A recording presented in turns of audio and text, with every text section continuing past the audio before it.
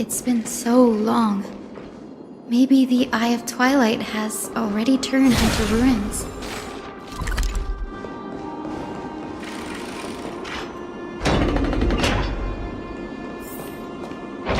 Something's not right. I can kind of feel how big and empty this place is. But all I can see is darkness. What's on the other side of this? Maybe it's the Celestial Mural. The Sky City believes that mural to be connected to Amphorius' sky, and any weather condition depicted on it will become actual weather. The mural would reflect Aquila's shifting mood, like clear skies, fog, snow, or thunderstorms. The Sky Priests would gather here during peaceful times and pray to the god for warm breezes and good harvests.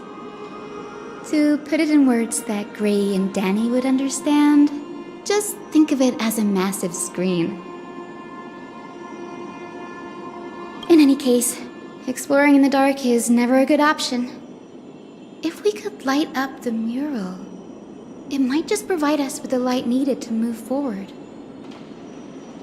That really conspicuous device might be part of the ritual. Let's go take a look. It's dark, so watch your feet.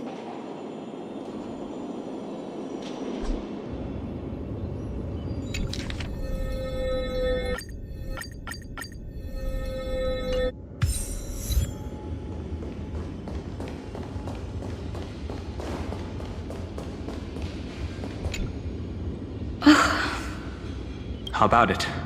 Got any leads? I have no idea how to turn it on. If only we had help from the wisdom of those who came before us. That's it! I almost forgot.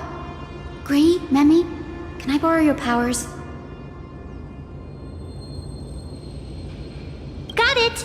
We just need to find the scattered memory nearby, right? That's simple. Give me a little time. Feel the flow of time. Over there. And over there. Done! There haven't been many people for a while, so the traces of time are super obvious. I knew you could do it, Memi. You are a huge help.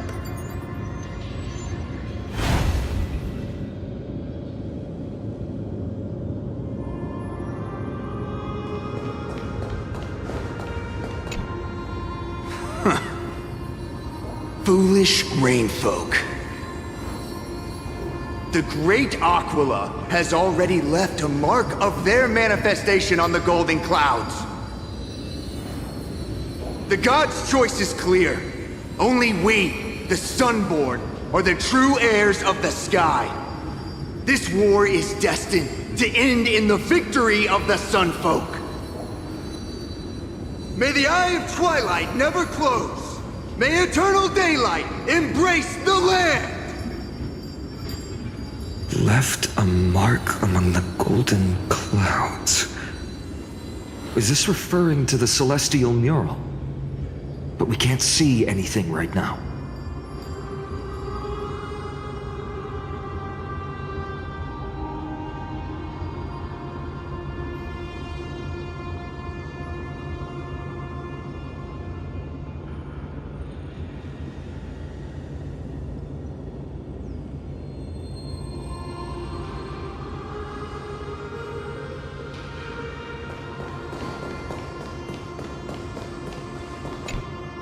Arrogant sunfolk. The Titan will condemn your brazen disrespect. But Aquila, you that shape the sky, why do you avoid the pursuit of dark clouds? Are not clear skies and stormy rains equally your creations? The Sunborn see your behavior as an act of favoritism towards them, and weaponize this reason to oppress my people. The Rainfolk will not suffer in silence. Oh God, if you remain silent, we shall have to forge our own weapons, and resist the malice concealed under your brilliance. May the Eye of Twilight never open. And may torrential rains descend forever. Avoid the pursuit of dark clouds. Aquila doesn't like rainstorms. It seems a little hard to believe, but we should write this clue down first. It is as the rumors said. The Sky Castrum was far from united. My guess was right. This venue is indeed where celestial rituals were performed. Memi, can you retrieve even more memories? No problem at all. Here goes. There we are. Wind, snow, rain, shine. In the name of the sky's 100 eyes, I bring celestial phenomena upon the world. The turn of dawn and dusk. Commanding the celestial globe. Awaken, celestial mural. Stop, foolish Cloudborn! How dare you tamper with the celestial globe and distort the weather?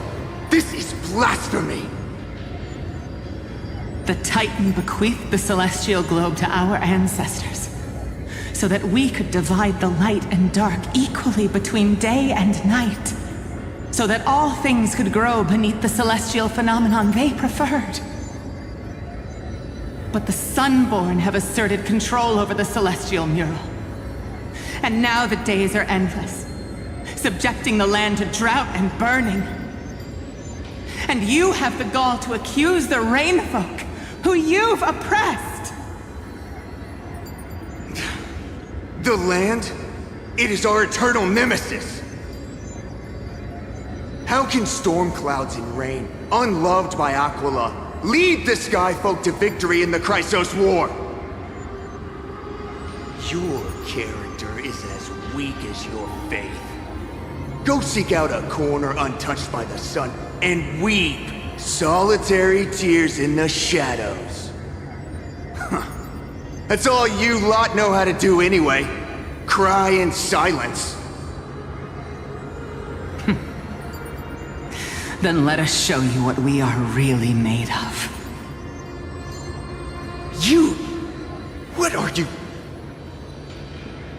What are you trying to do? Fanatics whose minds have been muddled by the heat. By Aquila above, meet your demise!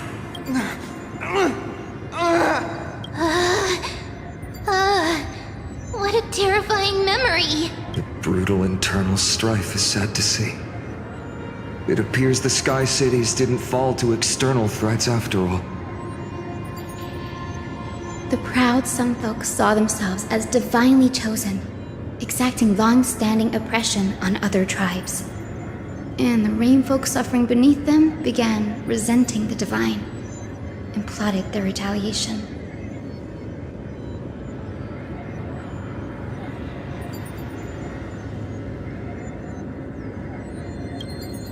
Faith is a double-edged sword, capable of calming hearts and corrupting them. No matter the era, conflict among humans is destined to persist. Having witnessed the actions of Kindness and the Cleaners, it isn't so hard to understand this piece of history. There's nothing but empty silence here. I fear there were no winners. The hero Seliosi. How did she view the ancient feud between the Sunfolk and Rainfolk? The legends focus on her god-slaying expedition, but are hazy on the fall of the Sky Denizens. Perhaps I can piece together the true face of history here. One step at a time. Do you remember the verse that Rainfolk sang, Hyacinth? Perhaps that's the key to unlocking the celestial mural. Yes, I already memorized it. Now, shall we try to wake it up?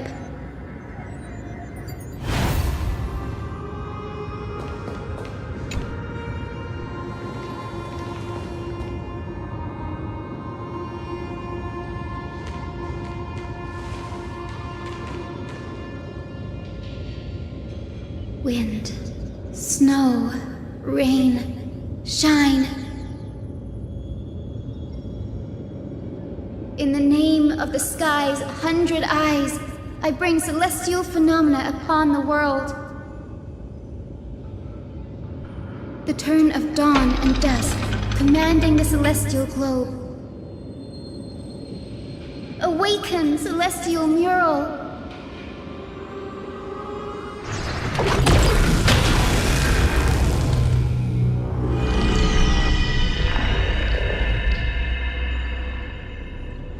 Golden clouds, blazing radiance.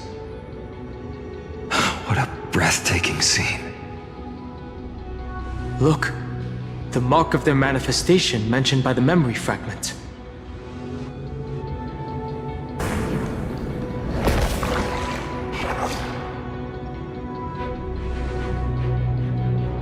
How chilling.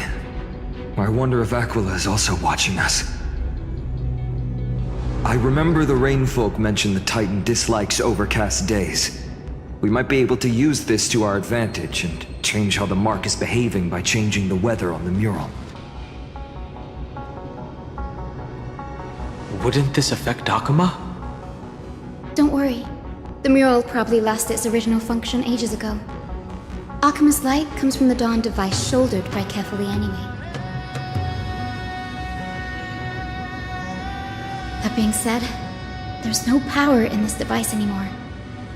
We have to find another celestial globe if we want to change the weather on the mural.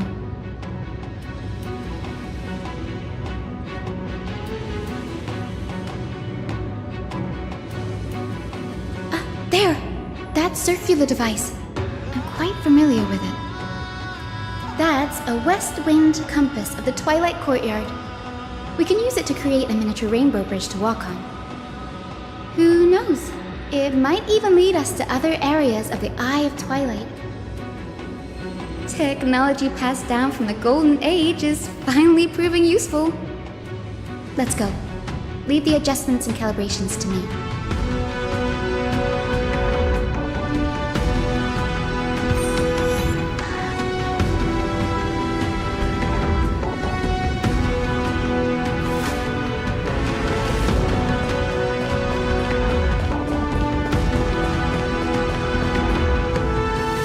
Huge golden pool down there. A boiling pool of gold, said to be the energy source that powers the Eye of Twilight's divinity. You should watch your step as you walk. The mechanical structure is a bit different from the one used in the Twilight Courtyard. How should I put this? It's a little more complicated.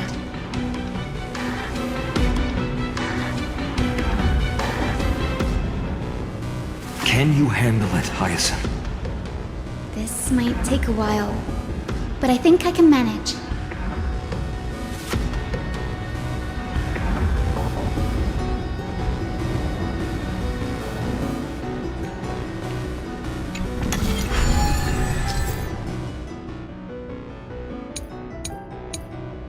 Deep breaths and find the way out.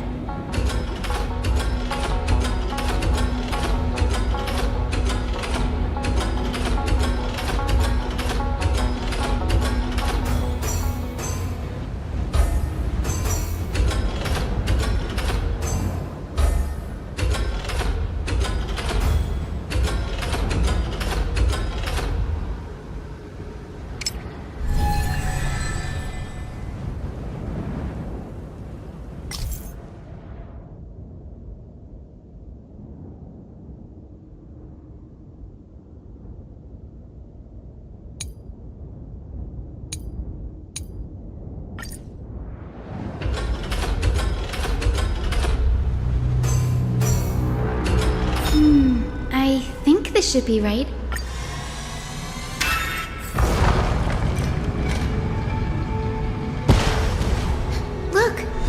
bridge has appeared. Well done. Now we can cross. Hey, careful! That's... Is that a winged Pegasus? Looks like a mythical beast. But this one doesn't seem hostile towards us. Tyson! Could it be the legendary... I'm not entirely sure. We might be able to tell if we get closer. We can't assume it's friendly. Keep your guard up and follow it.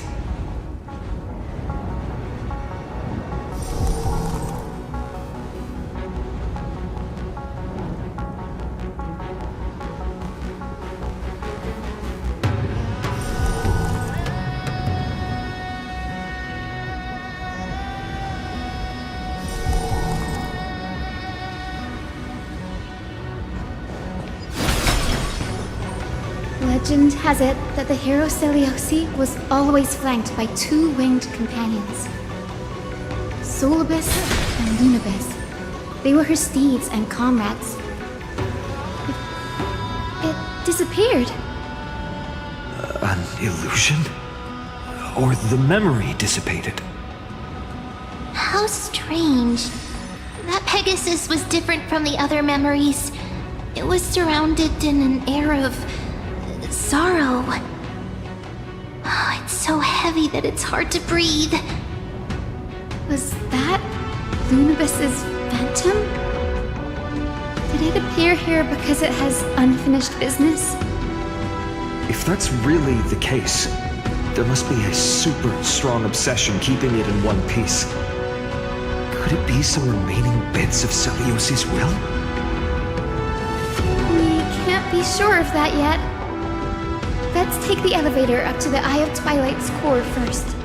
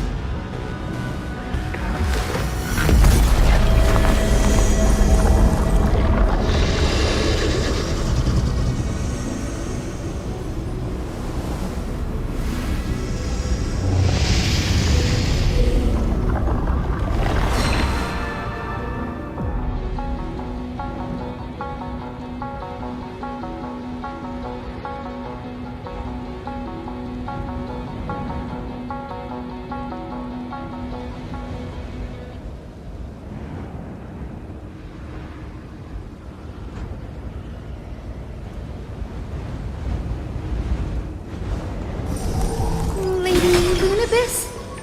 Is that you? Can you hear me? I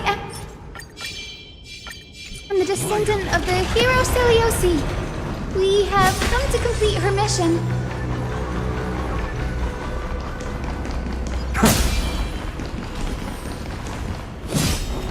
That's another one?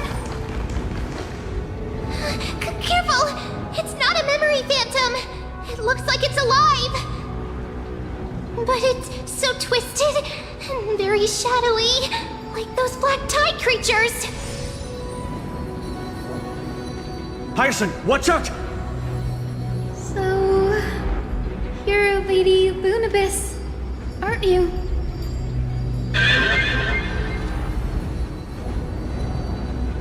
Then that corrupted being before us must be Lord Solibus.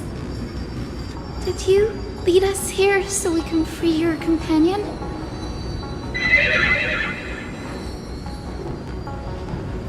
I understand now.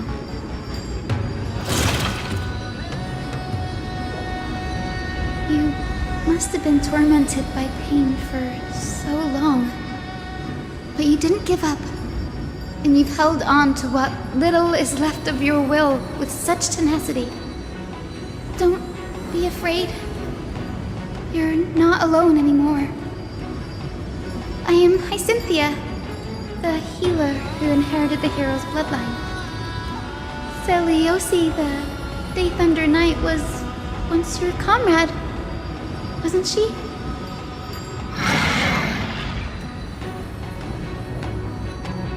Lord Solibus, your body has been completely corroded by the Black Tide. But I can still heal your tenacious soul. Just like Lady Lunabis, even if you've lost your mortal body, your spirit remains pure.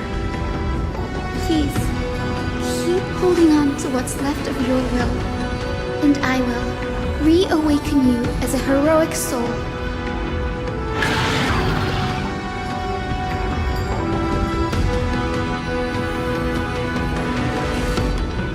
It must have understood me. It's a creature of wisdom and tenacity, despite being mired in the agony of the Black Tide. Solibus, the sunlit wings that once accompanied the hero. If this battle can remind you of your great deeds from back then, it would be my honor. Come on, heroes! Lord Solibus, please break free from the control of the Black Tide and return to your senses.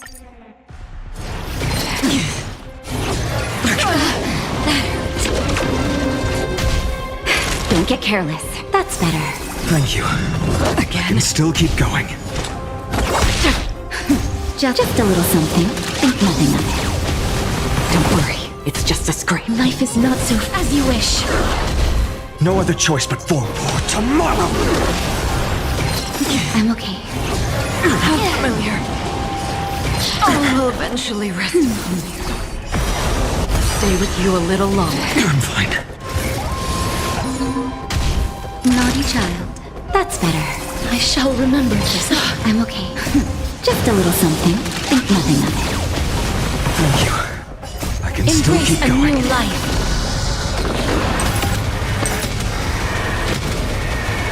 May death protect us!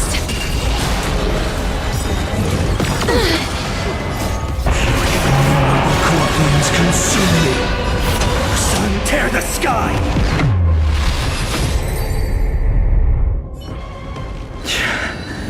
It's over. Solibus! Oh, so she speaks! Solibus, you're finally awake.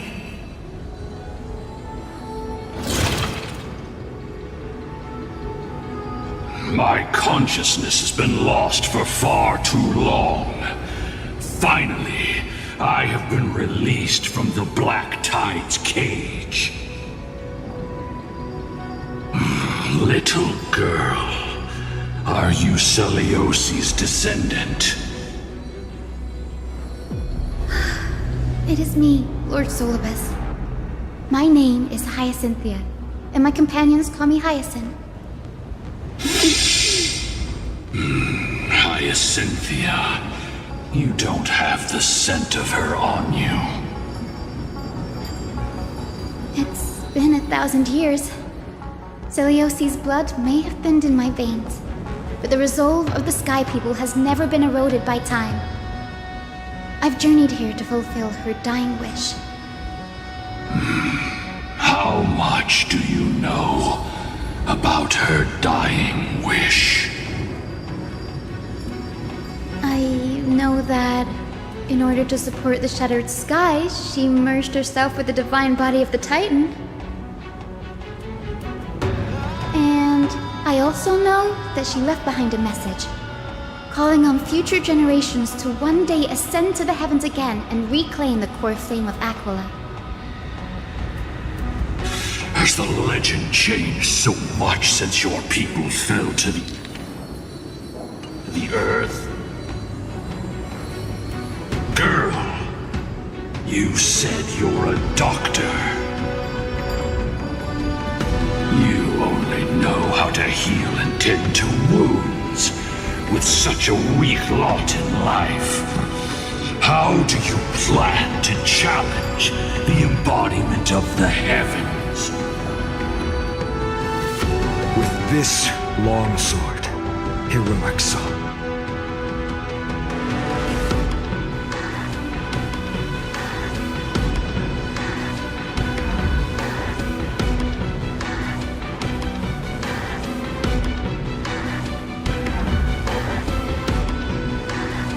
As you can see, we're all Hyacinthia's companions and comrades.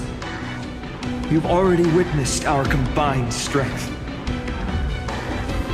It's not bad, but still lacking compared to her. Solace, let go of your ego and accept their kindness. You've been trapped in time by the Black Tide, while great change has spread over the world. If I'm not mistaken, the god of war Nikador also fell to the hands of these warriors. We've laid all the other titans to rest, one by one. Now the final target for the flame chase is the master of this sky fortress. Please guide us to an audience with Aquila, heroic souls. Celiosi initiated the era of slaying gods and attaining their flames. Even if she could not witness the end of this era, you will all at least bear witness on her behalf. Confidence and fierceness. Yes, I do indeed see a shadow of her in you.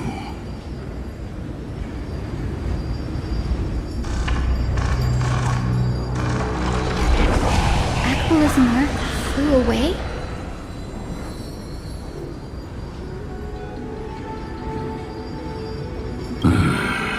Maybe they detected our awakening.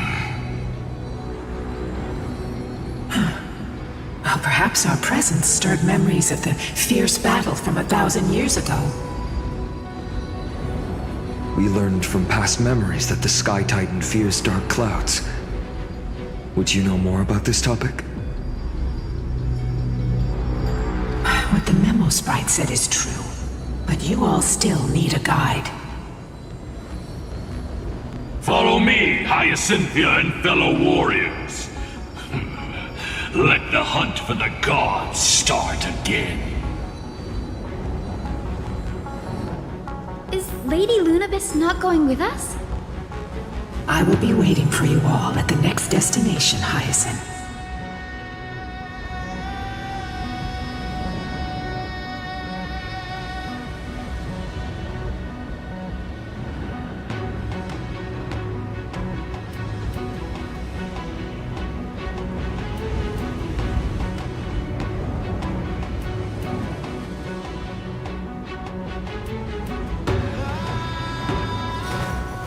I will walk to the end with all your wills, no matter the cost.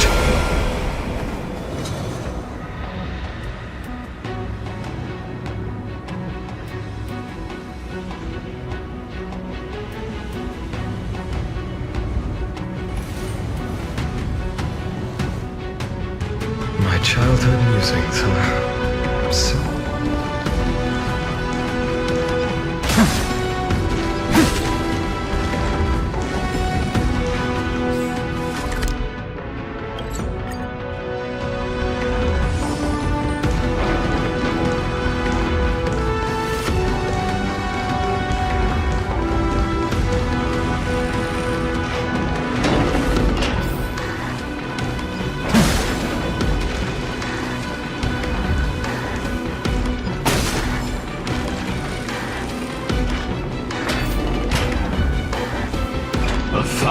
Years have passed, and yet this place feels the same.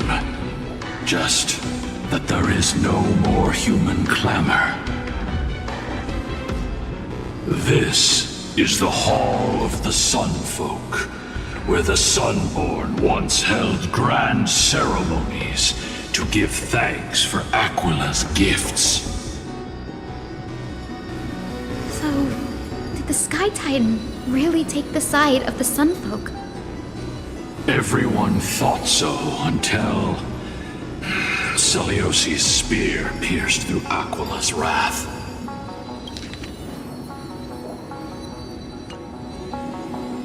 Only then did we understand that Aquila wasn't hiding from the clouds and rain, but from the horror that lurked within the unlit shadows.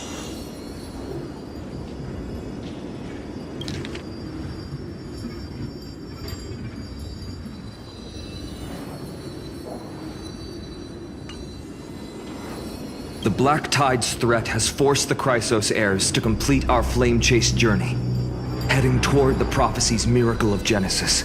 Chrysos heirs. In our time, that title used to stir up waves of outrage. But you all seem to be revered as heroes. It's all thanks to those who came before us, Trebios and Aglaia. You must have heard of these two names. So it was those two who made it to the end. What does that mean? Let's not elaborate on unrelated topics. You now know how to activate the celestial globe. So go and force out the Titan in the mural.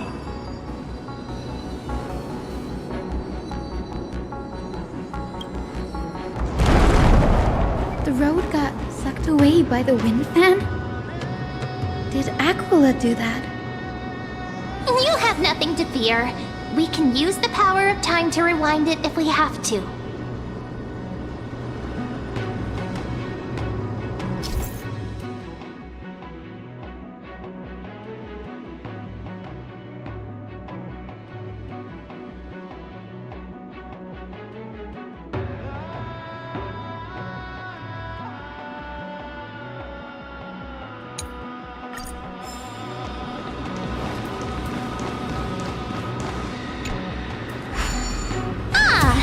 Looks like this device can. Why don't you try to change? Now the prayer should rewind for even longer.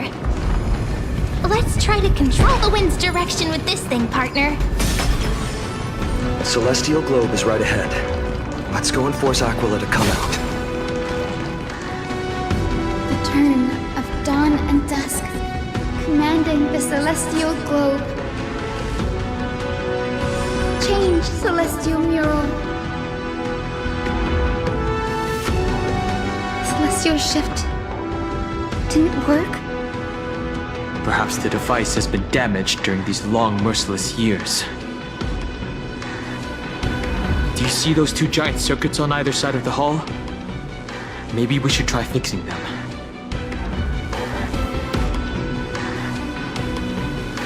These circuits all seem to be corroded by the Black Tide. Here's hoping those two prophecy tablets can help us out.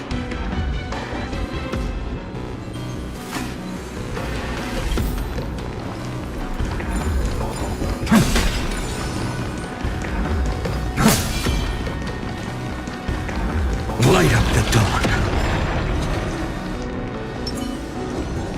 Stream forth the gleam of old blades.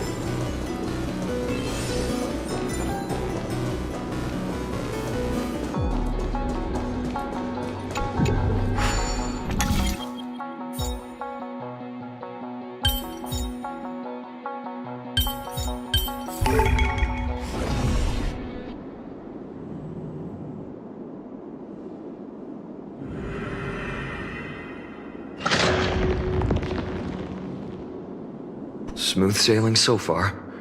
We've got one more circuit to fix. Let's keep going and find the tablet on the other side.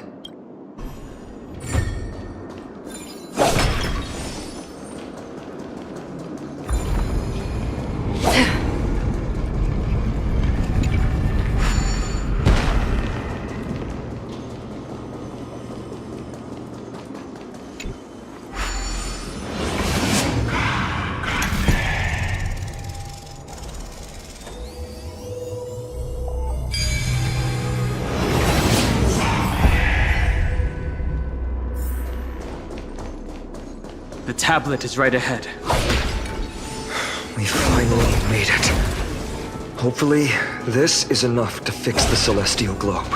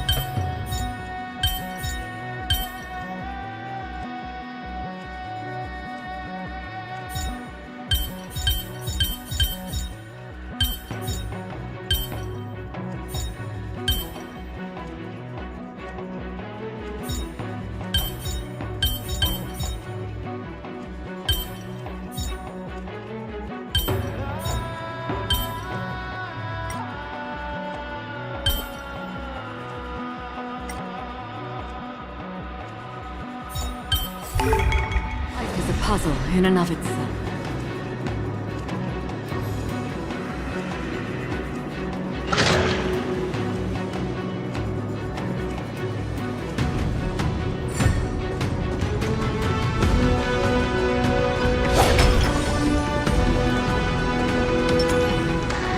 Light up the dawn.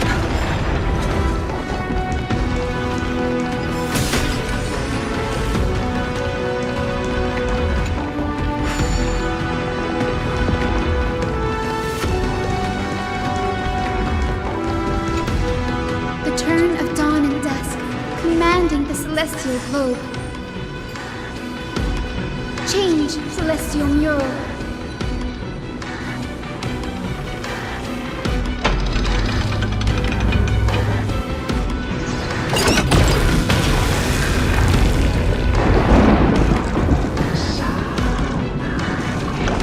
The mark has disappeared again? Looks like they're still avoiding us. I wonder if it's cowardice, or if they have something up their sleeve. I fear the Aquila of present has long lost their sanity. But instinct still drives them to flee from the shadows, to evade the Black Tide's encroachment.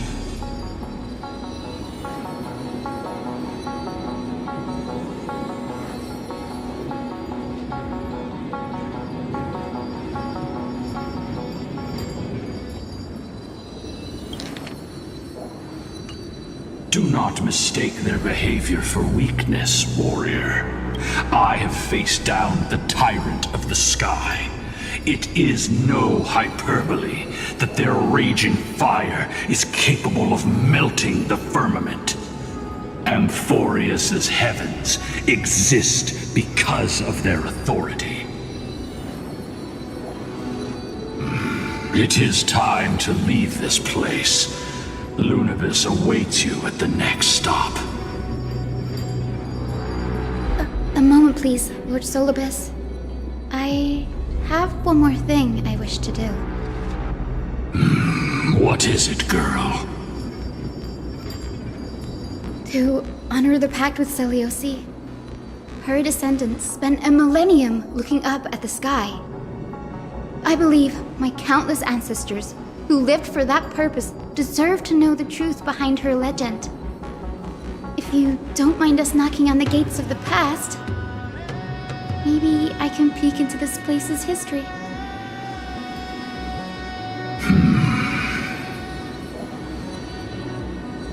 You are the ones who hold Orynyx's miracle. I have no authority to prevent you from delving into the past. Memi, Gray, could I please ask you for this favor? I want to show the truth to my ancestors waiting on the other side. If there are falsehoods in the legends, then there must be a reason for its embellishment. The scene here and the previous memories all give me a strange sense of foreboding. After Seliosi challenged the gods, what else did the Skyfolk encounter?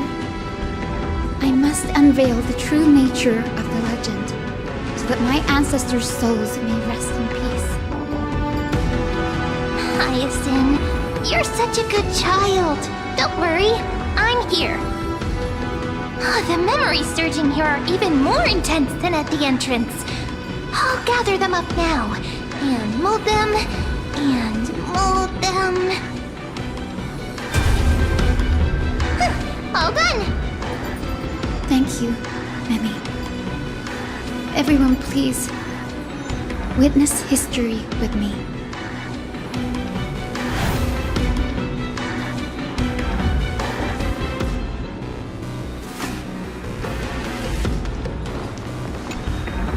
Daughter of Dusk, have you finally gone mad? I knew it! The child with the blood of two feuding clans will one day destroy the Sky Castrum! Will you really point the tip of your spear at our god? Stay in your hand. Your recklessness will only bring divine retribution.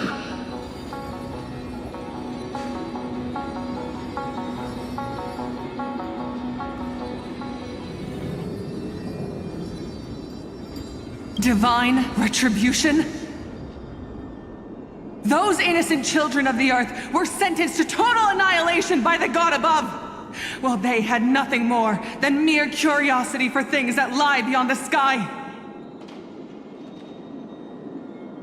Look at yourselves. You call yourselves the Sunborn, yet you're unable to bear the blinding sunlight. You even consider sunburns and blisters as a gift from the gods. You declare yourselves the chosen ones, champions favored by Aquila. Yet you dare not even declare war upon the true threat of this world. Instead, you raise your swords and rattle them at your weaker brethren. You are all beyond saving. My father was also a disciple of the sun, but he taught me resilience and justice and guided me towards the light. He taught me wherever there is light, there is hope. Wretched people, I see no hope left in any of you. Even a shadow has more dignity than you lot. Even so, Daughter of Dusk, even so, you should not shatter our faith. Not just our faith. Aquila forged the sky. Nay, they are the sky itself. If they fall, what will this world turn into? A prophecy echoes from the horizon's edge. It heralds the advent of a new age. One not ruled by the Titans, but created by mortal heroes. I choose to believe in that prophecy. I must believe in any sign that promises to break the chains imposed on us by the old era. Any sign that will lead us to a new chapter of the world. If you wish to stop me from slaying the god, you'd better muster your courage and draw your bows. Let's see if I will be pierced by a hail of arrows first, or if you will be burned to ash by Solibus! How can we even fight you? You're the powerful Day Thunder Knight, a warrior goddess capable of trampling all lands. I am not a god, but the only mortal in this cage who is brave enough to defy the Warden.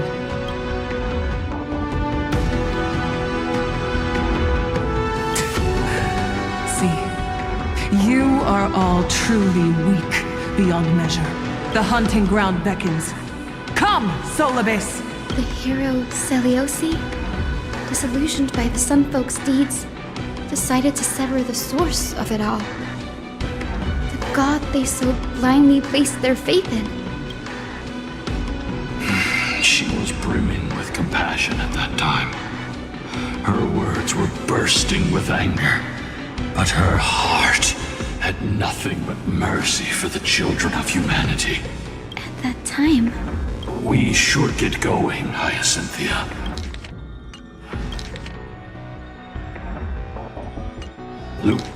Lunabis is waiting for you all. Aquila has fled to the other end of the fortress. Let's chase after them. Lunabis will lead the way.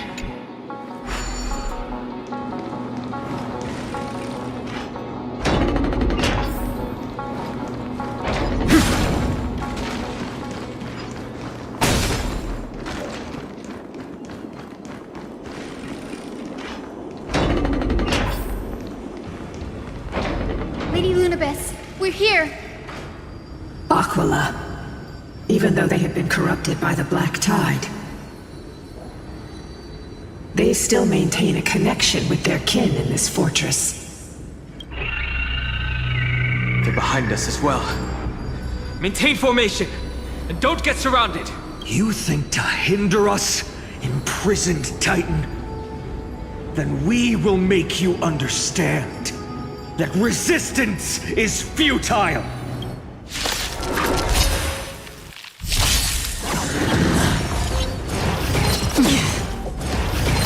I'm okay. Naughty child. Thank you. I can still keep going. Another. As you wish. Existence is of no consequence. A future will come! I'll eventually rest. Stay with you a little longer. Just a little something. Think nothing of it. Thank you. I can still keep going. I'm okay. That's better. Thank you. I can still keep going.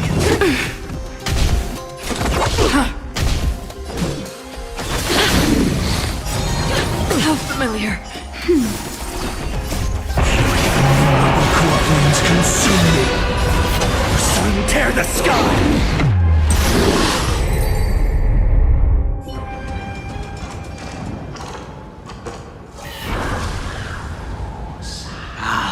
The mark of manifestation. It fled to the other side of the mural. Don't stop.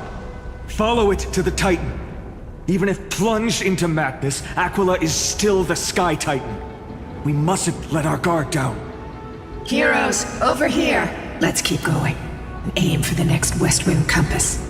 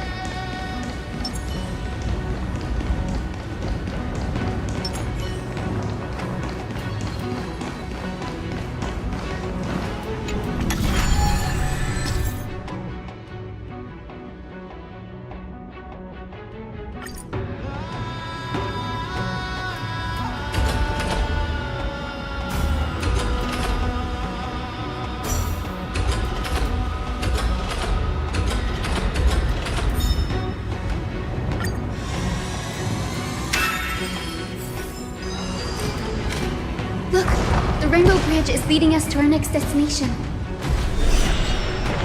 Let's hurry on. Follow Lady Lunabis.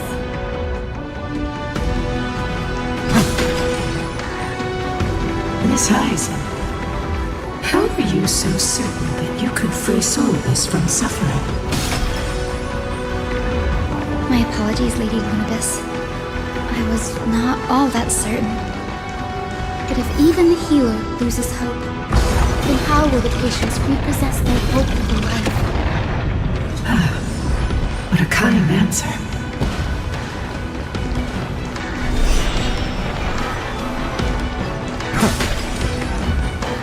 The Titankin here appear to have all been corrupted by the Black Tide. It said the Black Tide is a calamity from beyond the sky.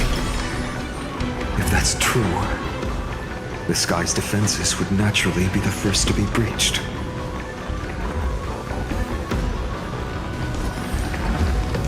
These murals seem to depict more than just the Sky Titan.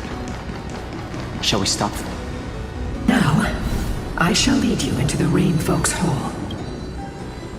Legend has it Celiosi's father was a Sun Folk warrior who spent his years fighting and rarely returned to the Eye of Twilight. Her childhood was mostly spent beside her mother, a Rain Folk priest. Correct. That was true. It was also during her formative years that the...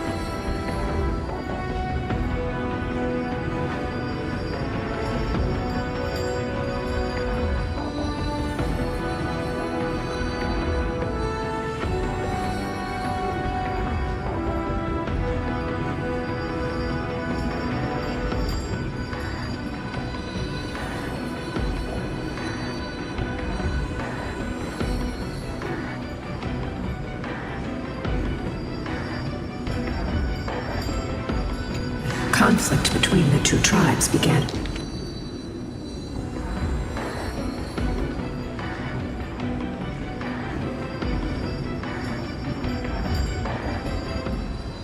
Intensifying. The Rain Folk feared the other.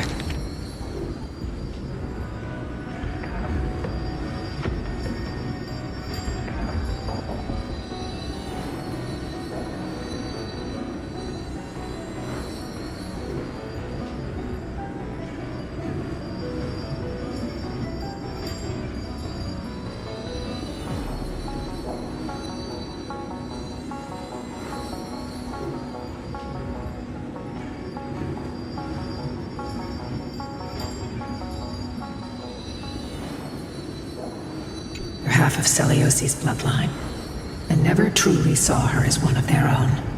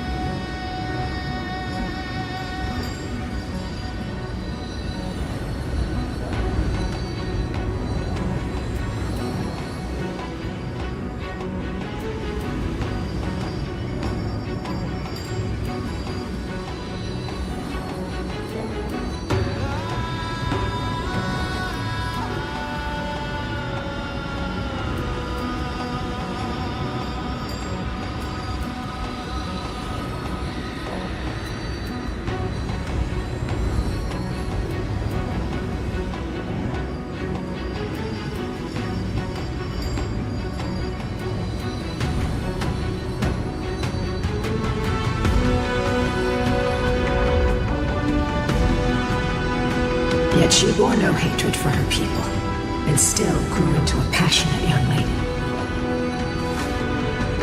Until people discovered golden blood ran through her veins. That was the final straw that turned disdain into terror. What? But the epics said Seliosi left to live in solitude, so she could train her spirit and hone her martial skills. I never would have imagined that she was cast out of her tribe for her lineage and her golden blood. Even so, she did not despair. She met Solibus and me while she was living alone. We hunted, spent our days together, and forged an alliance. I think that oath, stronger than fate itself, kept Solibus and me here to watch over this abandoned fortress. Despite experiencing betrayal and exile at the hands of her own people, she was still willing to set out on the path to slay the gods for them. Was Seliosi's love for humanity truly so boundless and unconditional?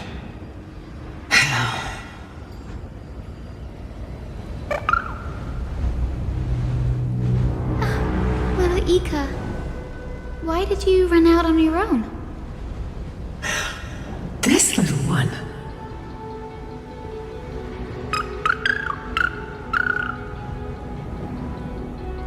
You're saying you smell a familiar scent on Lady Lunibus? They look completely different. But little Ika should also be a winged beast, right? Could it be?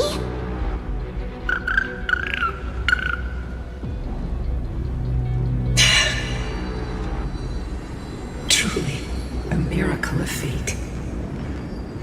Perhaps we did leave something behind for this world. Seliosi. Lady Lunibus? Is little Ika your...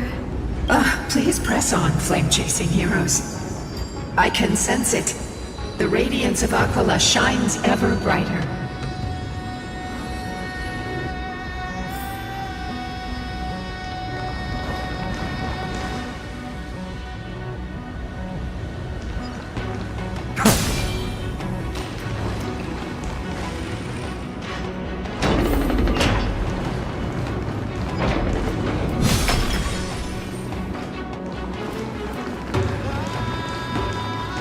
Where did the Skyfolk go after Seliosi challenged the god? Just like the countless tribes throughout history, they were drowned in the dark clouds of time.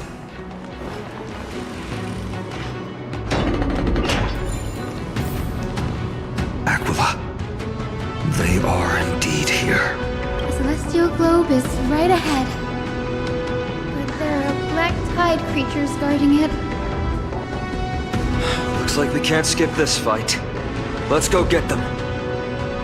It's another one of those devices that can enhance prayers. Can I leave that to you, partner?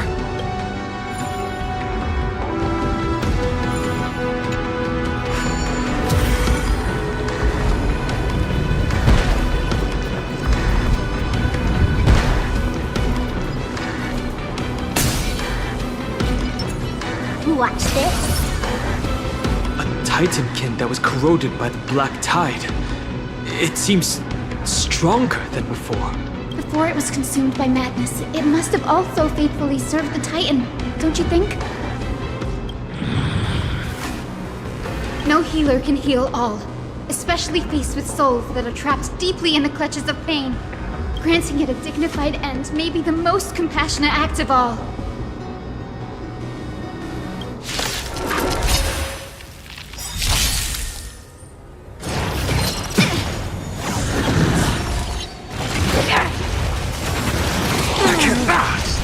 The game is on. Future will come! I'll overcome the thorns! Won't get doubt farewell!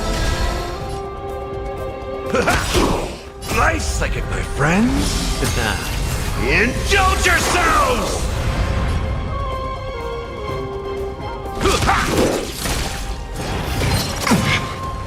I can't let them down.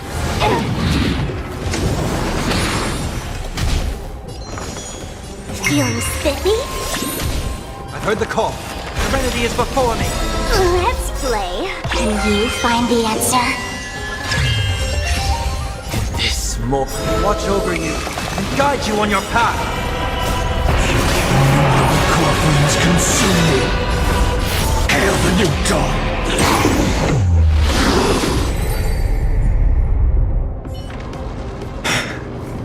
Rest now, Titankin. The celestial globe looks complete, but it still won't start.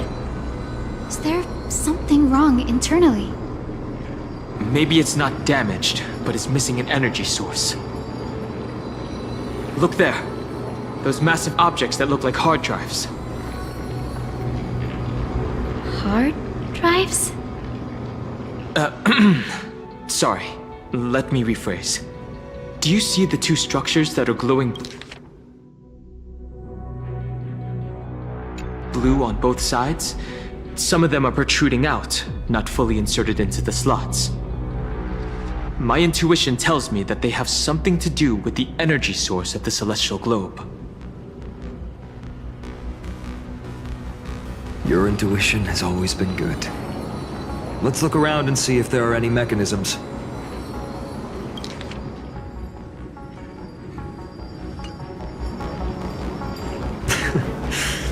That didn't take much effort. The hand of Zagreus always appears when it's most needed. Lady Lunabis, if it's not too much trouble, please wait for a little longer. It's you all who have to do the work.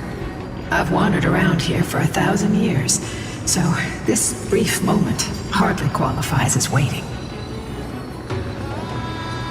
Furthermore, I would like to have a moment alone with this little one.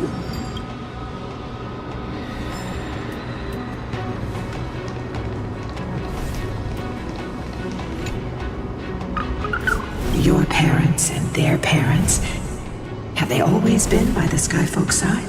That is quite comforting.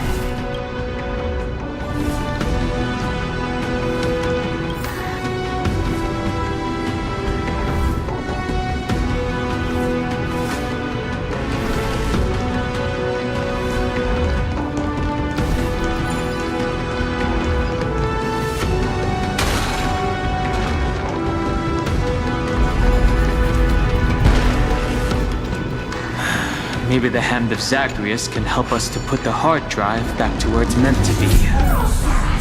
You're an expert at that.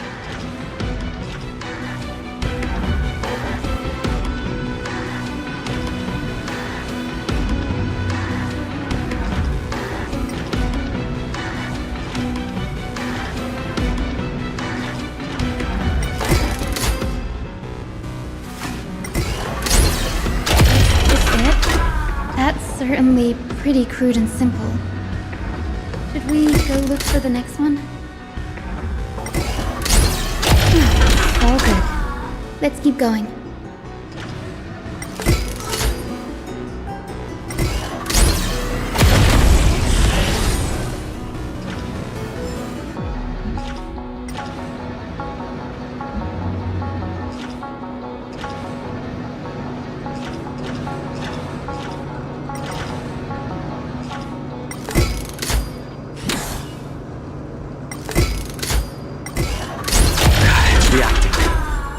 Looks like my guess was right.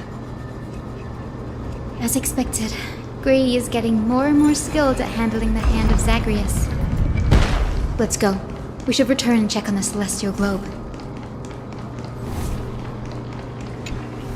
The turn of dawn and dusk, commanding the celestial globe. Blot out the blazing sun, celestial mural!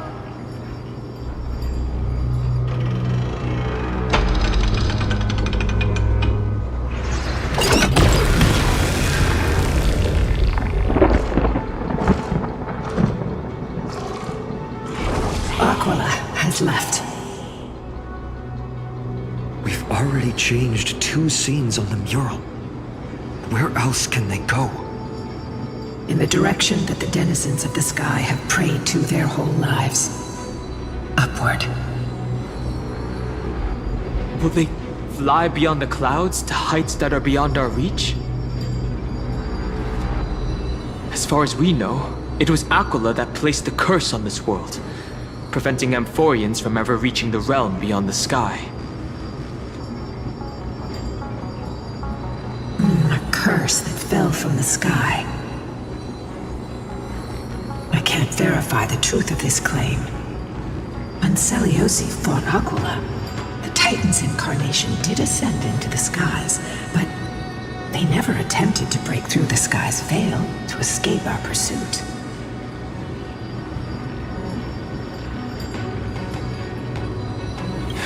It is not impossible.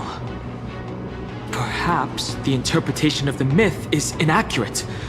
It might be someone else who seeks to prevent Amphorians from reaching the worlds beyond the sky. Regardless, we can only know the truth after we've defeated them.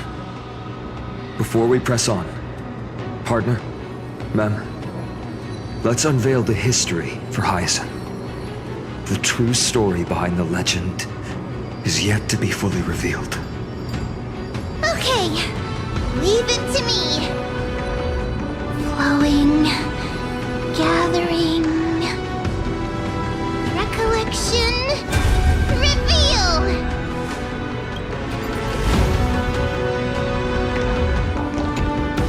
Oh, daughter of dusk, who has permitted your return to this sacred land of the Cloudborn?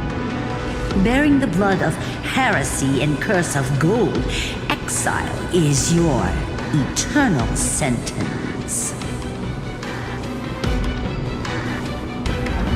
My kin of old, I am no longer the immature fledgling I once was. I found my wings.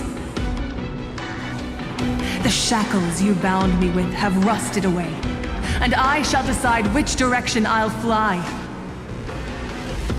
As for this return home, before I embark on my god-slaying quest, those who worship the god who is about to die deserve to know everything. So, the dreadful rumors are true. The cursed daughter of dusk, the invincible Day Thunder Knight, will soar into the heavens to challenge the Titan! Why would you do this, Seliosi? You were once such a warm-hearted girl. In this hall of the Cloudborn, you prayed so devoutly to Aquila. I've seen through the Titan's indifference, and grown weary of the tragic dances mortals perform under their neglect. I see how you blame the god for their favoritism, yet lack the courage to rebel against the core of your beliefs.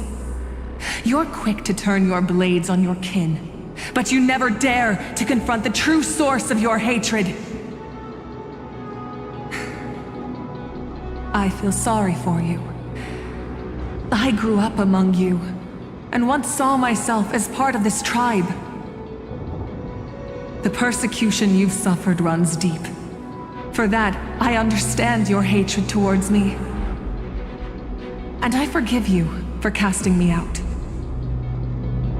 Out of care for you all, I'll walk this path on behalf of everyone. Let the fall of the Eye of Twilight mark the dawn of a new chapter in history. Upon my return, there will be no more unjust gods.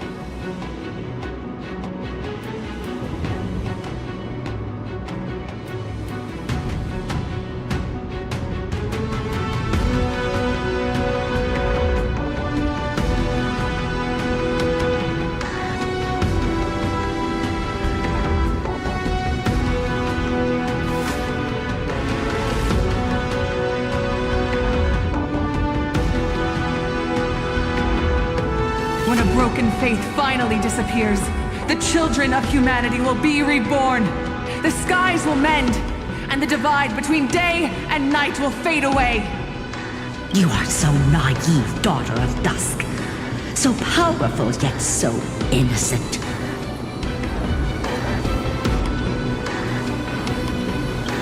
I fear you.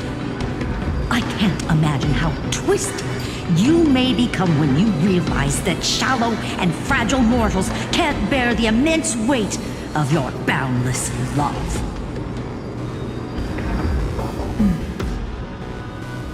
Farewell, my kin.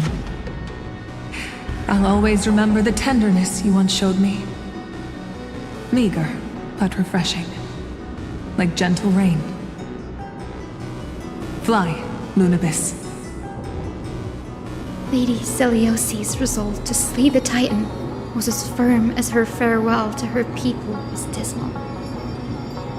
Yet, from this memory, I sense something ominous. What happened later, Lady Lunabis? Rather than listening to me, continue onward and witness for yourselves.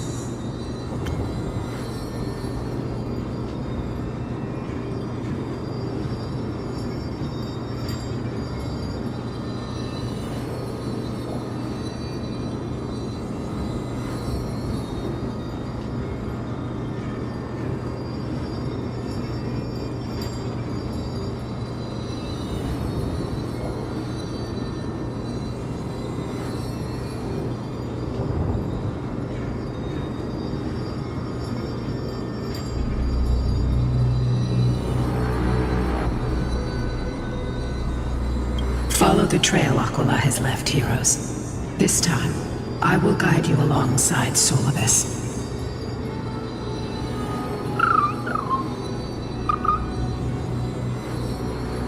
Sorry, little one. I hope we still have time to talk later.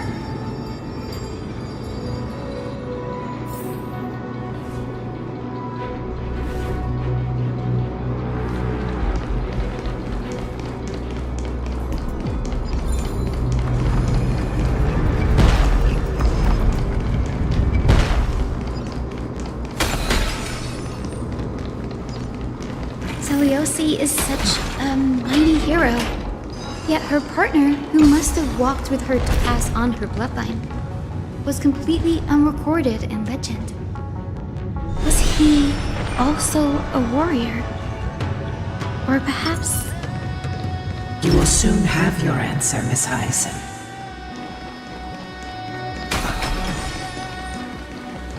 Lord Solibus is waiting for us.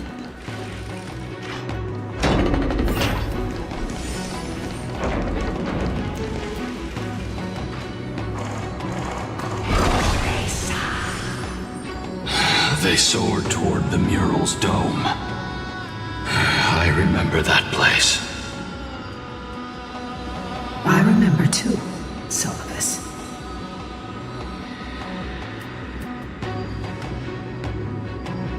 What exactly happened there? At the celestial mural's dome, we dealt Aquila a fatal blow. The sunlit wings set the Titan's wings aflame. The moonlit plume sealed the divine body. The battered hero of the sky pierced the last monstrous eye. It seems that the legend describing the decisive battle was true. But some things cannot be recorded. They were only witnessed by us. Would you mind sharing more, Honorcons?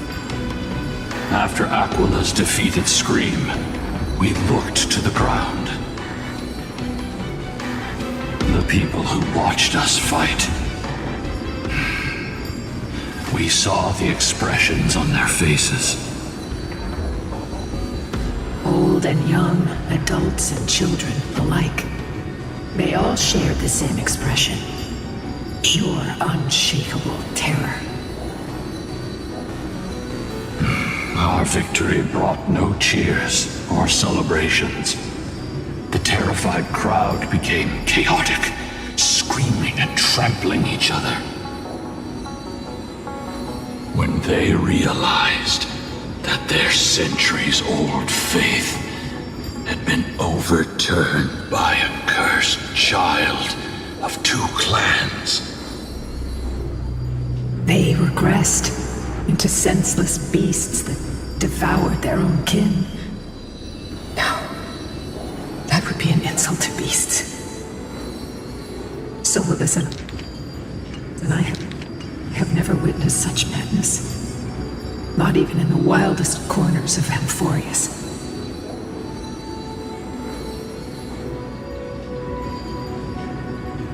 Seliosi was indeed rather naive. This doesn't align with the historical records. According to the legends of the Sky People, Aquila, gravely wounded, was determined to fight to the end. And to prevent Aquila from using the sky of Amphorius as a weapon to crush the earth, the hero Seliosi chose to sacrifice herself, sealing the Titan in the process.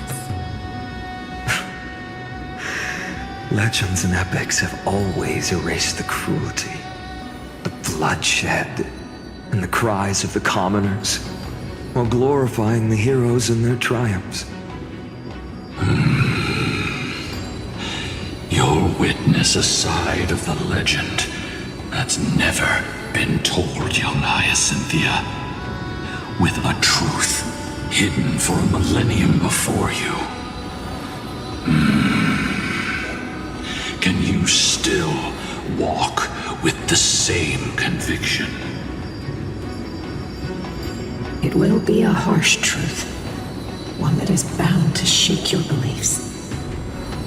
Are you ready to face it, Besides,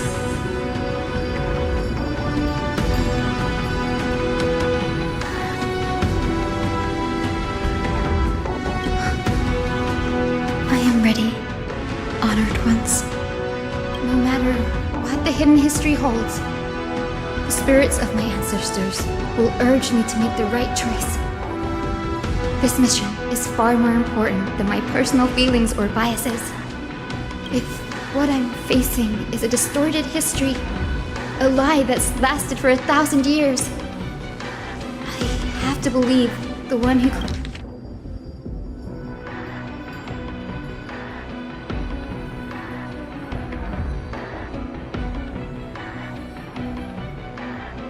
created it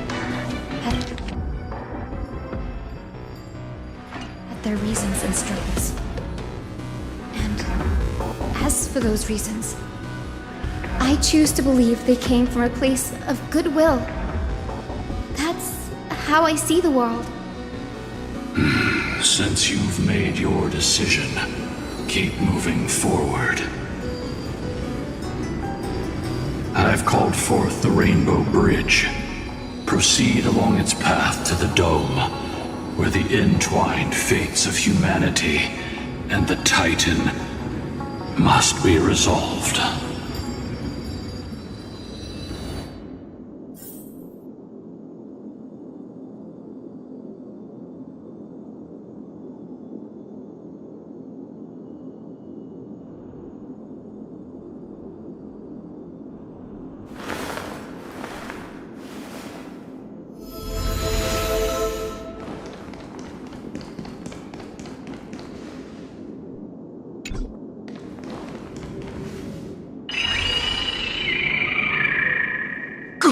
Careful! They're desperately struggling to block our path, but we've backed them into a corner. This hurdle is trivial compared to the endless flame chase journey. I'll restore the bridge every time, no matter.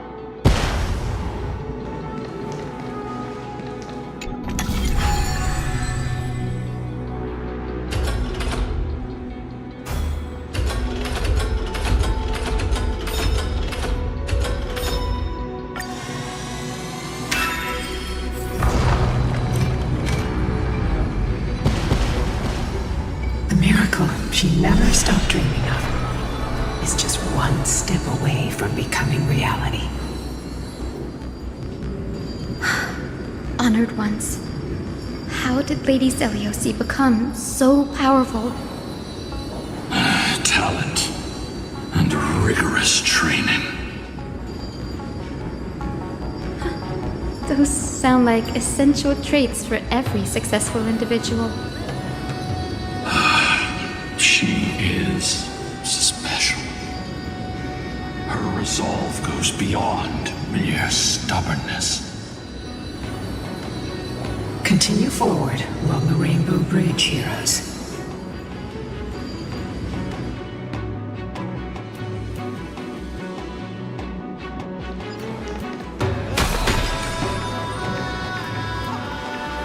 A god Slayer can tell the state of their prey by its sounds. The god's part, I sense resentment, terror. But as for her, I cannot sense anything.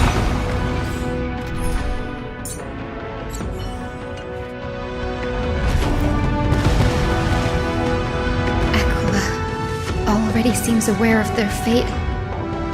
We won't make them wait for too long. A Titan shall get Dawnmaker to have its first taste of blood.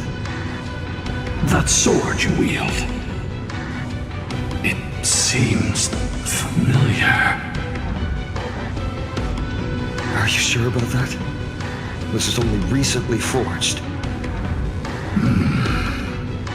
Perhaps. Is this the dome of the Celestial Mural? It's truly marvelous. The dome still displays a vivid sun. By also covering this mural in clouds, we'll leave Aquila with no place to hide. Exactly. Employ the tactics you've mastered to expose them. And Hyacinthia, we will heed your wishes, channeling our strength to reveal Aquila's true form. My wishes. It's been 1,000 years. Without our pact, Lunabus and I might have dissipated like everything else here.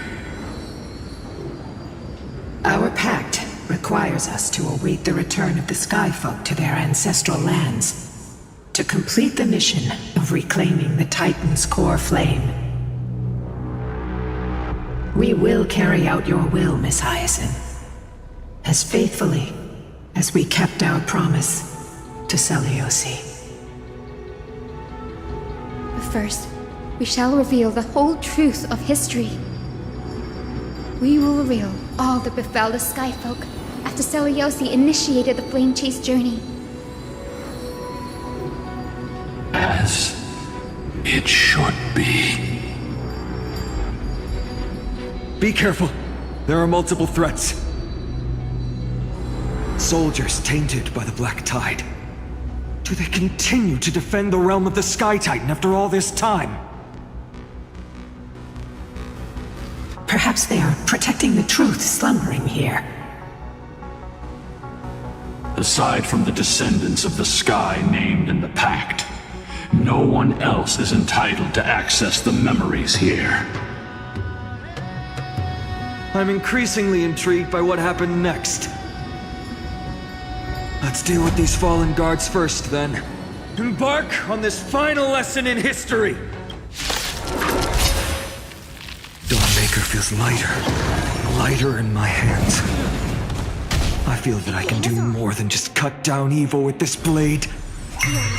With golden flames, no other choice. I can forge a new dawn! A future will come!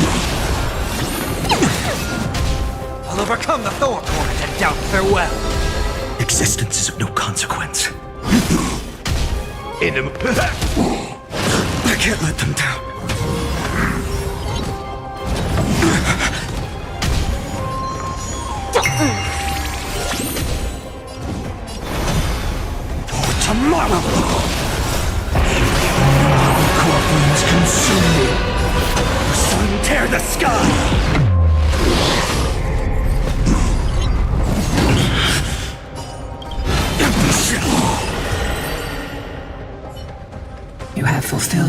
city guards.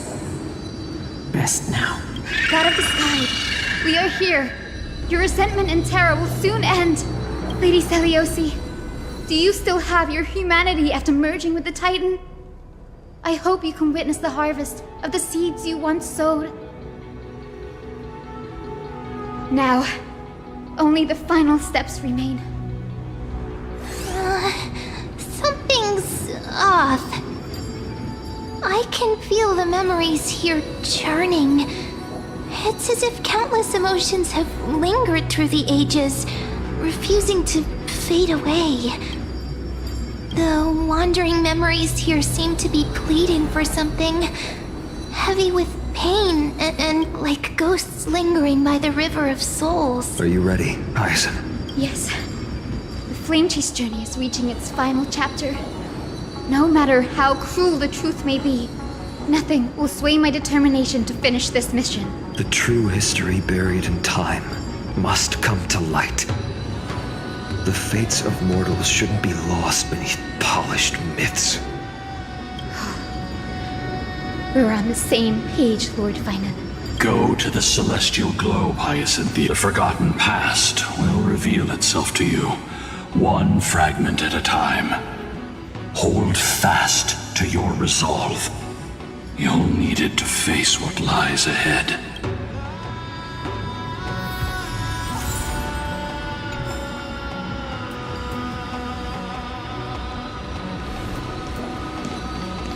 The sequence of historical events.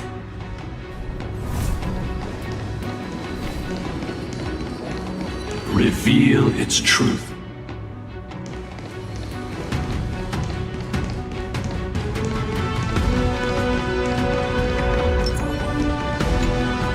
Return of dawn and dusk, commanding the celestial globe. Embrace the clouds, celestial hero.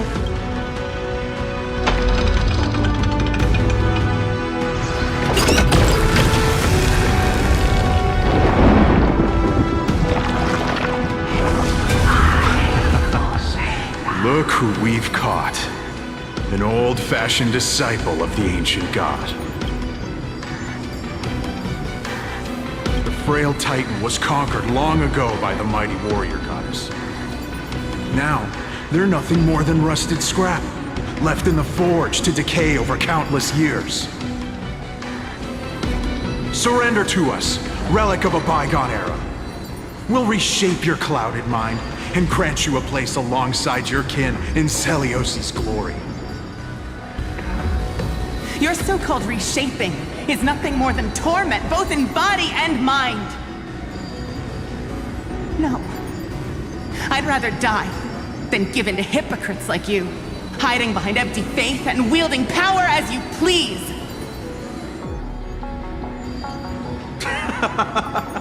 Take a good look at this pathetic fool. Do you see it? What a laughable hypocrite! You're one of the Sun Folk, aren't you? When you oppressed your own under the guise of faith, leaving countless souls to suffer endlessly under the scorching sun, did you ever consider that even the fiercest sun could one day fall? I once thought... Spare us your empty excuses, relic of the old world. I'd rather die than give in to hypocrites like you, hiding behind empty faith and wielding power as you please. You've already sentenced yourself. All we're doing is following through. Do it. Make it clean. A single, sharp cut across the neck. No! No! No! The creation shaped by Kefali and their image failed to inherit their compassion and acceptance. Are you alright, Aizen? I'm fine, Lord Finan. I expected this. It's just... thinking about the vision Celiosi held before declaring war on the Titan. This sight is deeply heartbreaking. Let's move on. Zeliosi possessed the strength to slay gods. Yet, she failed to sever the cycle of karma, rooted deeply in humanity's hearts.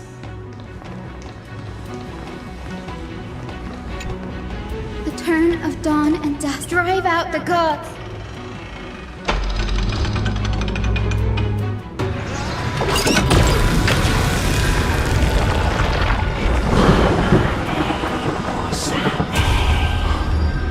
Could that be? But how is that possible? Please, help us, the forsaken Skyfolk. Lady Kindness, you are the strong one who follows the path of shadows. The Cleaners. Did the Skyfolk conspire with them?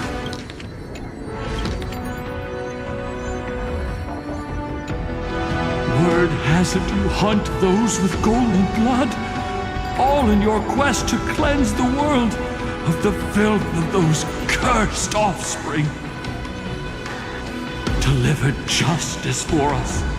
The witch with golden blood struck down the proud eye of twilight, desecrating their divine grace. Yet, it is we, the devout denizens of the sky, who are forced to pay the price. I can smell your despair, Skyfolk. The Cleaners are on the side of mortals. Together, we'll erase that blasphemous bloodline from this world. The Day Thunder Knight and her fantastic creatures are far too strong. No one can hope to defeat them in a direct fight. But we'll show you every trick, every strategy you can use to turn the tide. In their desperation, those ancient disciples were willing to do anything. Even ally themselves with the Cleaners. But I'm guessing their plan failed, didn't it? Those assassins were vicious, but not foolish. They never actually dared to attack Zeliosi. They weren't driven by any genuine desire to help the oppressed. Their true targets were the innocent Chrysos heirs, hidden among the Skyfolk. These schemes only came to light long after the damage was done. Before the Flame Chase journey began, the Chrysos heirs waged war against each other over who was a legitimate heir of the prophecy. Even Trebi's many selves were pulled into the chaos. At the time, golden blood was seen as a curse. Honestly, it's easy to see why. But Zeliosi, where was she in all this? What thoughts weighed on her mind as she watched everything unfold? You'll know very soon, Miss Hyson. Her unconditional tolerance was met with ruthless betrayal. Her deep love for humanity was reduced to ashes, leaving behind only endless fury.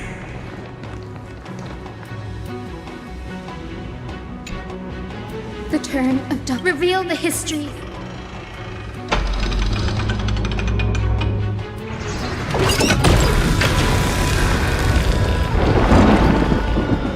Now you have nowhere to hide, Titan.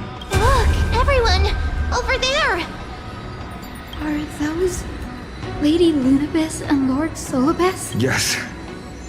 Those are remnants of their memories from 1,000 years ago. Your Highness, what are you planning to do? We are devout disciples of Lady Zeliosi. You would never betray her. It's those rats. They are the fools who backstabbed our hero. Please spare us.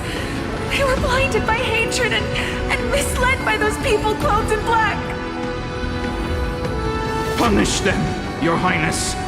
Without these stubborn remnants of the past, the Skyfolk may finally stand united under the warrior goddess's banner.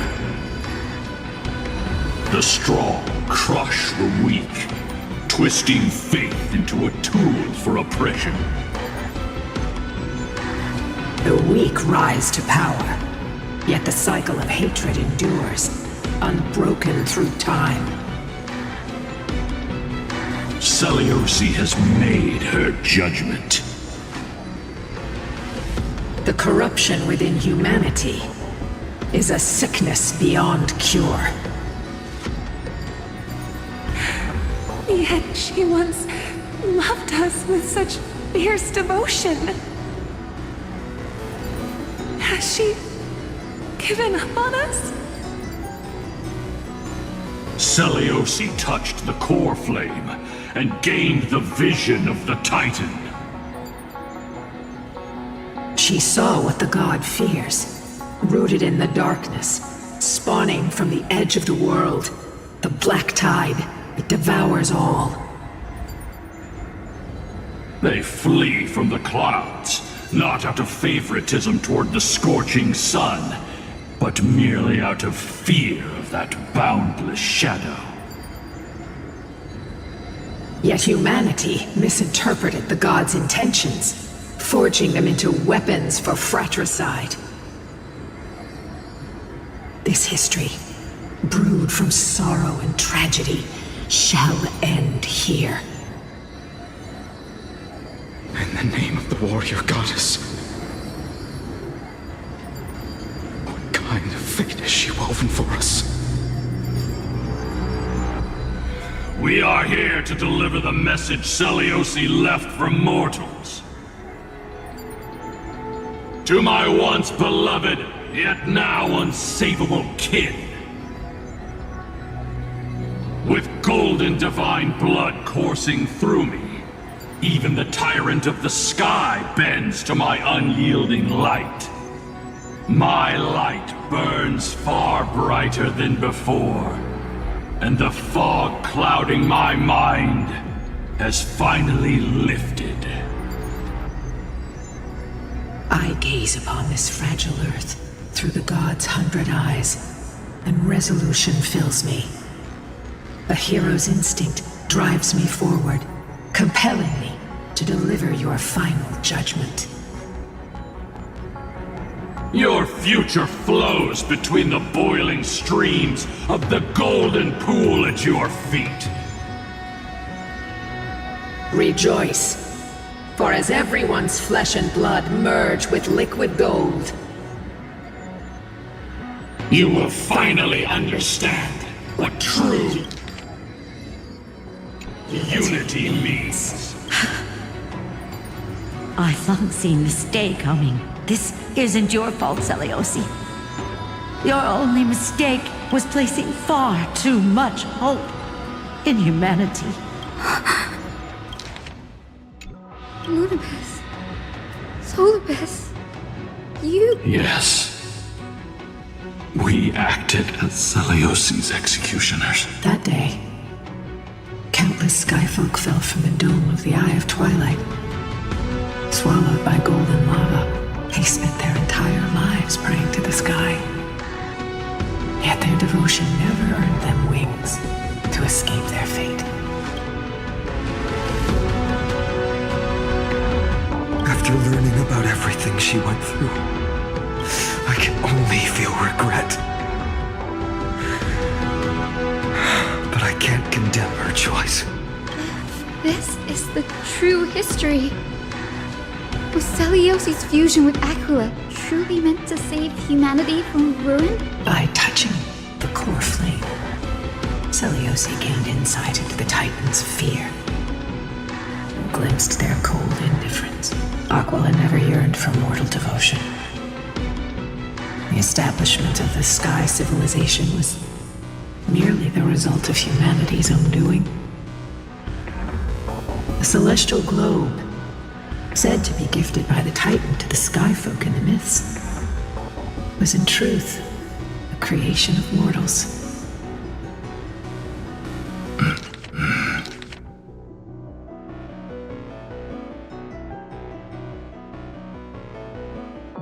Disillusioned with humanity, Seliosi began to long for the detachment of divinity.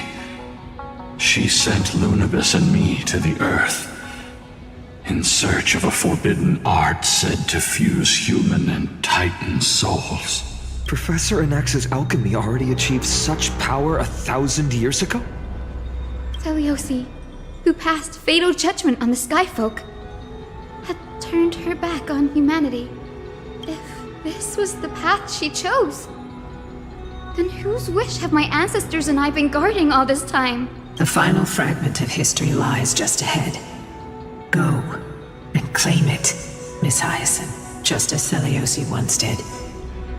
You must take this step too.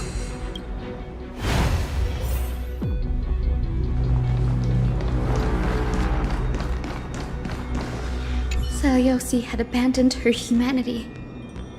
Then, my Twilight Courtyard ancestors, and the truth will soon be revealed. Grady, will you stand by my side?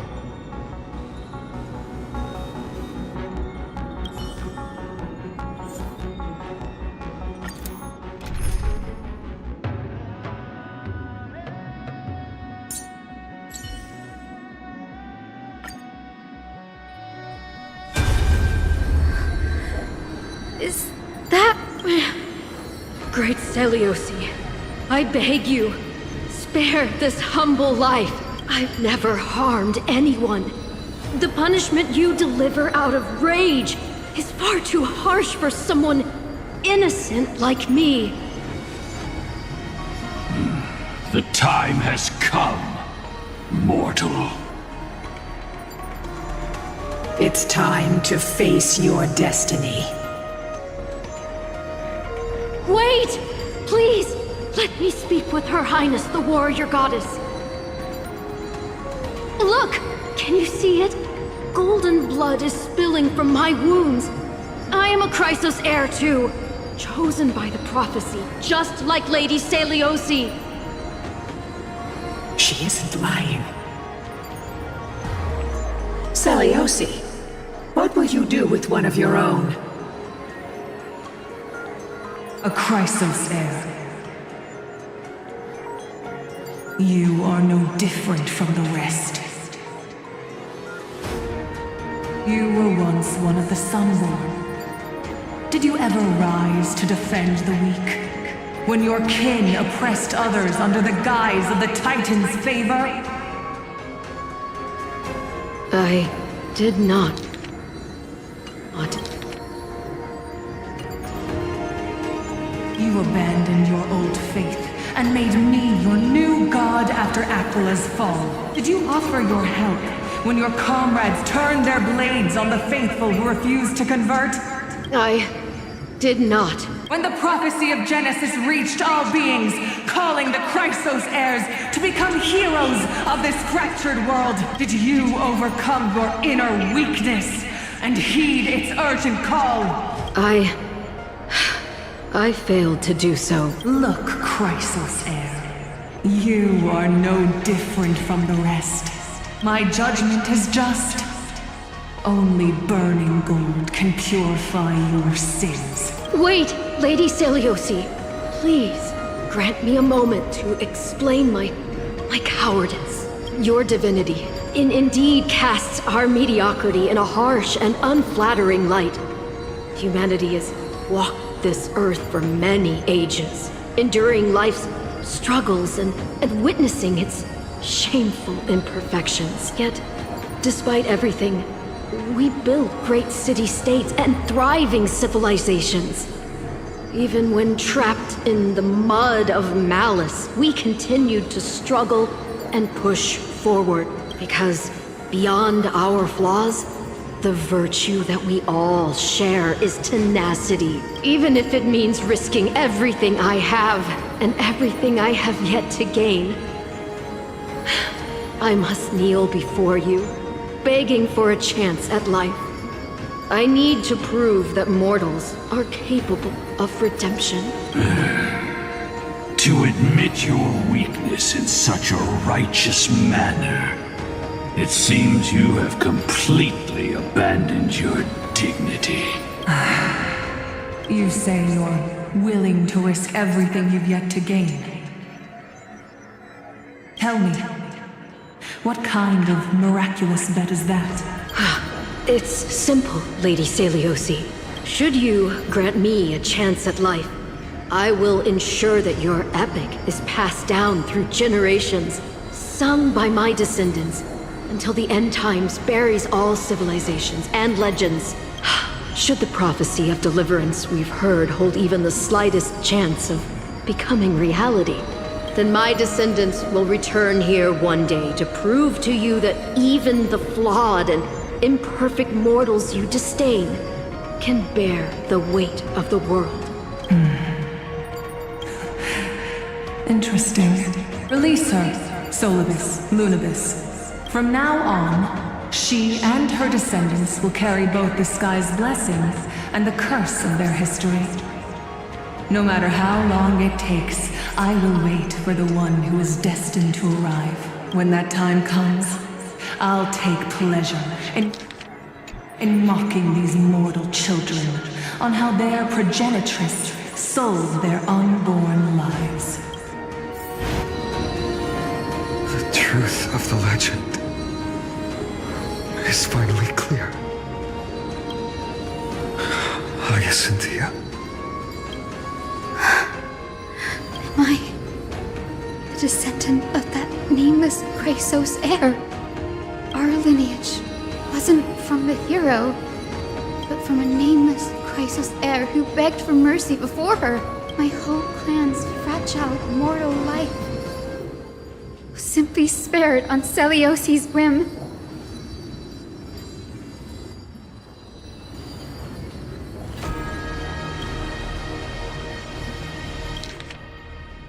She turned her back on humanity and embraced divinity. She believes we're not worth saving.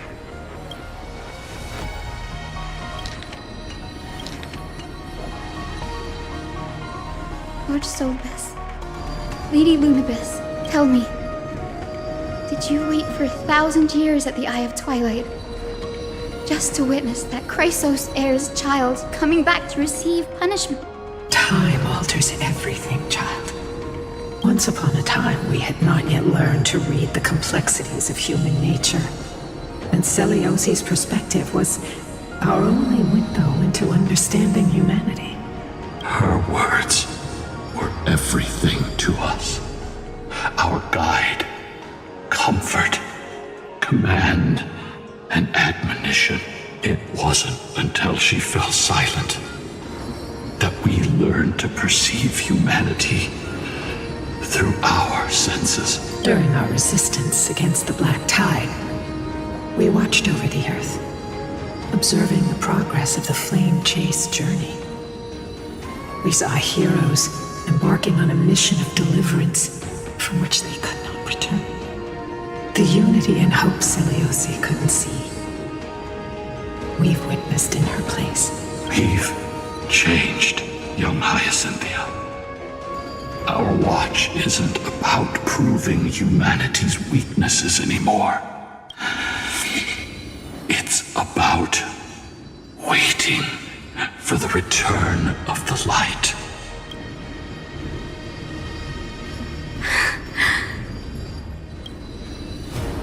Lady Celiosi, I want to tell you this.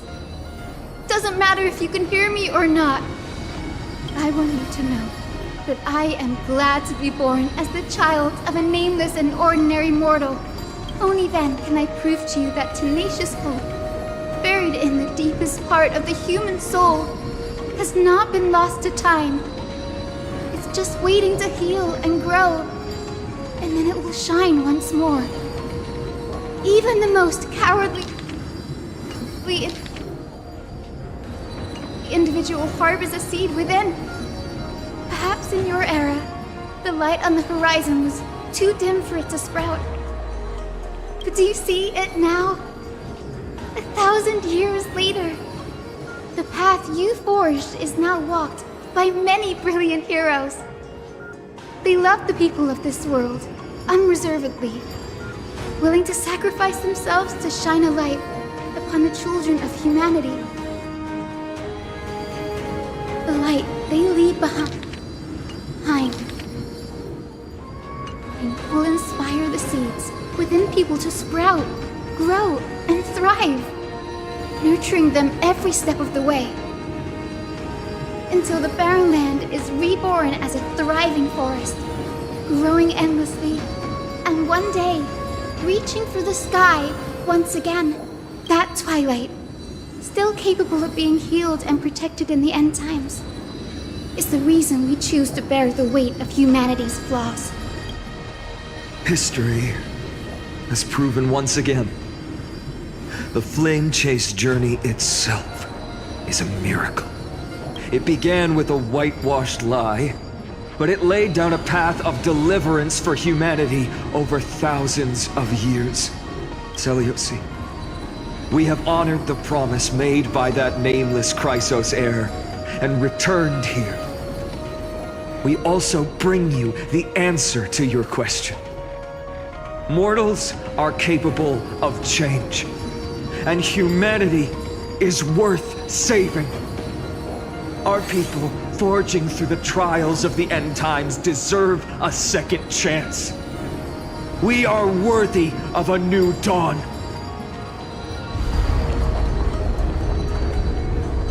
Hyacinth. Yes! Solibus? Lunibus? We are here, Hyacinthia. We are here, Miss Hyacinth. Give me your strength. I've made my decision, and we stand resolved. For all that mortals have built, I will follow the guidance of the prophecy and claim the core flame of the Eye of Twilight. The children of humanity have returned from the earth, and we will challenge the skies once again.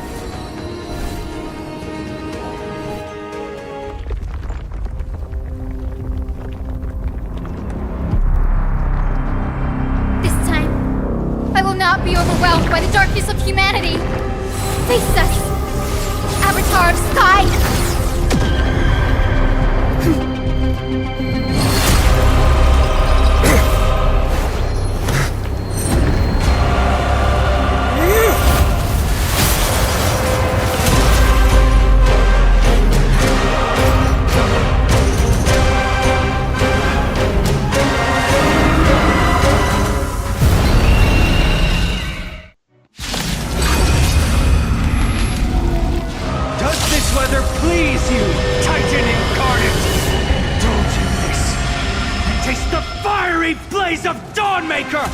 If you could still hear my voice, Lady Seleuci! Behold, the strength of those who pledge to save the world!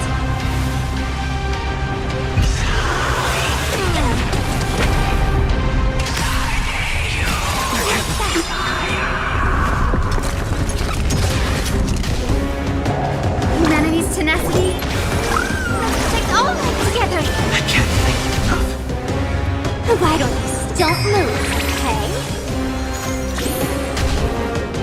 My existence is of little consequence. The whole world will arrive!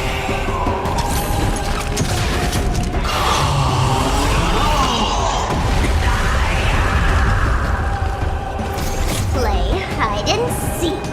1,000 faces in 1,000 places. Can you find the answer? The temperature is rising. We need to find a way to quench this heat wave. I will walk with you, watch over you, and guide you on your path. All of you doubt, I bid you farewell. For the next tomorrow!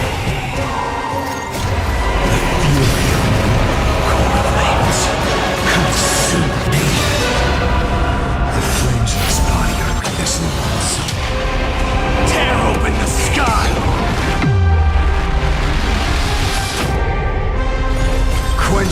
flames with blood. We want to turn this place to scorched earth. Is that remembrance? Agony!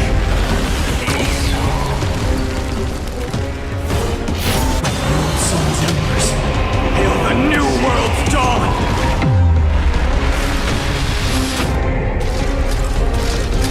I will never yield to such a fate. Substance.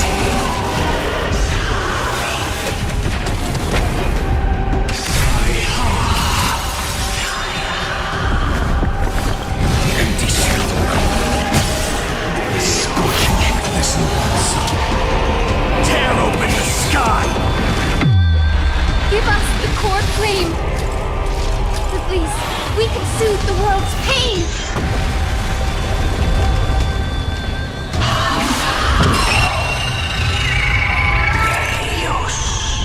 The flames in this body are not quench the flames with blood.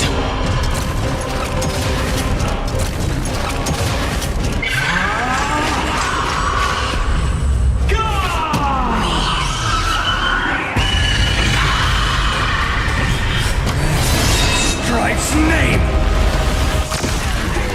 I grant you a dawn where all stars burn to ash. Let's finish this! Slice off their wings! You too will be cleansed with gold!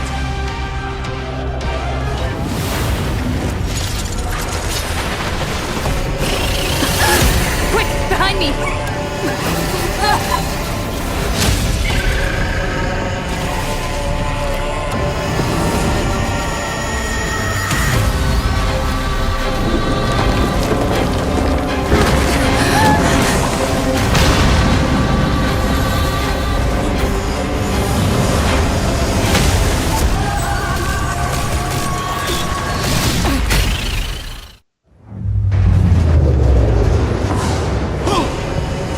Platform is plummeting fast!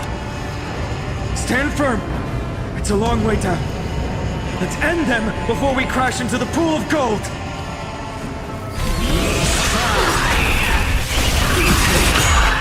With the will of the triumph over the gods, we take back the sky! Thank you. And still keep going. Undefeated by rise.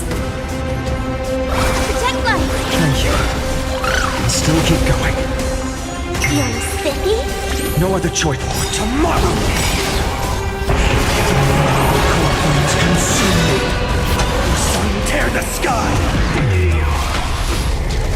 Thunderstorms and tempests, walk by my side!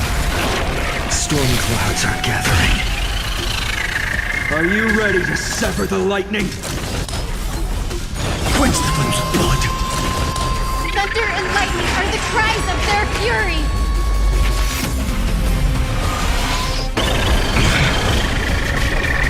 Granted with strife!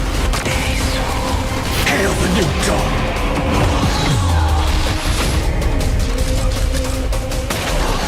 I'll never yield to fate. Quench the flames of blood! Our agony! Sun tear the sky! Feel the scorching hatred. Quench the flames of blood! Musa!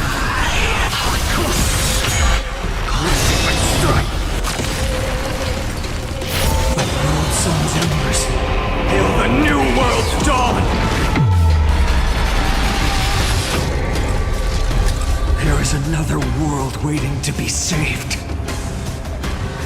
We have no intention of dying here with you!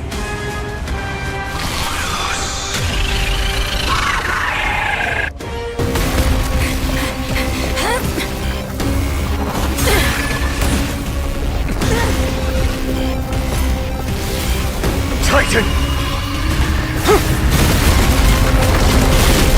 Nothing to nothing!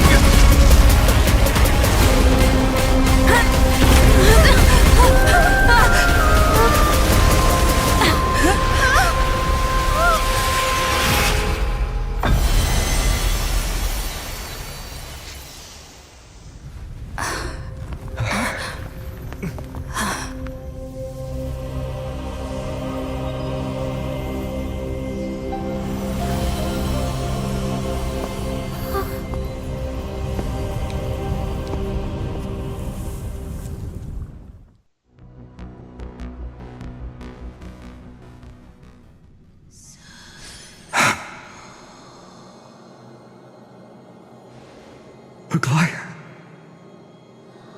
Are you still protecting us?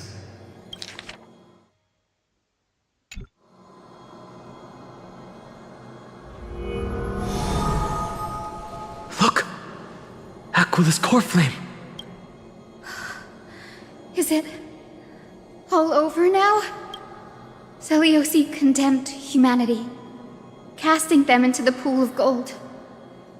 In the end, she too was... Take that core flame with you, Hyacinth. Our mission isn't over.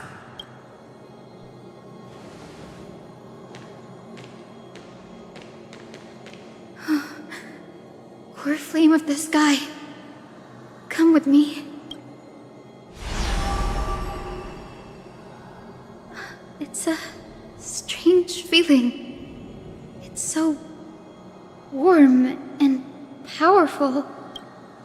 Holding it in my hand, it feels like the winds of this world might turn for me. Summoning thunder or snow is just a thought away.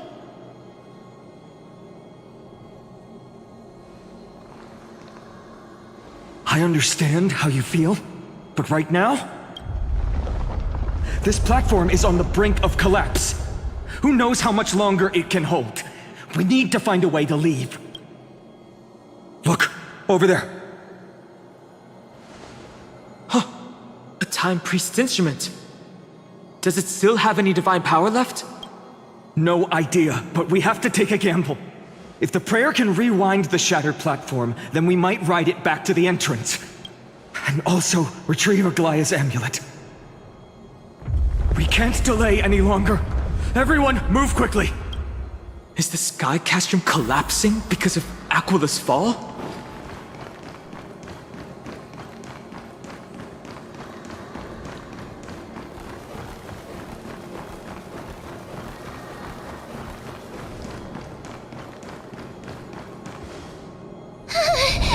The golden thread is trembling.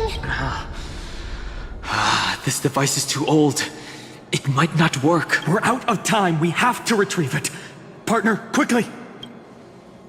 Lift the curtain of memory! And stir up ripples of past reverie!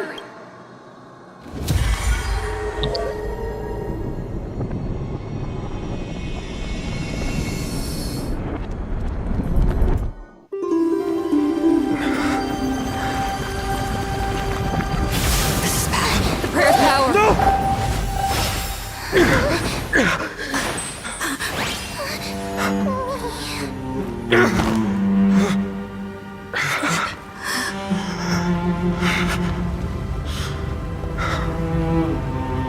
Come on. We have to get out of here. I shall have my final bath in warm and radiant gold.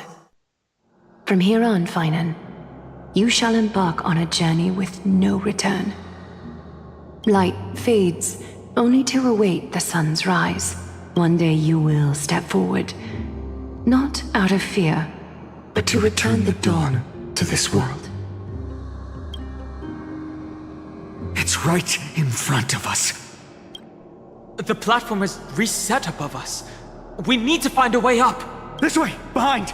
That door leads outside. There's got to be a path.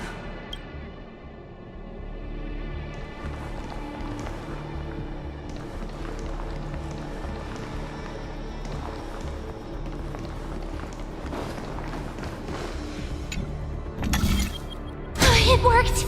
Let's go! Finan, Aglaya is... I know. No. That orb is blinking. We need to use it to open the gate.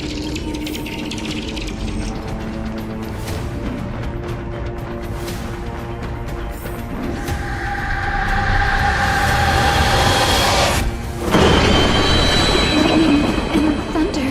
A celestial mural is showing the end of the world. The mural's control over the weather was severed long ago.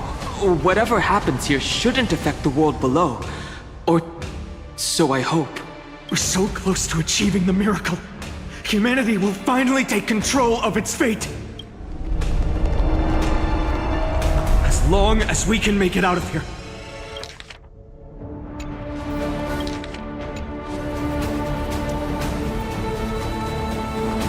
This path isn't as safe as it looks. Stay sharp and watch your step.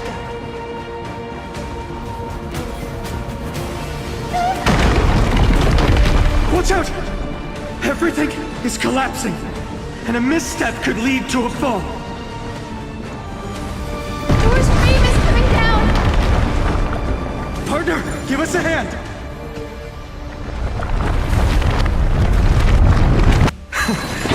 You do have a knife for saving the world.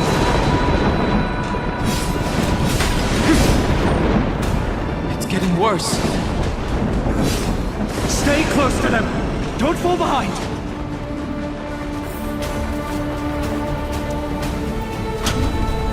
The platform is just ahead. Hyacinth, where are those winged beasts? I'm trying to locate them, but the storm clouds on the mural are blocking my senses. We could use their wings to escape if they were still here. We'll have to rely on our feet for now.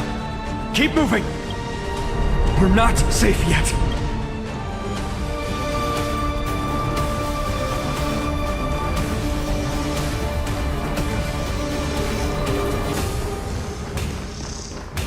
It's getting even more unstable.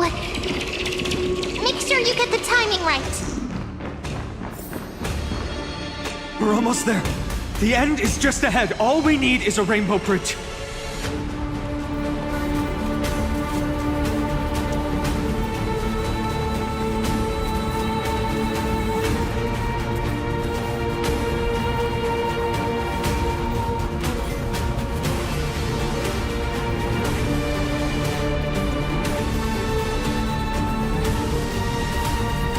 A West Wing compass! Leave it to me! Focus, Hyacinthia! Stay. Why does this have to happen now? We're out of time. The fortress runs on Aquila's divine energy. If I can channel the core flame...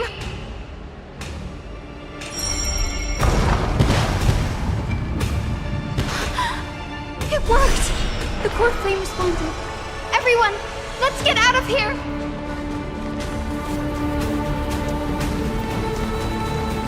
We all have something worth living for.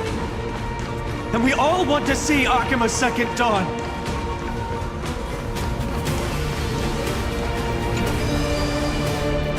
Light up the dawn. Light up the dawn.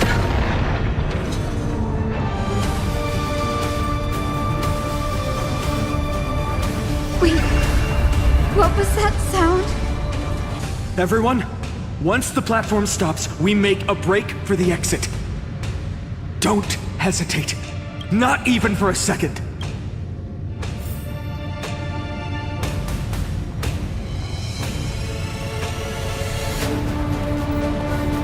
Light up the dawn.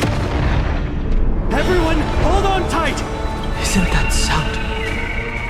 How's that possible? No time for speculation. Run!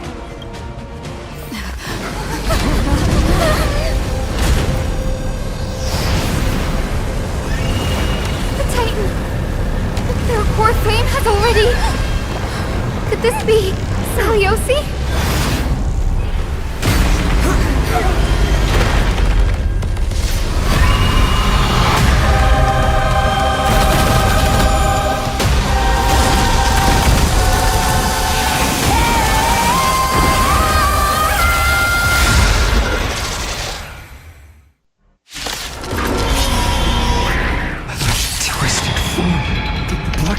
Bringing me back to life?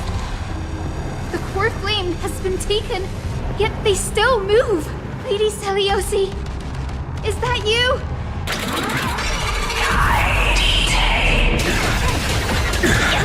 Hope will not end here.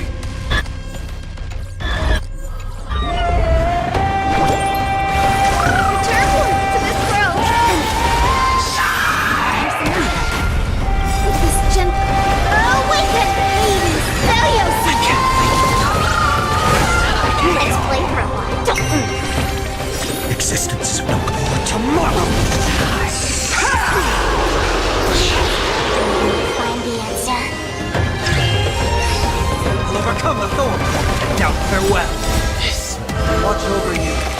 guide you on your path. No other choice before the future will come. Corpus consume me. The sun tear the sky.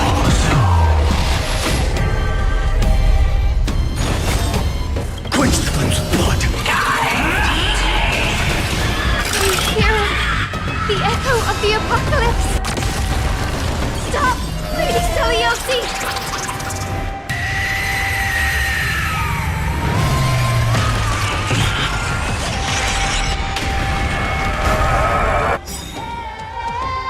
We must bring light to these dark times! With just a glimmer of light, I'll be able to pierce through the clouds. Use mine, Hyacinth. I am the one who bears the world. I am the blazing sun destined to rise! More flame!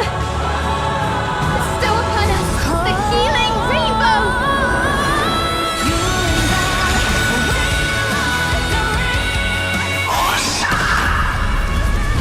Her agony!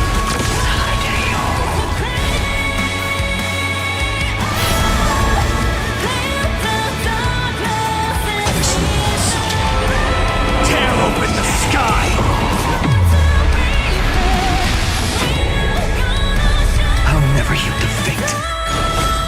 So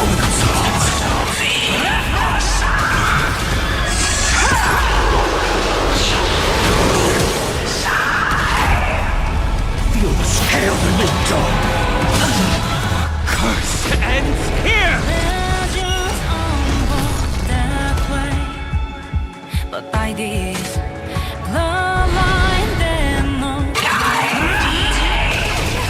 Hear the sky!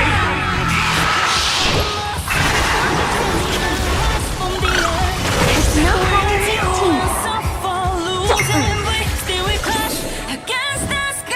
Almost there. Keep the momentum going. Hero of the sky, awaken! Tomorrow! Lost in twilight! Humanity's tenacity. We reject your judgment. Let's play for feels, Spiffy. With this gentle awaken, Lady Celiosi. Thank you. I'll still keep going. And back on. The fury of flames consume me. World sons yours. Feel the new world dawn!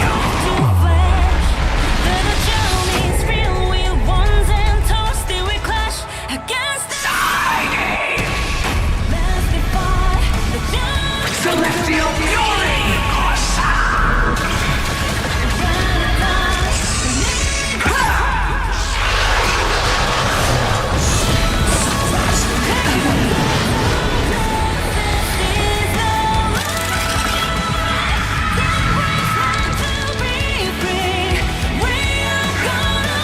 The first and only god that Dawnmaker will slay is you!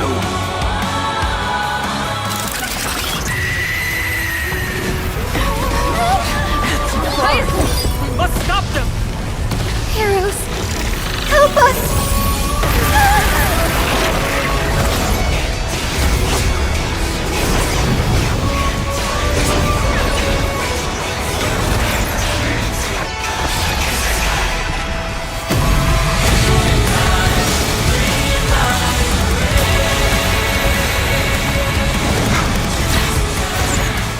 Hero of the sky, witness the will of humanity!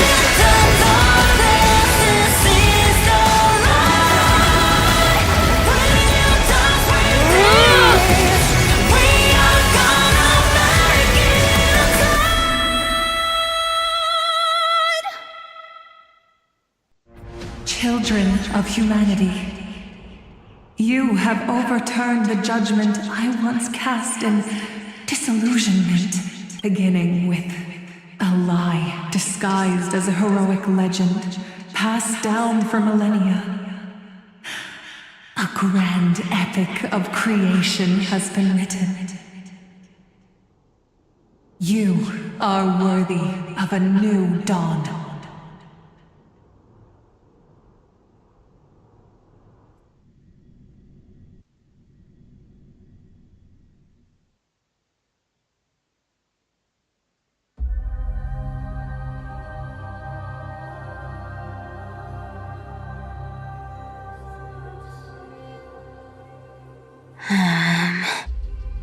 Seriously, where did they hide that thing?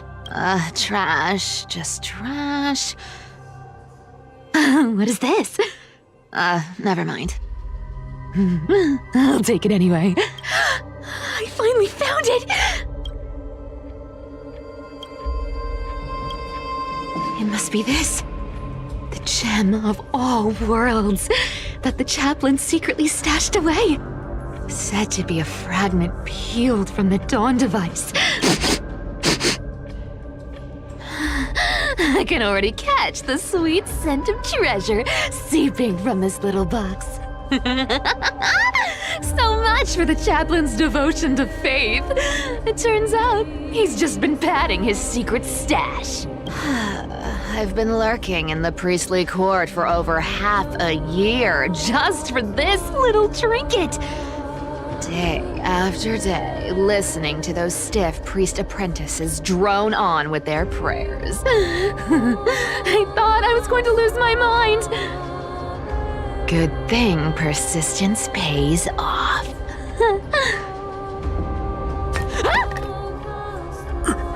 Atticus, is that you? Atticus. The name rings a bell. Oh, he's the apprentice the chaplain favors most. The one everyone expects to be the next chaplain. Not saying anything would feel awkward. Maybe I can hold it together with Zagreus' ability for now. Now. I am Atticus. Atticus, why aren't you responding? Old chaplain, it's me. I'm here to assist you with your medicine. Oh, thank you. Without your care, I would have long been claimed by Thanatos and carried to the River of Souls. Oh, no need to thank me, Master. It's my duty to care for you while you recover.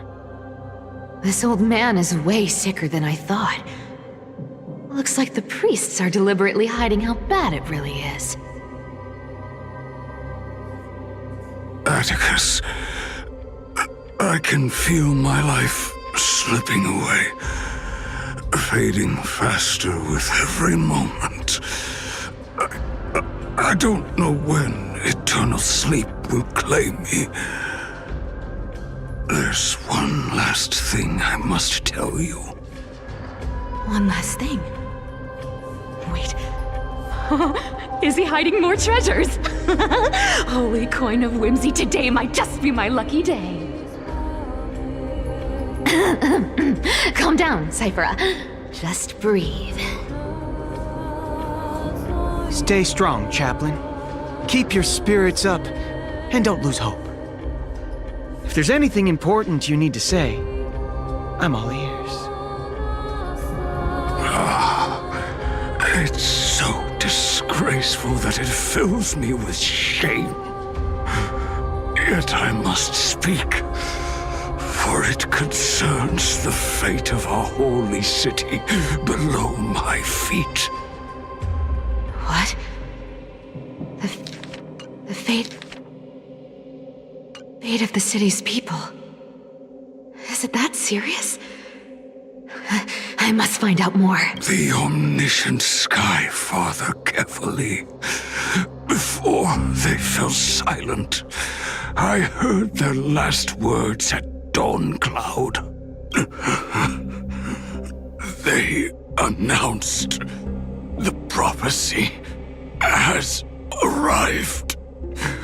My mission has concluded, and I shall return to silence.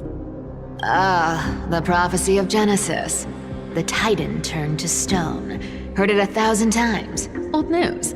What else you got? The eternal night is looming.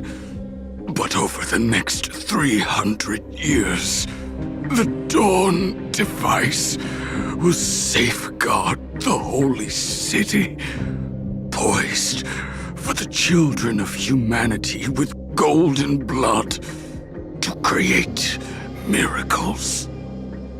The Dawn device, the miracle of Genesis, the usual cliches.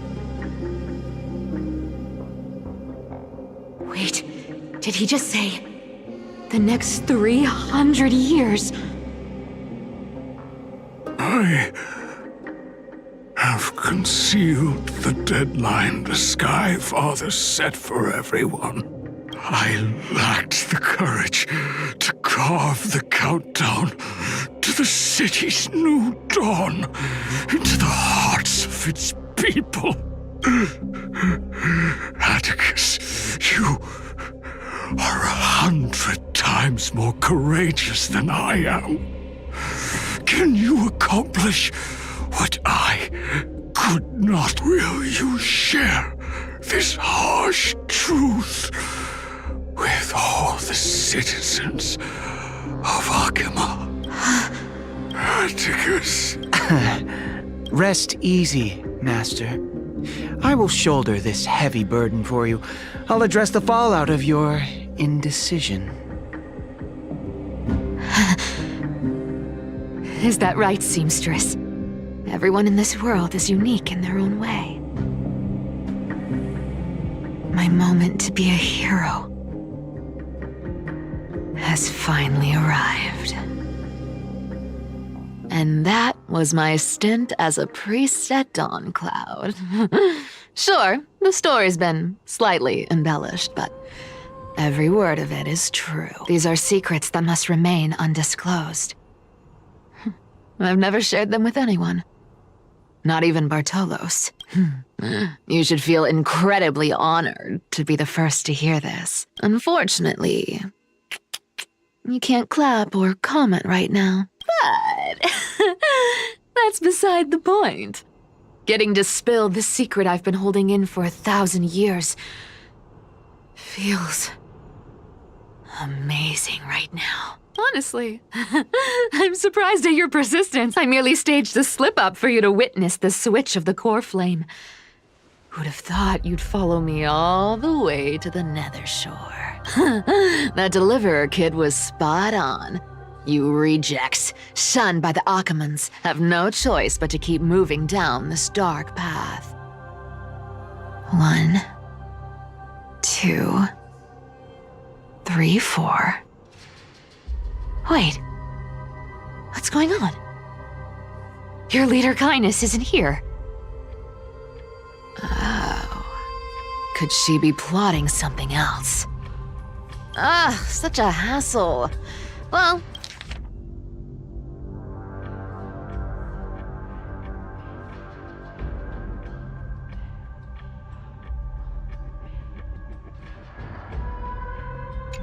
for everyone's safety, I might as well check if you're carrying anything suspicious.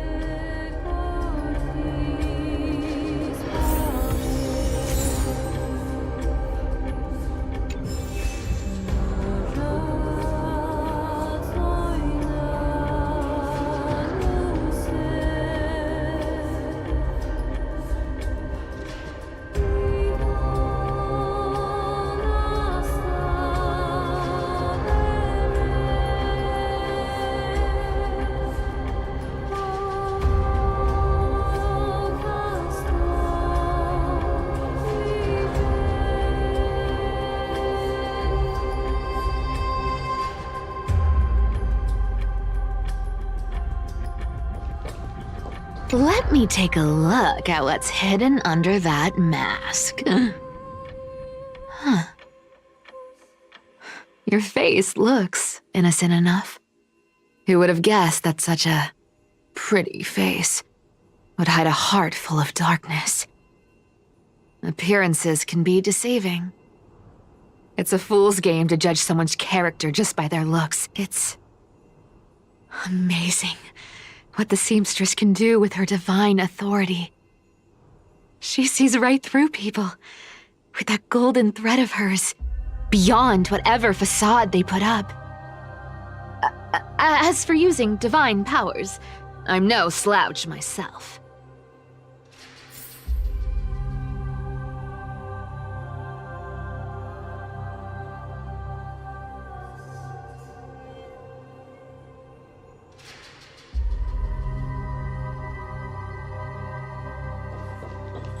Who came up with this uniform? It's got more pockets than it needs. Nobody wears this style anymore, do they? Back in the days when I was doing honest work for the Gold Weaver, I saw my fair share of these. Oh. What do we have here?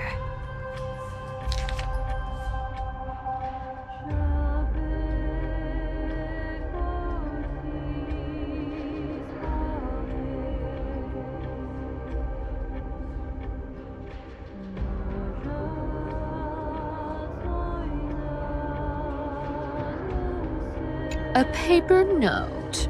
Oh. Talk about old school. Oh, right. Once the seamstress's powers diminished, the world wound web slowed drastically. From 5 threads to just 2. Looks like I was too quick to judge. Physical note passing still outpaces the reduced threads.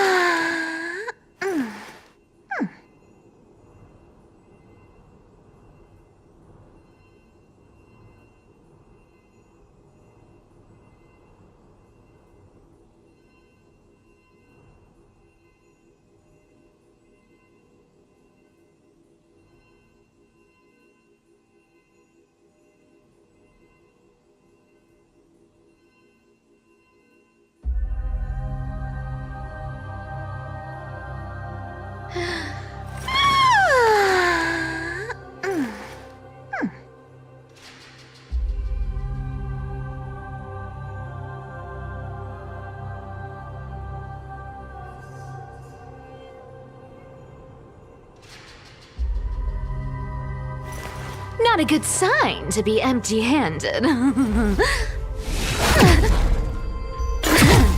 You can't get rich by waiting.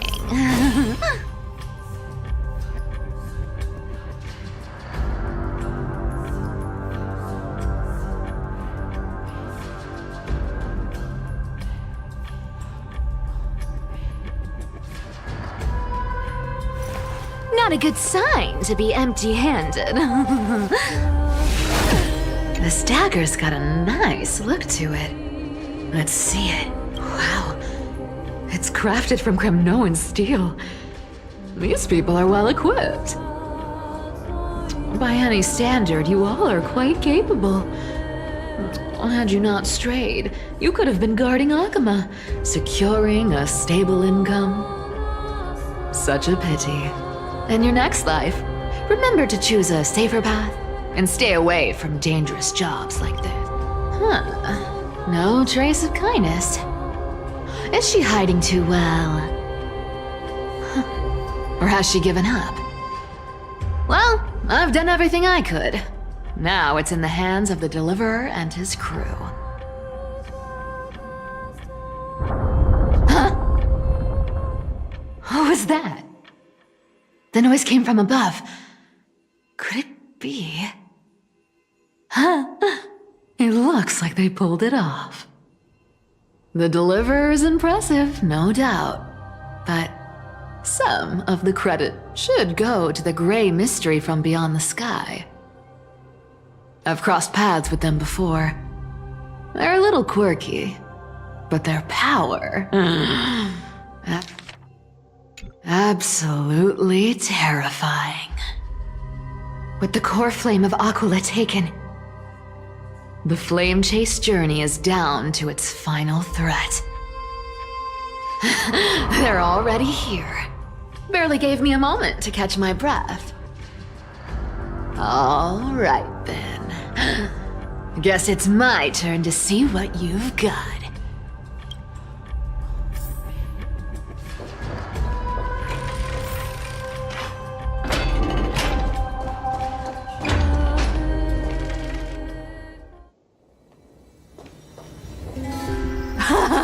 Oh, you made it.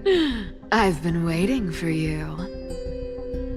Black-clad sword master, the Flame Reaver, whatever your name is. Look at you, sniffing around like a starving hyena, chasing the scent of the core flames. What's wrong? Cat got your tongue? Or maybe you're just too dense to understand plain speech. Throne of worlds, core flame must take back. You sad little thing. I've got you all figured out. Let me guess. You've been eyeing these last two core flames all along, huh? No wings, no allies. Oh, what a pity. Even with Aquila's core flame sitting idly in the sky, you're helpless to reach it. All you can do is sit and wait for the Chrysos heirs to bring it down, then swoop in like a brute to snatch it for yourself. Isn't that so?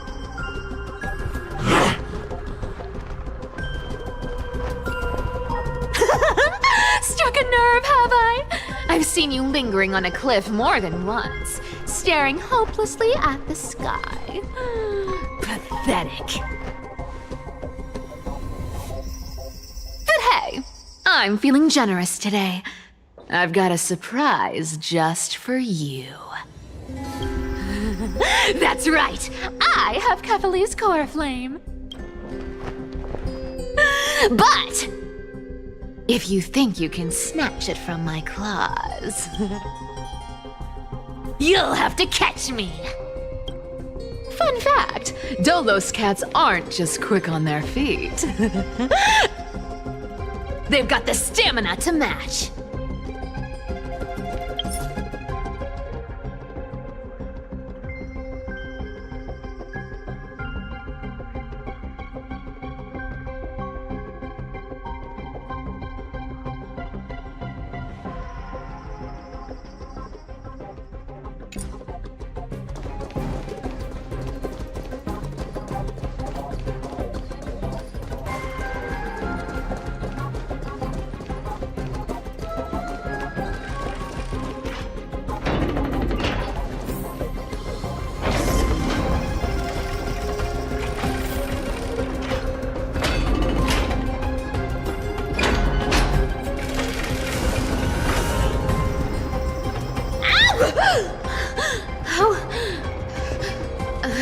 How did you get ahead of me?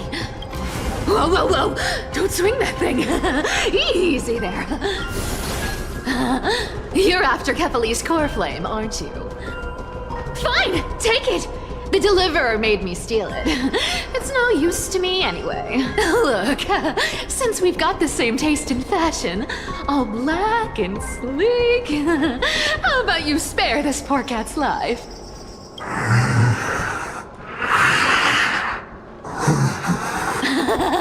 That's the spirit. You get the core flame, and I get to keep breathing. Everyone wins.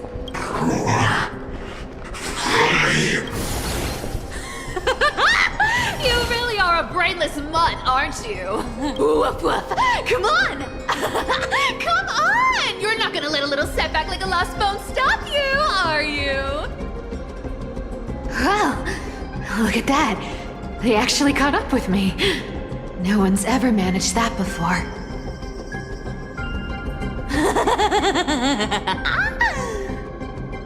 It's been a while since I've had a chase this good. Don't quit on me now. I'm just getting into the groove.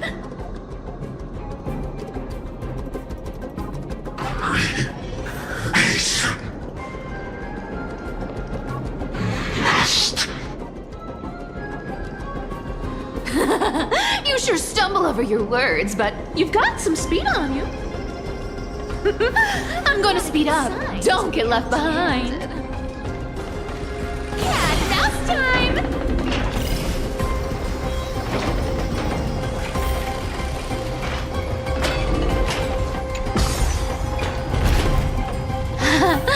Just in time to take a break. Don't tell me they might all... What? Still not here? Well, that's disappointing. Oh well, I guess I'll just... Wait around a little longer for you. Styxia, you're stunning. Oh, look who it is! The Flame Reaver. First time. Wait, no, not the first time meeting you. I'm the great hero of Hakama, the deliverer of Amphorius. They say I'm destined to return Kepali's core flame and carry the weight of a new world on my shoulders. But hey, fairness is my thing. Fairness, and fairness. You want the core flame? Come and get it. But only if you beat me fair and square.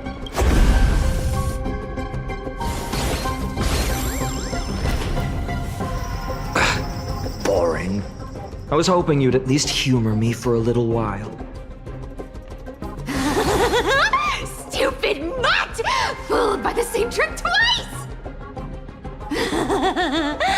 Bye-bye, Flame Reaver. Not as fun as I'd hoped.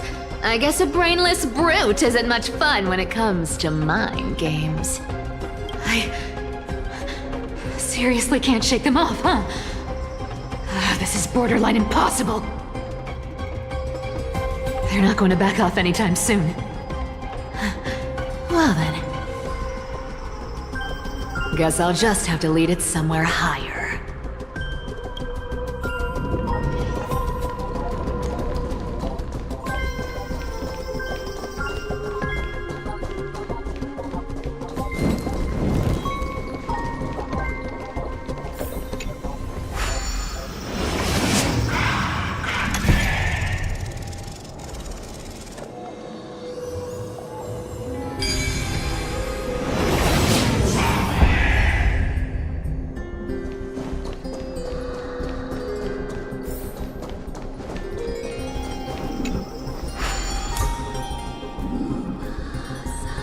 Cyphera,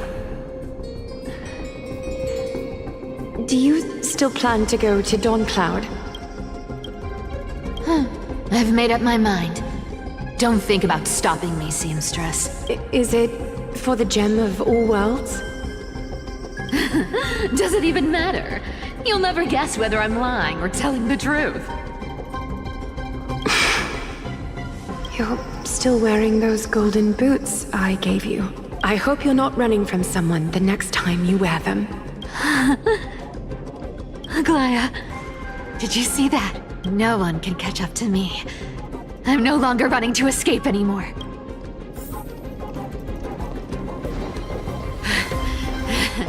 Deliverer, you better thank me. Every leisurely second you enjoy was fought for by yours truly.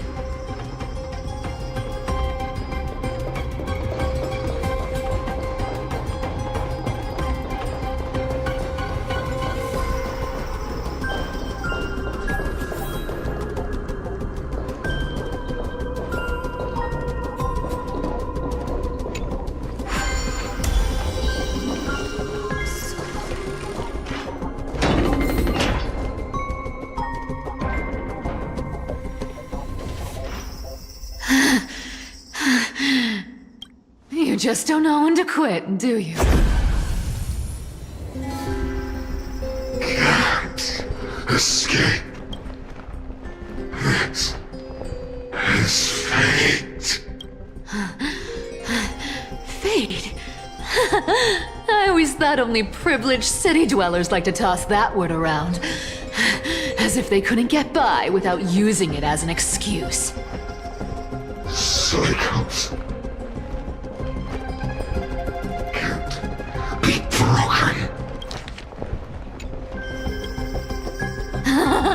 Cycles. Fate! Give me a break! Everyone has to walk their path. Those who cling to gods and prophecies end up as hollow shells of themselves.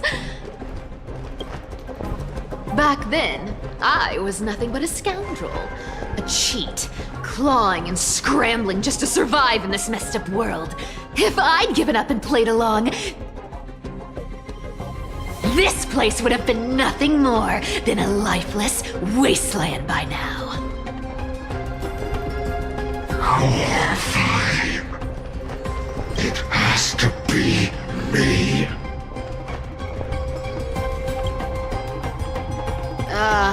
My bad. Why bother offering...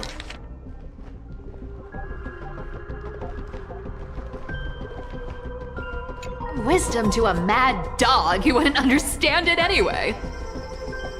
Do you know why I dragged you here, mutt? Word is, you've tangled with that golden-haired lion before.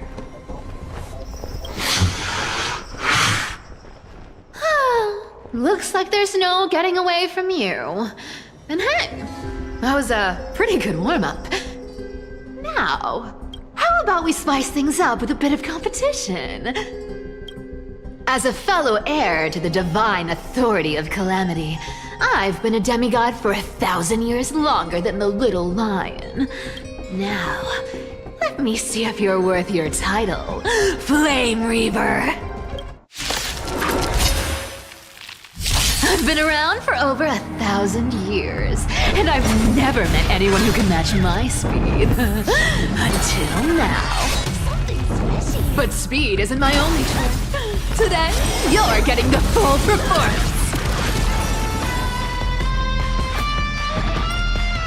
I'll take it on. Come to me. Found me. I'll take it on. This world returned to the great tree. This. Wrong target. Looks like you need to work on your aim. Take it on. You can't run. Come to me. Return to the great tree. I'll take it on. Come to me. Good dog. I can summon as many clones as I need. Lives I have.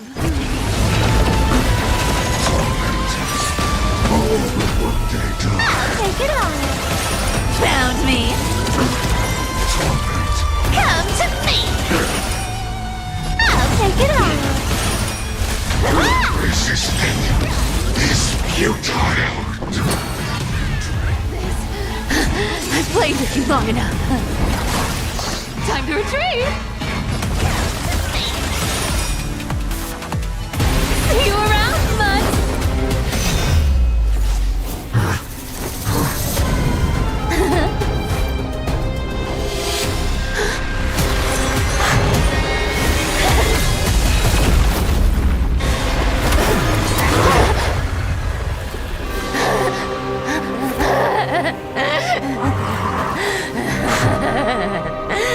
Only a mindless fool would fall for the same trick 3 times in a row.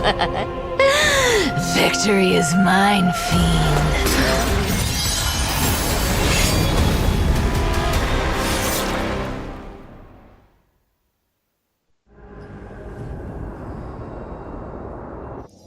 To all citizens of Akama, today I bring you 2 pieces of news. One sorrowful, one joyous. First, let us offer our blessings to the departed. Our beloved chaplain Foros has returned to the embrace of Sky Father Kefali. May he rest in peace. But citizens, do not grieve his passing.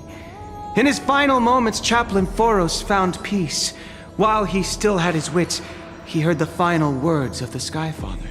And that brings me to the joyous news I share with you today. Before the great world-bearing Titan fell silent, they spoke one final message to my revered mentor.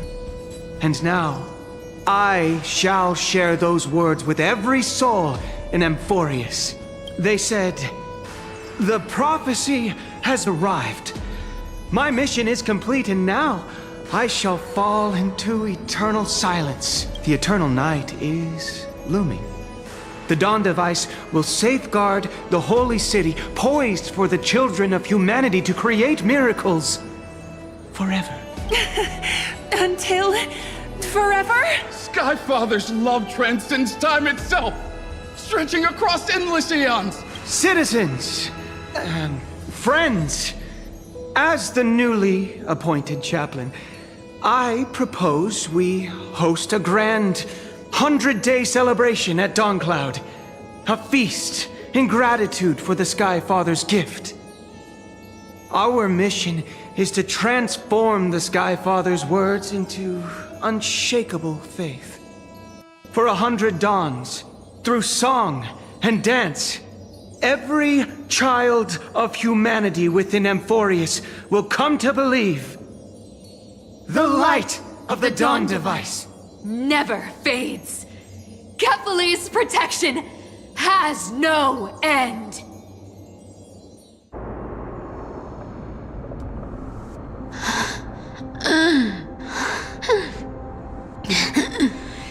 You shall walk with greed and die over petty change.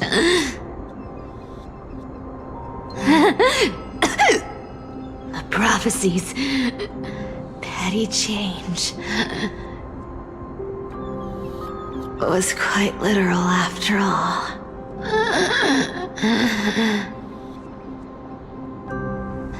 Atticus.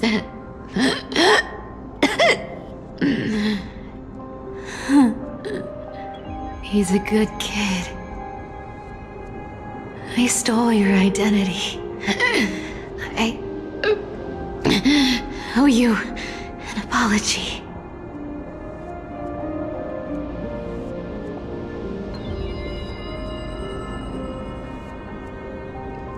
But I owe more than just an apology. There's also you, Maggie. Back then,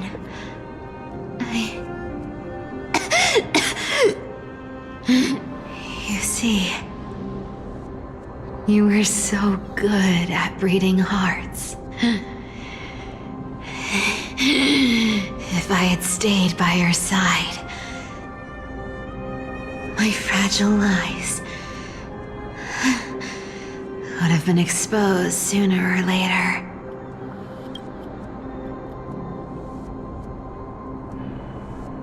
Your weave shop. I wish I could chance upon it again. Just once.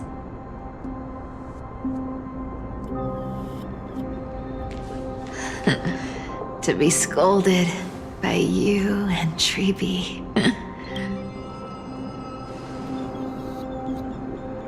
I'm sorry. In the end, I overestimated myself.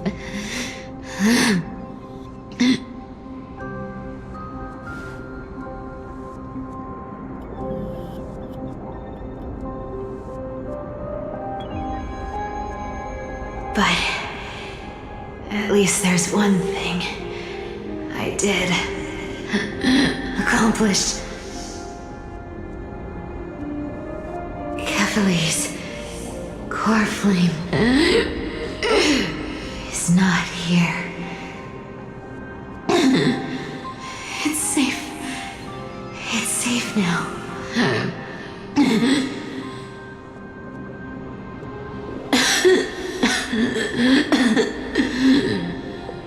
Even if I'm nothing more than a thief,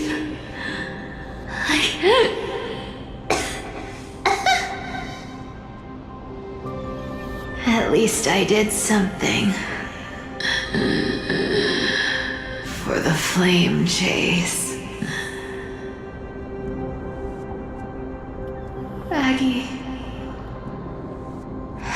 can you hear me?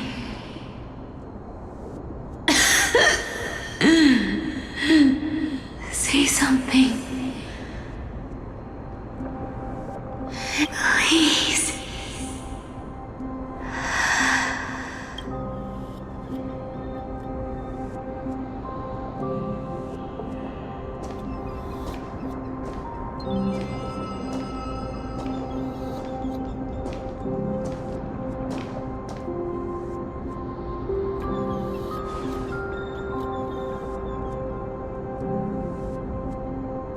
You are the unsung hero of Emporius, Cypher.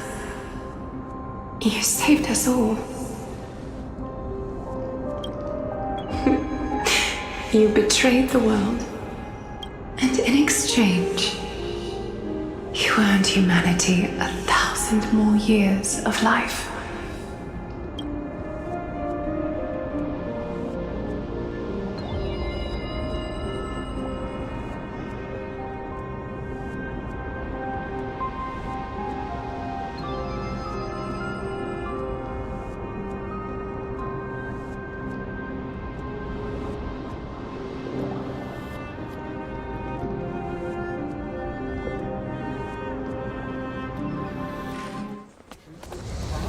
There were a lie so brilliant that it could fool everyone. Wouldn't it simply become the truth? Lies will always be lies, Cypher. But sometimes, they can be more noble than the truth.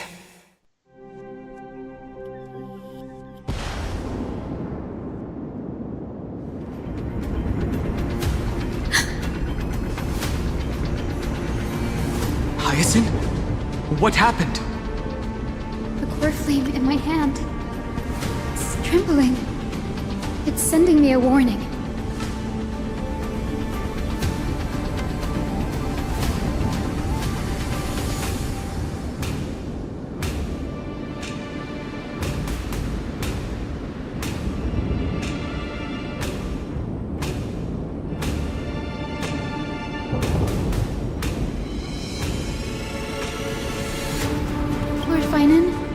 In Emporius' mythology, isn't the Dawn device said to be a gift from Aquila to Kefali?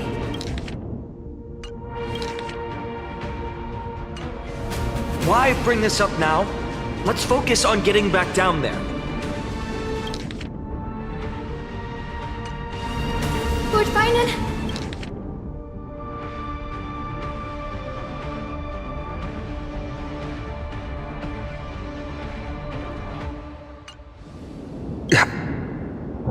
Yes, nearly every mythologist agrees Aquila gifted the Dawn device to Kefali.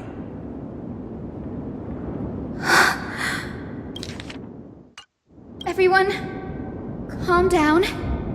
Listen to me. The core flame in my hand trembles violently, its warmth slipping away like sand through my fingers.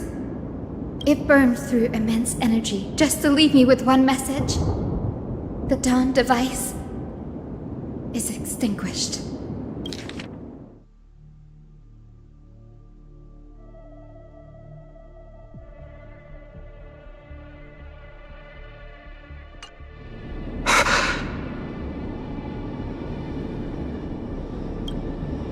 I don't know. If the core flame's message is true, Akama has lost the Dawn device's protection. Darkness will consume the holy city in an instant, and the aftermath will be devastating. Finan, I feel something too. You sense it as well? While Hyacinth was speaking, countless streams of memories rose beneath our feet, spiraling into the sky. There are so many, so heavy. see. Even through the fortress walls, I can still hear them clearly. Birds, nymphs, people, their memories tangled together, their cries echoing as one. Could this be because of the Titan's fall?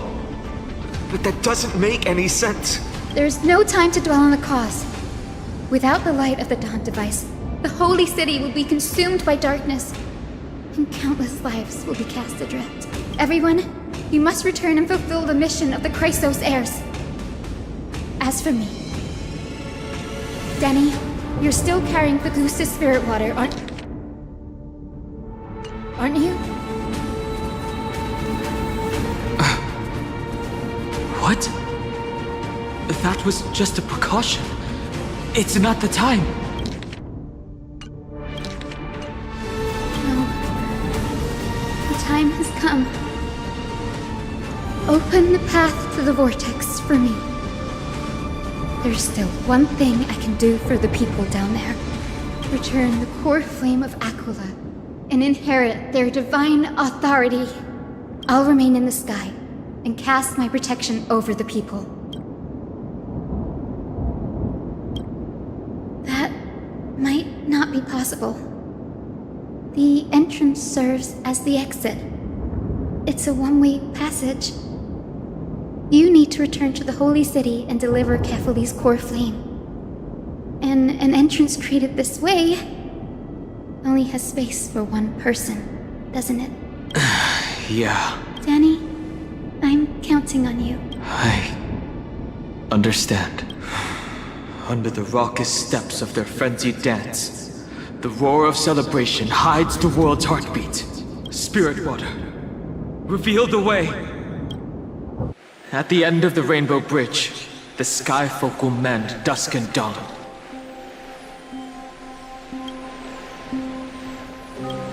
Lady Tribios' prophecy. It seems it didn't fail after all. It still feels unreal. Even after seeing it a second time. You'd move in perfect harmony with the rivers and seas of this world. But we can't stay. It's she and I. We have people waiting for us. A home calling us back.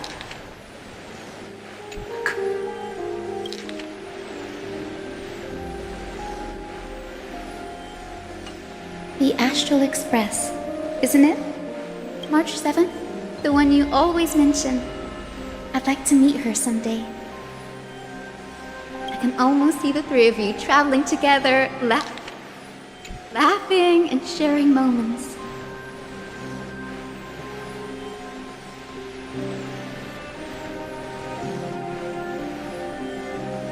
Of course I do. A sharp, aching sadness. I feel every bit of it. Why hide it?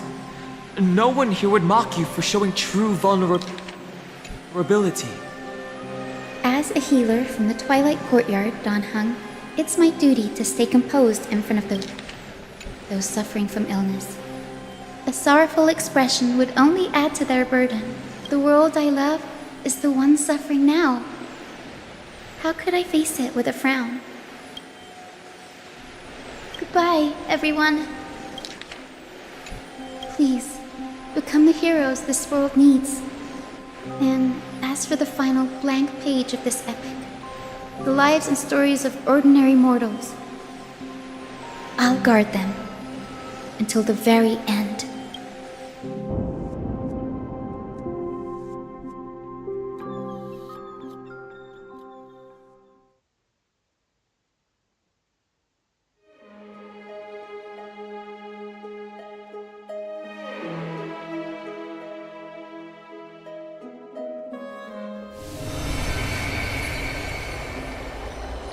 Miss Hyacinth, are you really leaving? Yes. Lord Finan has already set the date for our departure. As a descendant of the Sky Hero, I must prepare myself and carry this responsibility. What about this new Twilight Courtyard? Believe in yourself, Clementine. You're an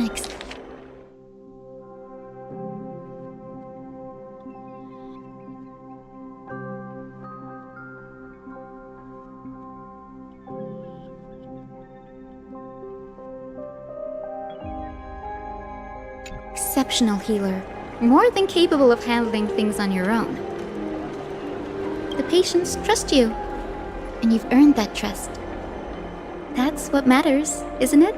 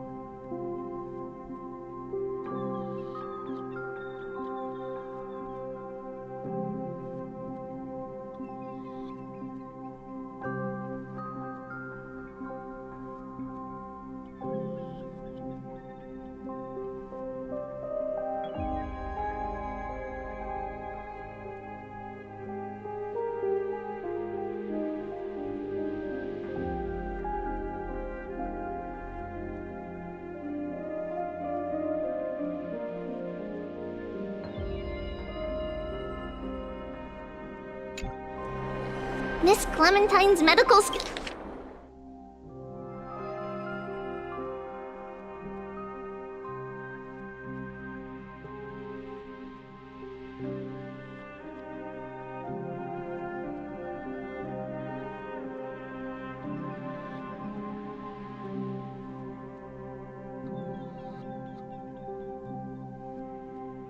skills are amazing!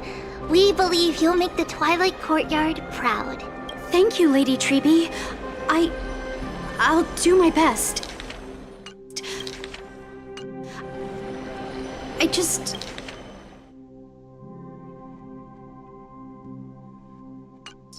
don't have the same confidence and certainty as Miss Hyacinth. No matter how severe the illness or injury, she always faces it with a smile. Honestly, I'm not confident about everything, Clementine. I've just learned how to hide my unease well. It's a skill I consider essential. It's hard to imagine anything making Miss Hyacinth feel uncertain. Well, shall I give you an example? Since Lady Treeby happens to be here too. Wait, we're part of this? Look at the Flame Chase journey. Since Lady Aglaya took over the leadership of Akama, every Chrysos heir entrusted with the core flame, aside from Professor Anaxa, was personally chosen by her. I was the outlier. The hero Seliosi entrusted her bloodline with the legacy of the sky. Lady Aglaya's thoughts on my potential remained a mystery, even up till the day she left. So I've always carried a lingering doubt about my ability to fulfill this role.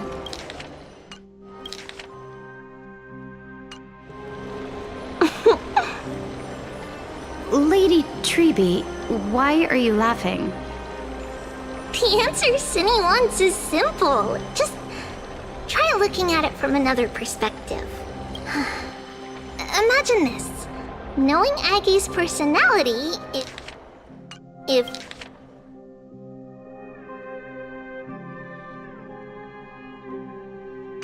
she believed you weren't worthy, don't you think she would have considered other plans? Now that I think about it, I feel much better. I may not have Lady Aglaya's keen judgment, but I would never question your resolve, Miss Hyacinth. Thank you, Clementine. I had a sudden thought, Lady Treeby.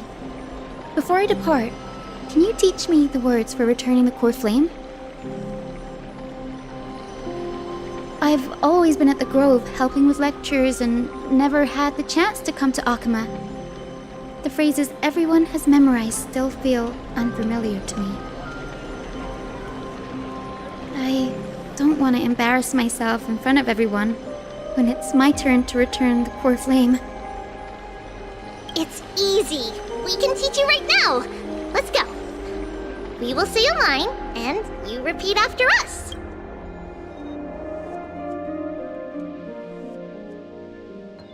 O Majesty of the 12 Titans. O Majesty of the 12 Titans. Pillars of the world. Pillars of the world. We seek your divinity. We seek your divinity. To mend the rifts of the world. Fill our bodies with blood of gold, till we wither in willing service to the prophecy. Surrender the core flame, Chrysos heir.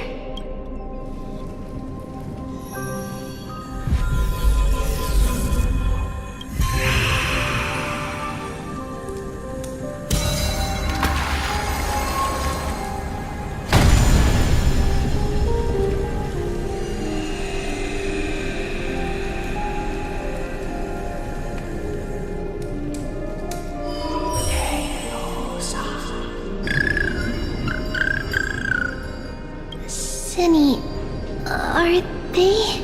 Lord Solibus, Lady Lunibus. The mission of the Skyfolk has been completed.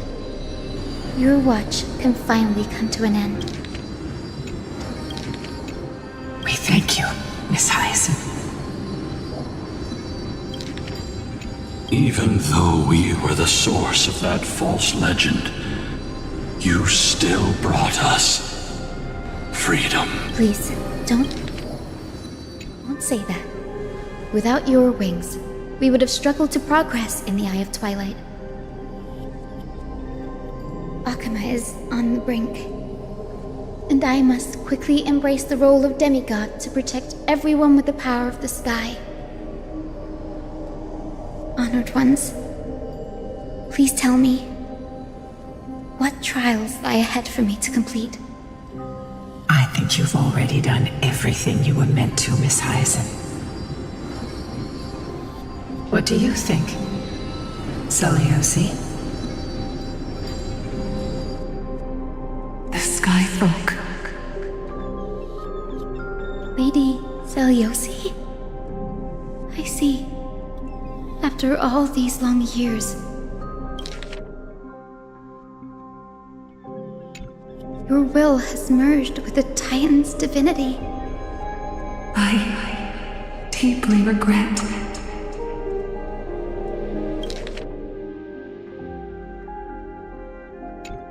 I beg for forgiveness.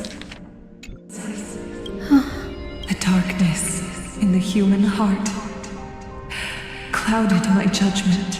I failed to recognize the resilience buried deep within. Of those present that day, I don't know how many were innocent, how many truly deserved their fate. That's why I cannot forgive you on their behalf, Lady Seliosi. The spirits of my ancestors resonated with me. You exiled our people, and they may never forgive you for that. But at least there is one thing we can agree on. The truth that no one can distort. The courage it took to defy the gods was undeniable, unwavering. That same spirit now lives on in those who walk the flame-chased journey, growing stronger with every step.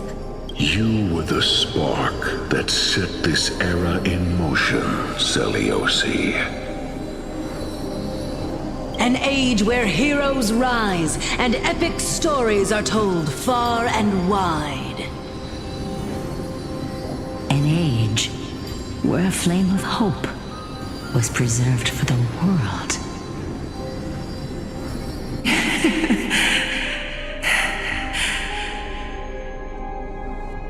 Perhaps this is what I longed for. Now, I can finally rest in peace.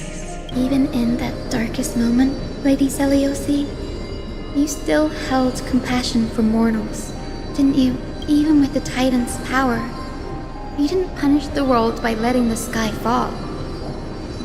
I imagine you were waiting for someone to bring redemption. Trust me with the power of the sky. I am merely a healer. I could never match your strength, even with that power. Thankfully, the world no longer needs a demigod who can summon thunder and storms. What I must do is merge with the sky and cast down a gentle rainbow, protecting as many lives as I can.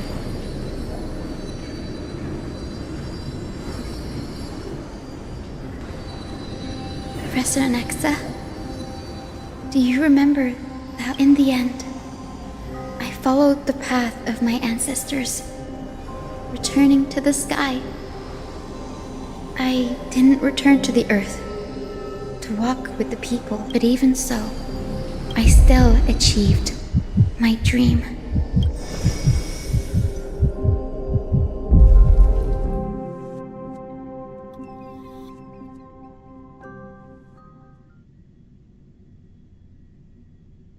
Hyacinthia. Thank you. The sky is burning. Akama's dawn has come to an end. Why is this happening? Treeby would have made sure to warn us if there were any mention of it. Even if Hyacinth takes the divine authority of the sky, She probably won't be able to banish this darkness. The Black Tide. Its power probably surpasses even that of the Titans. All we can do is hope she can protect as many lives as possible. Is this the end for Akuma? Don't give up.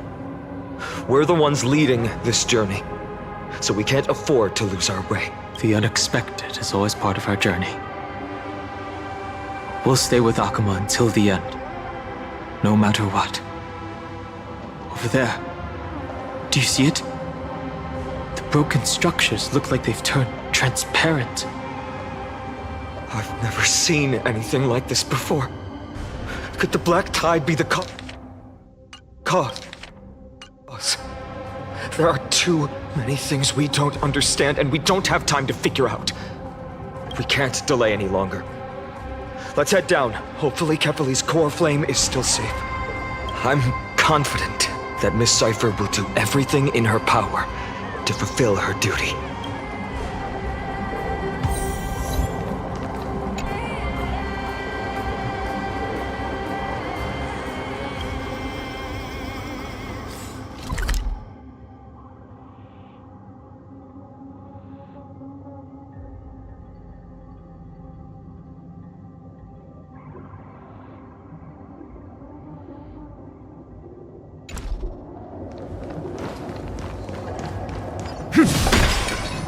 The transport platform's route is blocked by rubble. Partner, help buy us some time. The rubble blocking the path has been cleared. Good job. Now we can get off the mountain. A Black Tide creature. At Dawn Cloud. Oh no. The people in the city. Light up the dawn. We must find out where they breached the city from. Triby, please hold on till we get back. Light up the dawn.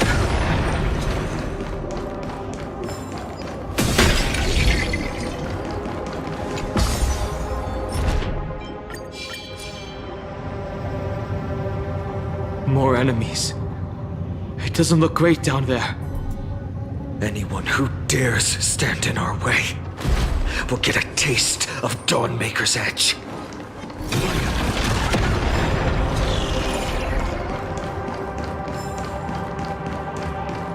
Light up the dawn.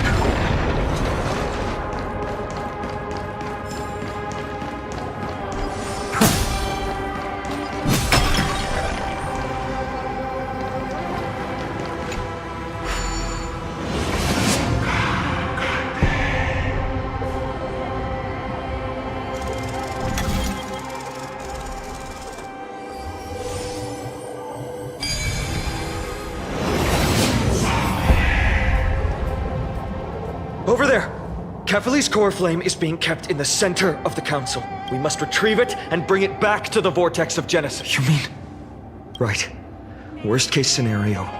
We need to be prepared to return Kefali's core flame at any moment. If the end is indeed upon us, we no longer have time to investigate the truth behind the miracle. We'll have to trust that Professor Anax's hypothesis is the only option. Apologies, Aglaia. I promised you that I would leave the choice of Era Nova to the people of Amphorians. But I'm afraid there's no room for doubts now.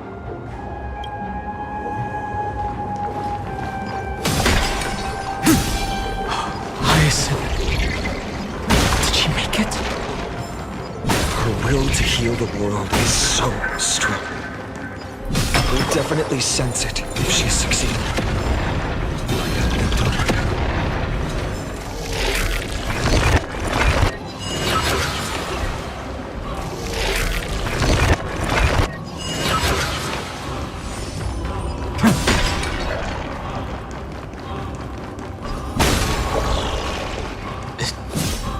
Oh, Sky Father Kefali, please forgive these ignorant and lowly children of humanity. They are so utterly naive that they think of the golden-blooded heretics as deliverers. This blood-red sky, and the raging flames and demons throughout the land. will purge their foolishness. Kindness. Lord Deliverer, why don't you join me in praying to the benevolent Kefali? Cast your eyes on this ravaged land. All of this. Sins committed by you, blasphemous heretics. We should not waste our time on a pitiful madwoman. Danheng is right. My sword yearns to end your pathetic life. But to a cornered dog like you, the most deserving punishment is to personally witness the Chrysos heirs fulfill their mission. Only then will you truly know how meaningless and foolish your past transgressions were. Fulfill your mission. Kefali's core flame is long lost to the winds. How will you fulfill the prophecy? Lost to the winds? She's gone completely mad. To the point where she's just spewing nonsense. For the longest time, Kefali's core flame has been worshipped here. Only core members of the Council of Elders know how to activate the core flame casket. No. There's no need to go through that effort. Professor Anaxa taught me more than just what was in the textbooks.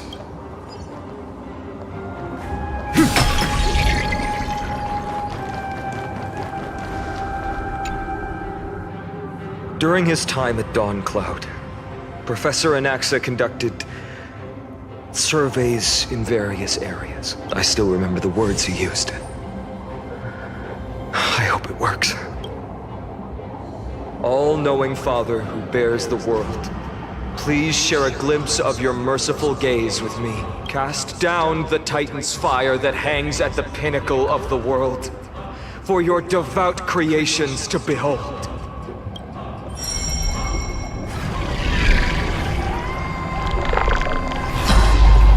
It worked. One step left to undo its arcane seal. Partner, I may require your strength again.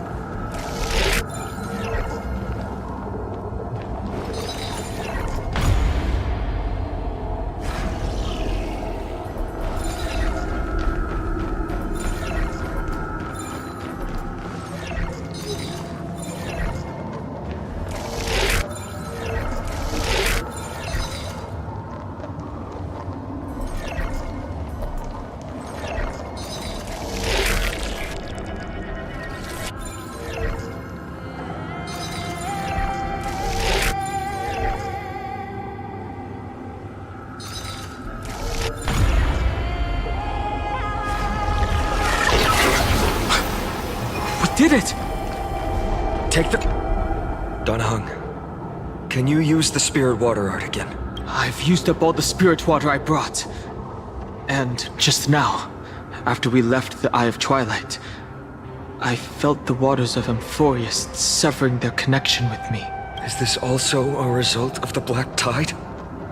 Looks like all we can do is sprint down the mountain.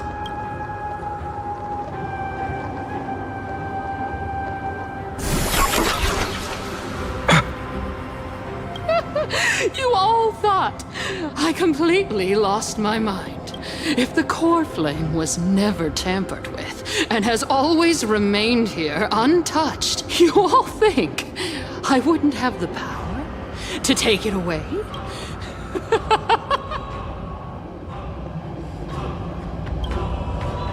Partner, calm down. I'll do my job. So you need to make sure you don't die before you pay me. There's no need to worry about the core flame's whereabouts. Let's just descend the mountain. No need to worry? But...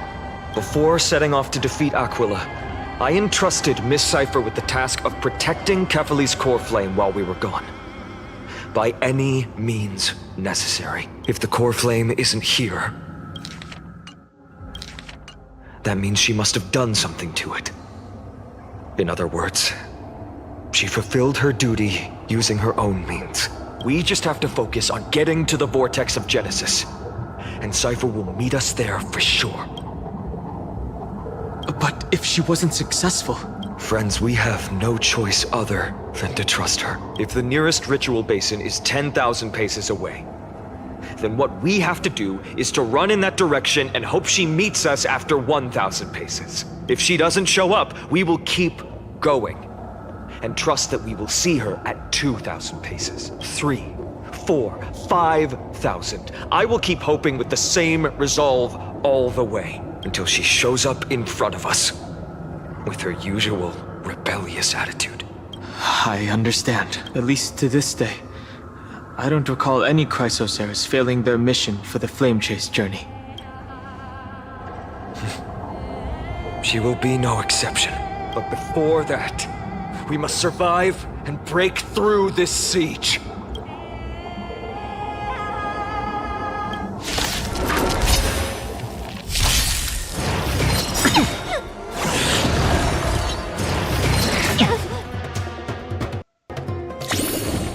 Tomorrow! Trinity is before me. Let's cook. Can you find the answer? This mortal watch over you and guide you on your path. The future will come. Core flames consume me. Sun, tear the sky. Quench the flames with blood.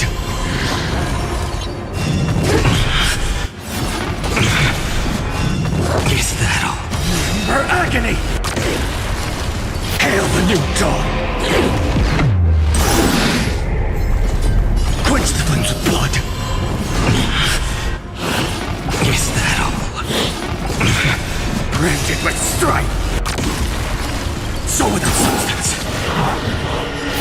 Sun, tear the sky! It's done. Let's go. Finan.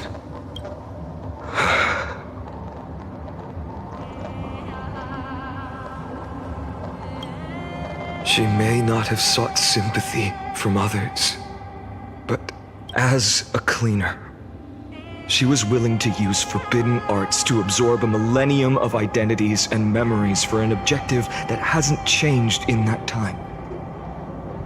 I suppose this is also a form of extreme but twisted resilience. Let's go. It's time to leave this place. Everyone, can we run faster? I've got a bad feeling.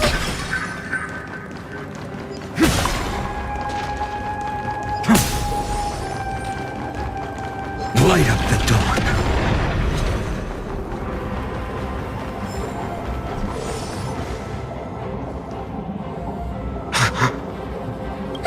Everyone, look behind us. The Flame Weaver. In the end, they still showed up. No. Now is not the time. I've been waiting for a chance to face them head on, but not now. If we take the fight here, then lose, the consequences would be irreversible. Come on. We have to get out of here. Keep running, and never turn back.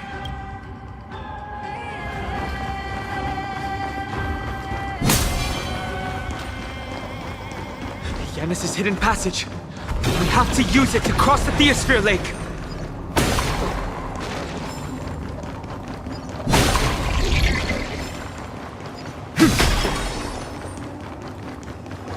They will catch up to us sooner or later. Keep running. Don't stop.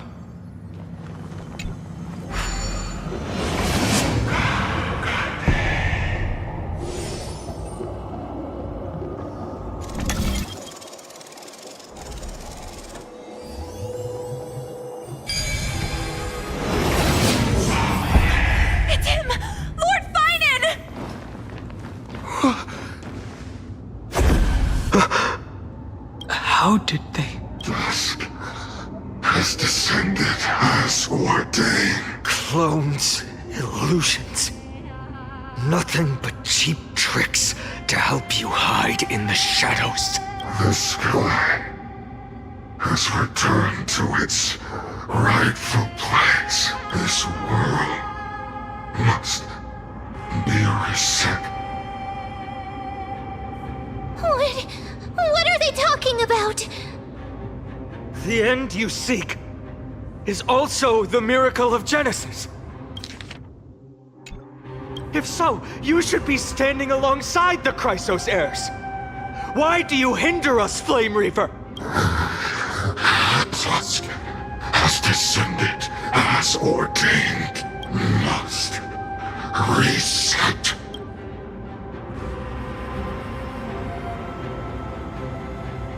If words won't work, then we can only express our resolve with our blades. We shoulder the fates and futures of too many people. We will not fall here!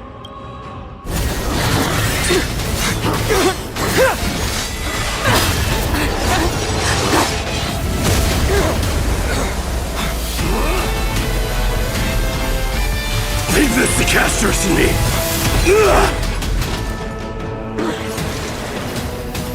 Over here!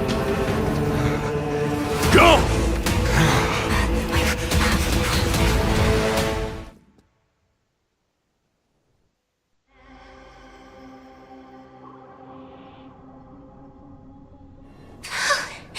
That was really close. It's too early to relax. The Flame Reaver is a master in the art of deceit. Even Mighty may not be able to restrain them. I never thought I would leave him alone on the battlefield twice. But now isn't the time to be thinking about this. Treeby didn't follow us. Does she intend to stay above to help Mighty? Hey, can you still run? Protect us. Sky Father, save us! Someone is calling for help. Over there! The Black Tide creatures are threatening the people. We can't just stand by and watch.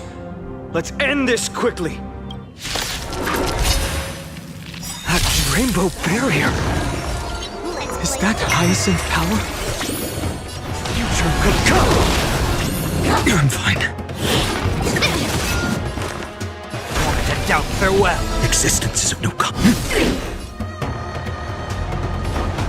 How's this taste? Thank you. I can still keep going.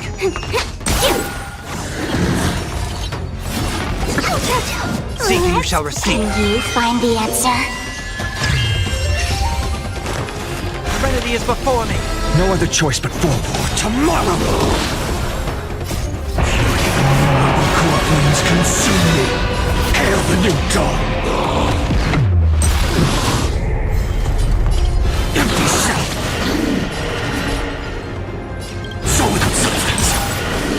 Feel the scorching hatred. Sun, tear the sky!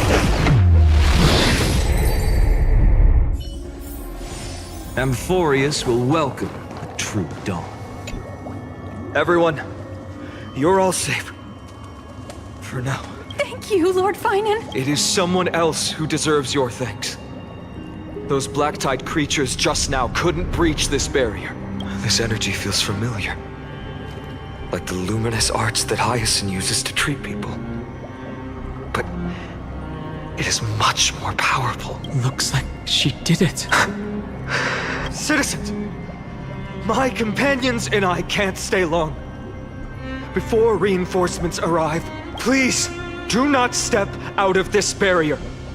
This is a miracle left by the demigod Hyacinth. Please trust her conviction. Miss Hyacinth has also become a demigod, like Lady Aglaya. We understand. We will not leave her protection until you return, Lord Finan. I won't make empty promises. I might not be able to return in the near future. But even if there's no perfect solution, I will make a choice that fulfills this mission. We trust you, Lord Finan. No matter what choice you make, we'll be waiting for your return.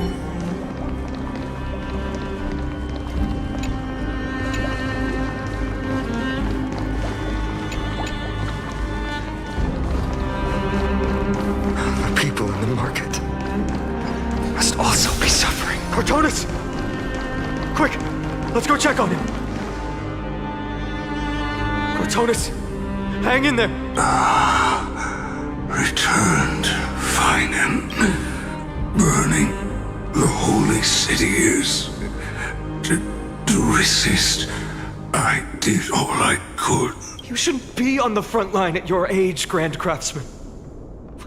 Where are the citizens? What's the situation at Marmorial Market? Organizing their escape. The holy city guards are. But where to flee to, no one knows. Descended from the sky, the rainbow barrier did. Protected people, but alleviated the fear it could not. I fear this is Amphorius' end, Cartonis.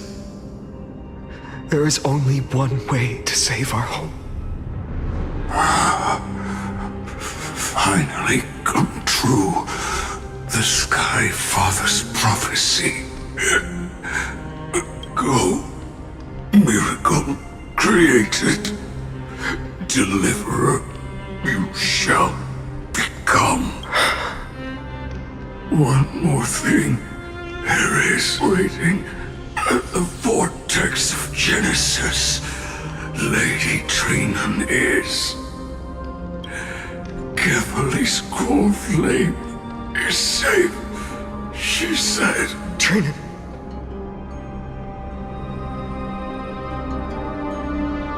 Black Tide creatures, prepare for battle! Urgent. The situation is. Leave them to me. The monster. But. Died.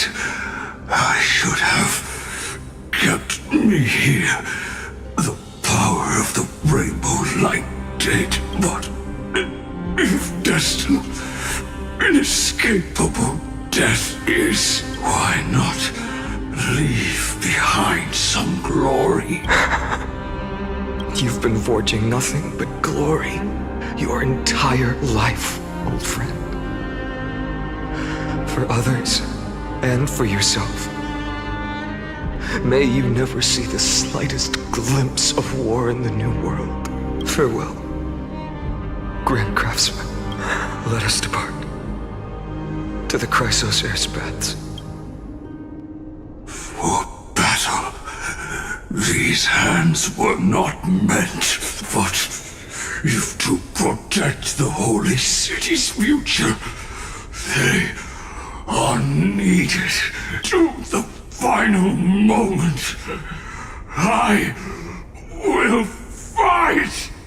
Cartonis said that Trinan had news of the core flame. Cartonis made up his mind. We have to keep moving forward. Cartonis made up his... We have to keep moving...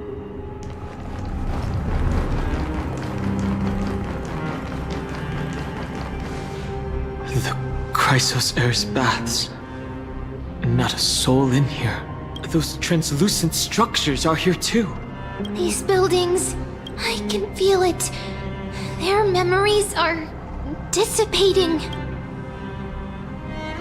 Yes, the textures of memories are preserved within all things in Amphorius. Even a single brick or tile holds countless traces of the past. There are no citizens trapped here, nor any signs of black tide creatures. We have no reason to linger here. Let's head downstairs. The bath chamber isn't far away.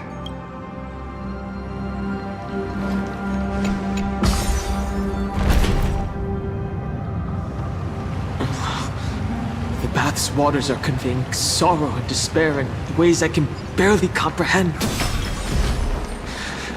I'm getting a vague sense of foreboding here.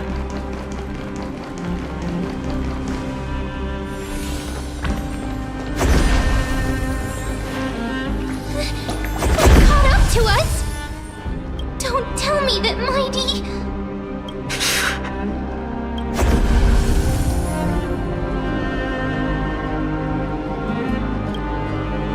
No. Finan, take her to the Vortex of Genesis.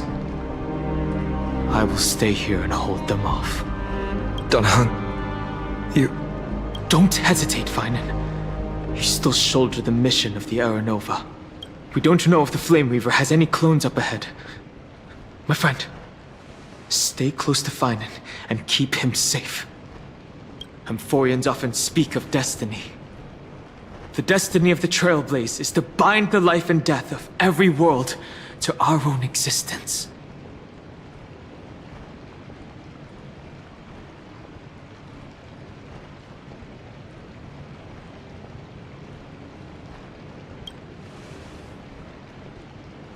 I don't intend to say goodbye forever to anyone. Don't worry. I'll do everything in my power to survive. Time running out. Everything will be reset. Go! You better keep your word, Dan Heng. You cannot die here.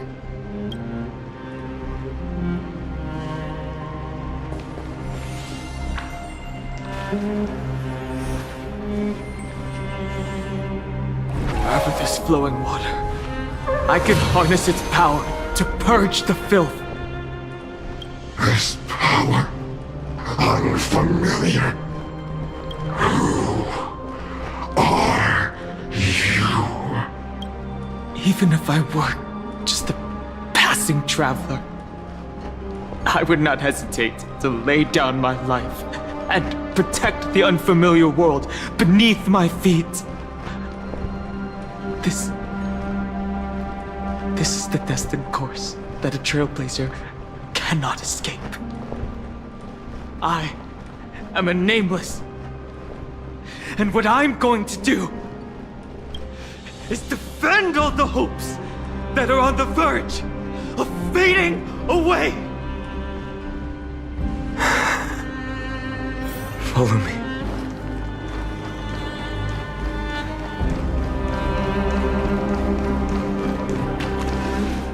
Lord Finan. Finally, you're all back. Even in such desperate times, you still managed to keep your promise to me. I am grateful beyond words. Finan, what is this? The Flame Reaver is wreaking havoc in the city, and they still have many clones. Zeph, please get someone to inform Krateros, and have him lead the most elite guards to defend the city's passages until I complete the core flame ritual. Please, do everything you can to rescue the citizens in the city. Understood, Lord Finan. Nemazity, several citizens are trapped in the Garden of Life and are temporarily seeking refuge under Hyacinth's barrier. Can you dispatch someone to evacuate them? Though, I also don't know where to shelter them. Leave this to us, Lord Finan. Just focus on your own mission. All right. As for the two Trailblazers, I'll also leave them to you. My apologies, partner. I acted on my own this time. I prepared for the worst before the fight against Aquila.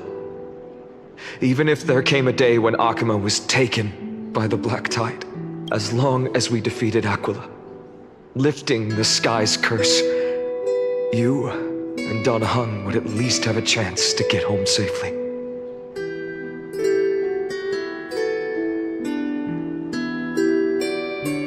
Yes, I knew you'd object, so I didn't inform you beforehand. My apologies. I know this is hard to accept. But even if it means being resented for the rest of my life, I still have to be responsible for you. Friend, you and Dan Heng taught me the spirit of trailblazing. The best decision I ever made in my life was when I followed my intuition and chose to trust you, Danheng told me many stories about the adventures of the Nameless. 2 of them left a deep impression on me, Belobog and Penacony. The first story taught me that the fate of a world should be in the hands of its people. And even if the Nameless are willing to risk everything for an unfamiliar world, in the end, you still have to embark on a new journey and go to the next world that needs saving, because that's your mission. The path you follow. In the second story, Danheng told me about the few Nameless who sacrificed their lives for the prison world. I know very well that the 2 of you are willing to make the same choice for Amphorius. After hearing those stories, I made up my mind. I won't let your journey end here. Somewhere beyond the sky, where Amphorians have never reached, there are many people waiting for you to come home. The prophecy has always remained shrouded in ambiguity. Even if the 12th core flame is returned, no one knows how the Era Nova will manifest, let alone if the miracle will extend its favor to 2 visitors from beyond the sky. Before stepping into a fate unknown, the last thing I can do is help you return to your family.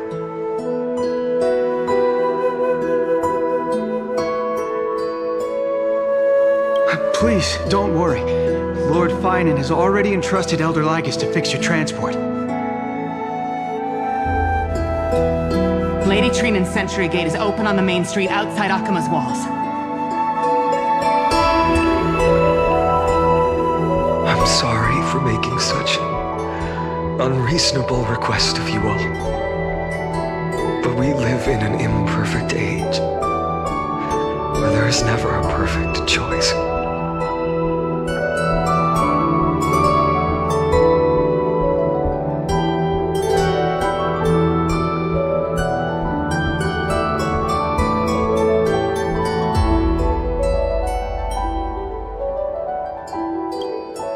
Every one of us has the right to make our own choices. If you can't accept my decision on your behalf, then use your choice to open up a new path. That's what you're best at, right? Regardless, Danheng is still holding on for his life. Don't keep him waiting too long. Partner. One day I hope we will reunite under the constellations. When that time comes, we can hold a belated victory feast. How about that?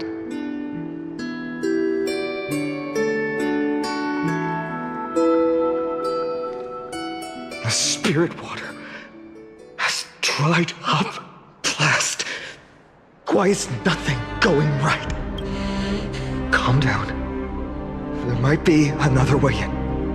The closest ritual basin, the other Chrysosirs. Snowy! Trinan! I thought you'd be waiting at the Vortex of Genesis. Are you alright? When Akima's night descended, all the spirit water dried up along with it. We anticipated that you'd be on edge, so we came ahead to wait for you. You've always been the ones who knew me best. Kevali's core flame. You know where it is? Yes. Little Syphi protected the core flame well. No one would be able to guess where she stashed it. Bartolos, you can come on out. I don't have to pretend to be an envelope anymore! That was suffocating. Bartolos? What in the world? Hey, you better watch your tone, brat. That core flame that the entire world is after is currently nestled in the depths of my bottomless tummy! This certainly was unexpected. Huh? Your reaction's too composed. It's completely different from what I was Solos, Snowy still doesn't know the truth behind Akuma's eternal daylight. Ah, you're right. Well, then you'd better strap in and listen up, Rat. That girl Cyphera spun a grand lie that deceived all of Amphorius. She tricked all of you into believing that that giant ball on Kefali's back would cast light over Akuma forever! Not just that, she even managed to pull that dumb ascension trial and allowed me, the great Zagreus, to survive! Hey, Rat, you... still no reaction from you? Yeah, dang it. You're no fun at all. I'm sorely disappointed. So for the last 1,000 years, what maintained Akuma's eternal daylight was not Kefali's miracle, but Cypher's lie, woven using the divine authority of trickery. But now, the lie has come undone. Which means... Well, you didn't guess wrong. Cyphera has already passed, and all her lies have scattered to the winds like ash.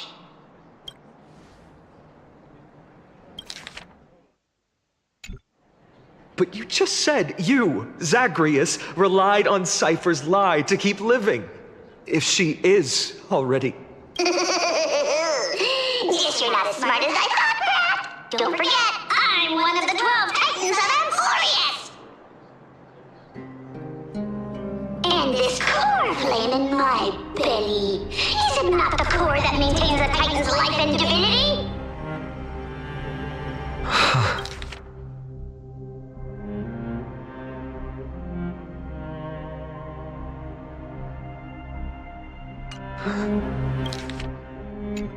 So, you're going to hand the core flame over to us? Just like that? Just so. How about it? Let's hear some groveling gratitude, huh? Why?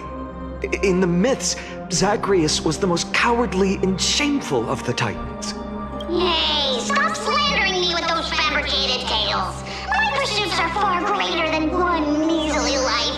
Let me tell you then, my lifelong ambition was to work with Cypher to conjure the greatest trick in the world. Assume this world holds 100 million possibilities, and no matter how one looks at it, 99,999,999 of them all point to outcomes of certain destruction.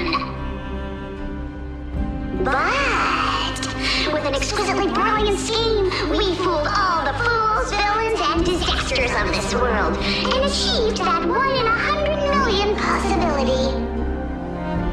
This is the miracle I wish to achieve in my life's pursuit, even at the cost of turning into this! Take the core flame with you, Brat. Go finish your mission. Remember this well.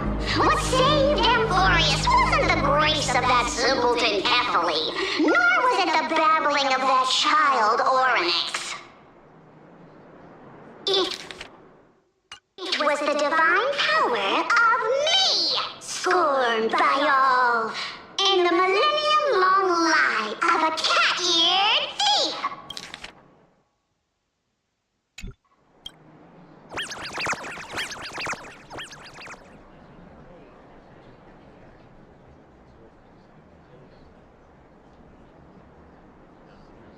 Strife, death, trickery. So those signs deemed as harbingers of calamity will also leave behind marks in the tale of deliverance. With this, the final core flame can be returned to its rightful place. The spirit water in the holy city has all dried up. We can try to break the sealing magic of Fagusa's priests and use...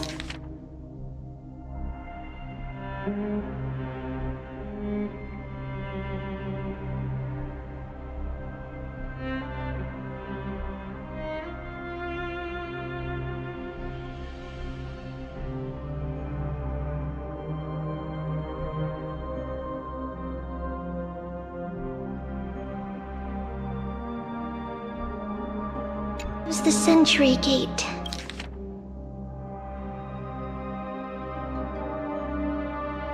To send you into the vortex of Genesis. But that will likely exhaust any remaining power of Yanis that we have.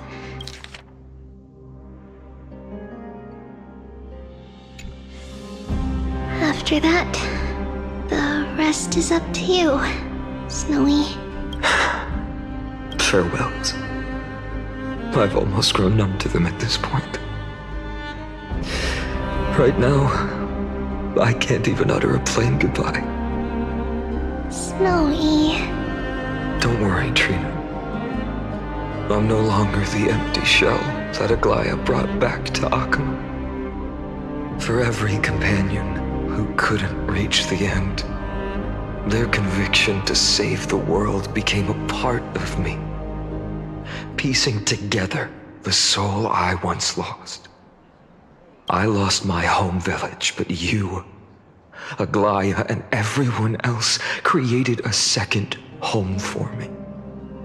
Now that this home is also in danger, it is my turn to repay your kindness and create a new world that can carry everyone's wishes.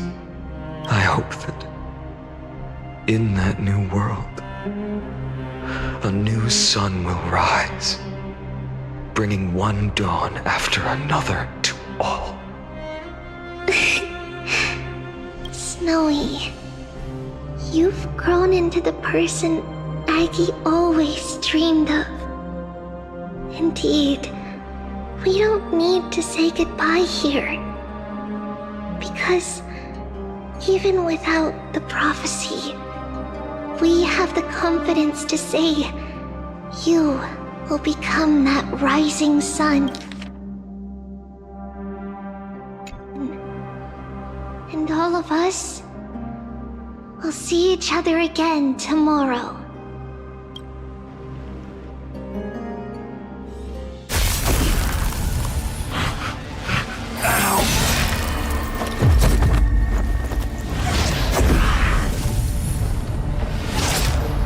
All shall bid farewell to one.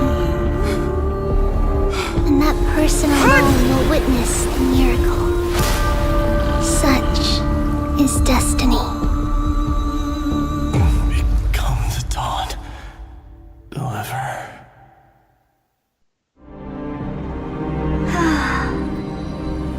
Burning skies, shattered statues, corpses strewn everywhere. What a mess. If this is what the inside of Amphorius looks like, it's truly shocking. To be honest, I was initially skeptical, but right now, I'm starting to see your point, Screwy. If that's the case, Herta, do you now have enough reason to believe my conjecture about the true nature of Amphorius? Let's not expand on that topic just yet. That Intellitron, Lygus, was it? He's not completely dead. That was probably a fake body. Something behind it is still defying us. I must admit, even if both of us worked together, it wouldn't be a simple task piercing through its defenses. For now, we can only observe this world as bystanders. I knew we should have brought Stephen along. No wonder the Garden of Recollection wants to work with the Astral Express. Without the power of the Trailblaze, it'd be impossible to unearth this place's secrets. But in the end, the garden emerged unscathed, and it was the Nameless who got burnt. Curiosity definitely killed Aki. That big guy over there, the black ball spewing meteors, you think it's got anything to do with the Lord Ravager? Alas, without sufficient computational power in the stream projection, I am unable to analyze the path energy. Suggestion. The immediate priority now is to find the whereabouts of the two Nameless. Research priority on the destruction can be lowered. Every second counts before that Intellitron's preventative measures kick in. All right. Stop making a fuss. How many times have we collaborated, and when did it ever not end in a perfect outcome? Why not add another mission objective while we're at it? The card-playing mammal keeper told me that the frozen Trailblazer girl might just also be trapped inside Emporius. If time allows, I will also investigate March 7th's whereabouts. Herta, do you hear that? A wave of desperate cries from the heart of the mountain city. The lives there are undergoing intense suffering. Conclusion: the butterfly has already flapped its wings, and an impending storm closes in. The Nameless are important allies, and you and I have matters to attend to, Herta. I beseech you, in moments when a choice needs to be made, one must not be distracted due to personal interests. Of course I know that. Fate really is a game of dice, Screwy. Who'd have thought that thing once sowed chaos across the cosmos, causing the Intelligentsia Guild to splinter and disintegrate? It wasn't until I cracked the solitary waves theory that its lingering effects were put to an end. Yet, in a forgotten corner of the cosmos, one slipped through the net and remained operational. And it was this machine that eventually became the cradle for the birth of a certain Lord Ravager. The source of Emporius' tragedy is an Emperor's scepter that survived to this day.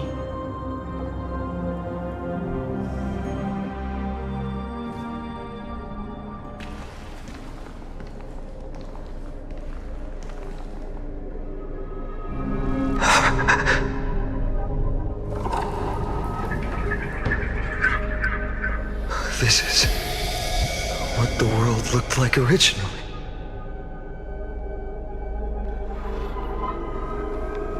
And what are you doing here? Answer my question, Lycus. Ah, another hero has arrived at the Vortex. I can no longer remember how many times this has happened. The author of each epic, as the prophecy has foretold, stays their pen at this point. Just like each cycle of the extrapolation, in accordance to their primordial design, ends here. No need to panic, Lord Farnon. I stepped into this space purely for one purpose: to witness the prophecy's miracle of Genesis. You've never expressed interest in the Flame Chase journey. When my companions and I ran, bled, and sacrificed for the core flames, you never so much as lifted a finger. An indifferent observer. An anti-Catheran who's neutral till the end. Why would you suddenly express concern for the Chrysos Heir's mission?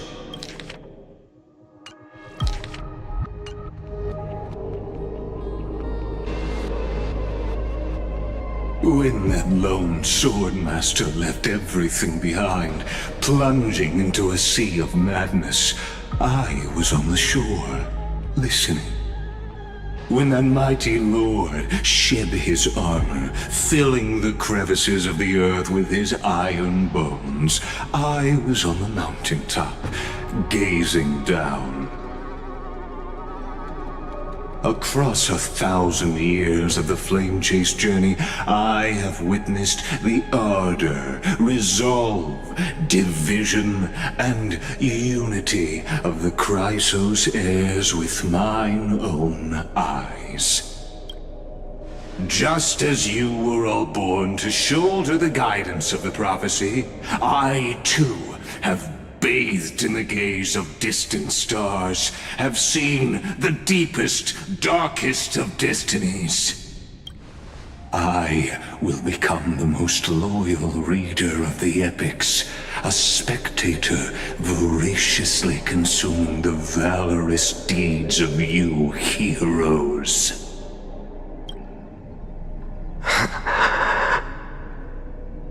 The gaze of distant stars? One day you will understand, but not now. At this moment, please disregard this observer and finish what you must, Lord Finon.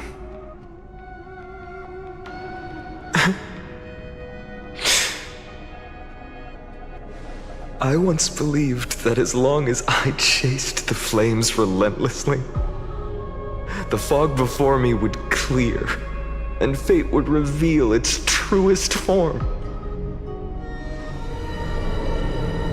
But along the way, they, all who passed, never once received the justice promised by the prophecy.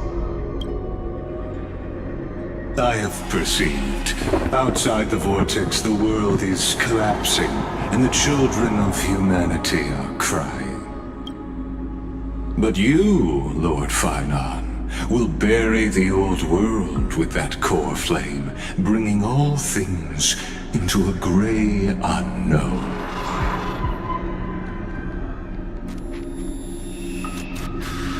It doesn't matter. This cruel flame-chased journey has made me abandon my fantasies. The future is not a paradise with a gentle west wind waiting for us to step in. If what lies ahead is a mass of chaos, I will tear it apart. Then usher in the first ray of blazing sunlight. All shall bid farewell to one, and that person alone will witness the miracle. Such is the will of fate.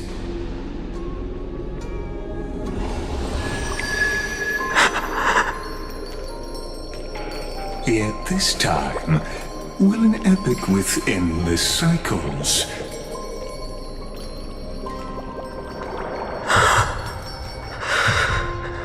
Is it you?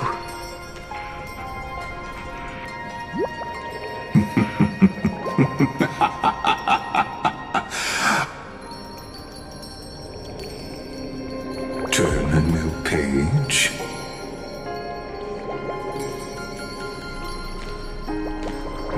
Of course.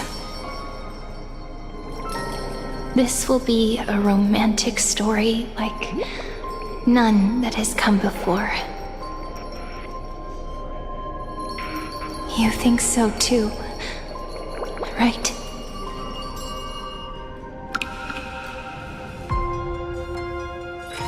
Peaceful days are like breezes carrying the scent of wheat fields.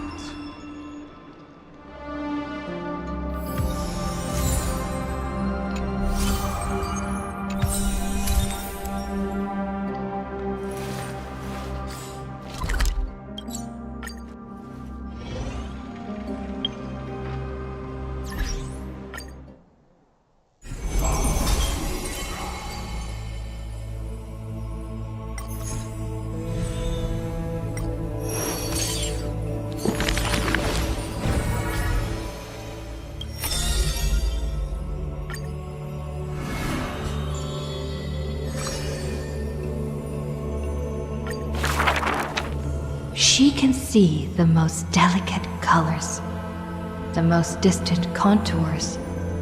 She can see the most secret desires, and through the most perfect liars. But being able to see everything is the same as seeing nothing. Countless mirages and cacophony surround her with stimuli plenty, casting her into another kind of blindness overwhelming. So she soaks herself in the bath and lets her golden thread go beyond the palace. When the water drops on the thread vibrate and shiver, she closes her eyes and listens to the echoes silently. She hears how a mother's feet were wounded for treading over too many stones, and is soaking her feet in the hot water bath. She hears children playing next to the pools, and someone is saying loudly, I heard that the Golden Goddess also likes to visit the baths. She is used to bathing alone. At the start of the hours of lucid or parting, her golden hair spread in the water like a throne, like the scattered golden threads, wrapping her again in a cocoon. Yanis's holy maiden silently walks over, scooping up water to wash the weaver's hair, as if cleansing the bough of a laurel tree. That is when the one who sees the core flame finally knows. There's no difference between a demigod and a true deity. The golden blood that congealed through divinity only in this heavy heat can temporarily flow. And let this golden butterfly feel a fleeting warmth, just as she had once touched her own face. Falls the final tear her eyes will ever produce. Teacher, I had a dream, she recounts, like a young girl on a whim. The sound of the water repels all disruptions in speech. Such peaceful rest, such sweet dreams. She dreamed of how she was a naive noble girl, ignorant of the world. She dreamed of the countless nights when she worked, in the courtyards she weaved. She dreamed of being before the vine-covered temple, where the wind blew by in a violent stream. Lastly, she dreamed of the prophecy that she heeded, how the ancient sound came through the 1,000 waves and could not be heard clearly in her dream.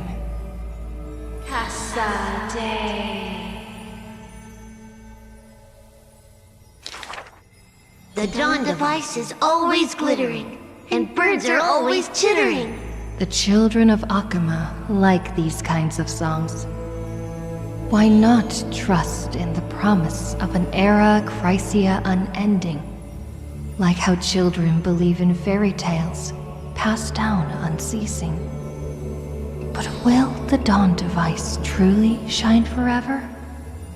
Will the voices of songbirds not one day turn hoarse? In the golden bath in times gone by, she pierced her eyes, for she saw the all-too-dazzling future of everyone. That future was nothing compared to false promises.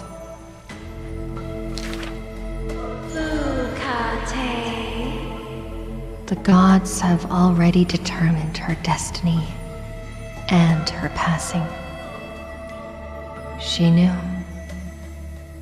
She has long known.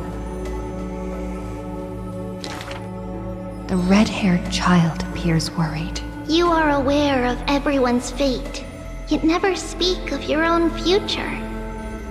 The child who passes along the prophecy understands that to lay such a heavy weight on one person is comparable to the dawn the world-bearing Titan shoulders. There's only one future for silken threads. That is, to weave magnificent clothes for others. She takes the children's hands, inviting them into the pools, intending to use warm water to wash away their concerns. Yes, before the toll of the bell that announces the hour, before the meeting to judge the flame chase begins. Do not waste the rare good dreams, or the languid waves warm as tears. She mutters as destiny slumbers in her arms. The one that wears this elegant attire in the future must bear the weight of the silk threads.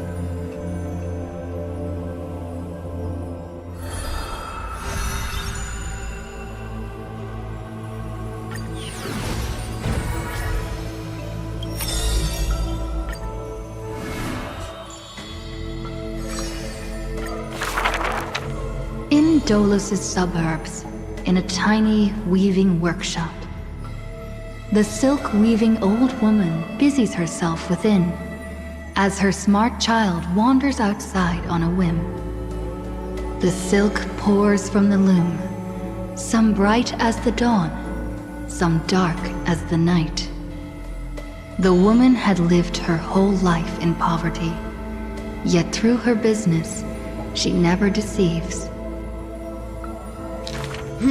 Good child, listen to me. Never lie and speak deceit, for people like you only do to honesty. The girl smiles and nods, but her heart is drawn to the boundless desires of the bustling streets. And the grandmother is unaware that her handmade white dress has been stained by the mud of conceit. Madam, what is a bundle of white silk's price? Sir, only 2,000 balance coins. An honest price tag can only meager profit obtain. If we keep selling cloth like this, we'll stay poor for the rest of our lives! The girl complains to her grandmother, while sprouting countless plots and petty tricks.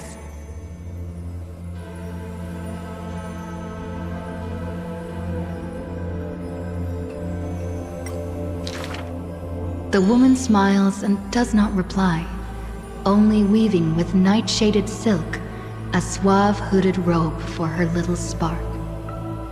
Why don't you take some of our goods and go into the city tomorrow to try out those pranks? The mesmerizing moneyed charm of Dolos City turns minds and tongues into a whirlwind of confusion. Even the girl who prided herself on sharp ears and a clever tongue could not contend with the myriad shifting face before her. She returns penniless and furiously seethes. I vow to the god of thieves that I will eventually empty those people's pockets! Smiling, her grandmother stops her silk work and offers some dinner with humble dish. Silly child, don't let Titans hear such vows and promises. Yet, when the moon rises, a magnificent pin graces the old lady's pale locks. The girl smiles at the old woman, now stunned in shock. I actually did return with some catch. The brilliance adorning her white hair drew all eyes, and its proud original owner arrived to stake their claim. The bet that the girl won with a brilliant trick is described as a thief's loot through lying schemes. The old woman in her panic shouldered the blame, confirming a sin that was but a fabrication. By Dolos's laws, we must also execute all her family! To protect the girl, the old woman reveals the final secret unseen. She's not my family, but just an orphan picked from the street on a whim. People thought this to be a lie, but the girl knows that her grandmother cannot deceive, just like how she always glossed over questions about parents and kin. Your parents went to a city-state far away. The girl never bothered to unravel the threadbare lie. Stop! Stop right there, you thief! Run! Run as fast as you can! Cyphera! The lies overthrow the shop and tear apart the good woman's good name, leaving the girl with guilt and grief. The hearth of her home was a lie, doused by another conceit. But if her sleight of hand had better skill, would it have made that fire burn forever? The girl pulls down the hood and sinks into the starless dark. I vow to the god of thieves. And from that day, she never left empty-handed, her words woven with deceit. However, back then, the girl did not realize that the people did not covet one simple pin, but the golden blood flowing beneath her skin.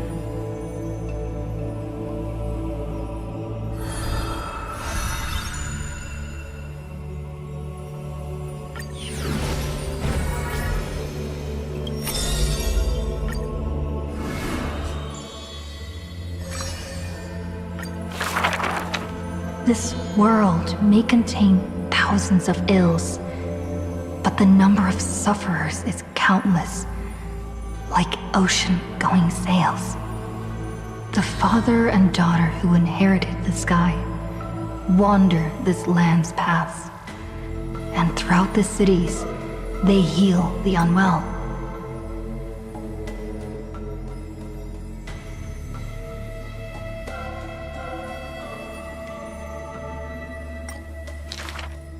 Heirs of the sky who once reveled in martial might, why do you now soothe the world's blistering blight? The doctor responds with a smile as he cures the injury's agony.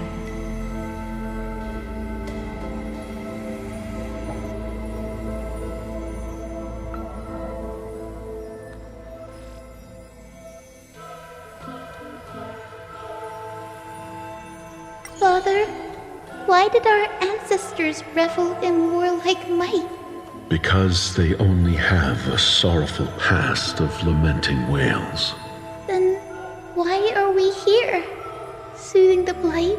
Because we have a future that needs protection still. The priest who parts dusk from dawn collapsed the sky and sealed her wings, and dwells in a place where time itself mends, bearing the promise to return to the Zenith Supreme.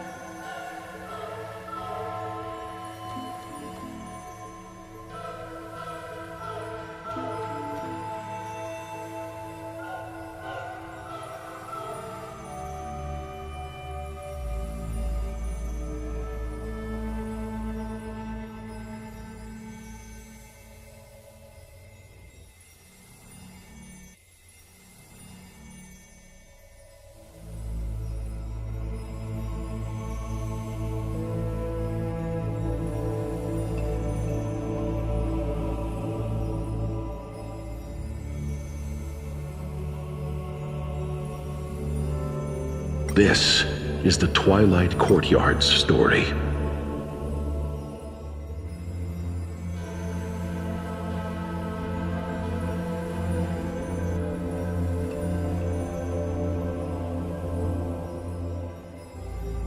And the father tells his daughter the tale of their line, next to the bonfire, lit in the wilderness where winds pine.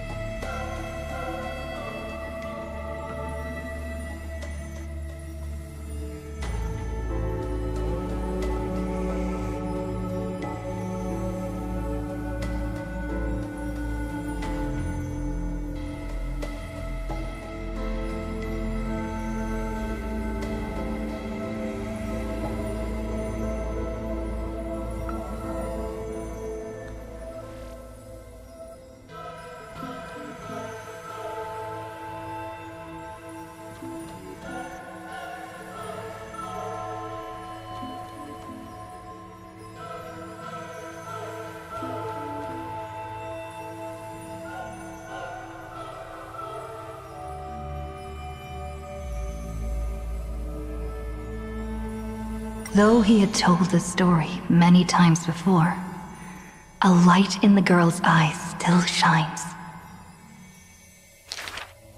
Maybe I will return to the sky one day. Or maybe that is not to be your fate. The blessings of the sky were passed down through generations of their heirs. The brawn of the Titan who molded stars granted a boon fitting and fair. Perhaps the girl with heroic blood in her veins will be accompanied by thunderbolts and the sun's merciless glare. Childishly, she recited the words, Oh sky, heed my wishes. And thunder and heat did not descend. She only saw a sliver of gentle warm flare, wiping away mortal exhaustion and others' tired airs. What a gentle blessing! All said that she must be a savior saint, bringing light to the land, even if faint. But where the girl's eyes often gazed was the wine-dark sky, gloomy and bleak. The god is also sick. That grand longing to save the world may be no more than the girl's feeble dream. But her father treated it as his greatest treasure and taught her all the ways of potions and creams. That girl therefore always accompanied the gentle master of healing and repair. And she brought glowing faint light to the night, dispelling pains and mending the world's pitchy blight. Father and daughter often rested in the silent courtyard under the giant tree. Yet today, at that place, only one solitary figure can be seen. On that night, the healer spoke to a visitor throughout the night. On that morning, he bid farewell to his daughter for the first time. He will heal the ill at a faraway place, where the end of days approaches, and no family of his should follow. You have learned the craft of healing and understood the blessing, but a light more radiant still is needed to heal the entire world. The departed healer never returned, and the girl never left. And that rather lonely courtyard stayed silent as it was before.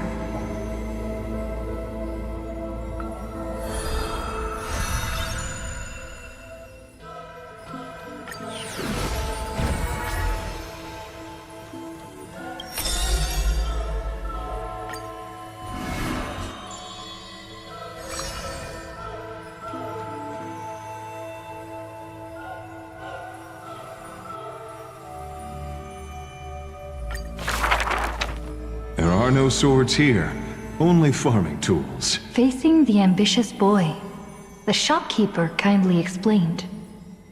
Even a rake would do. Let its worth be judged by the verses I compose with it.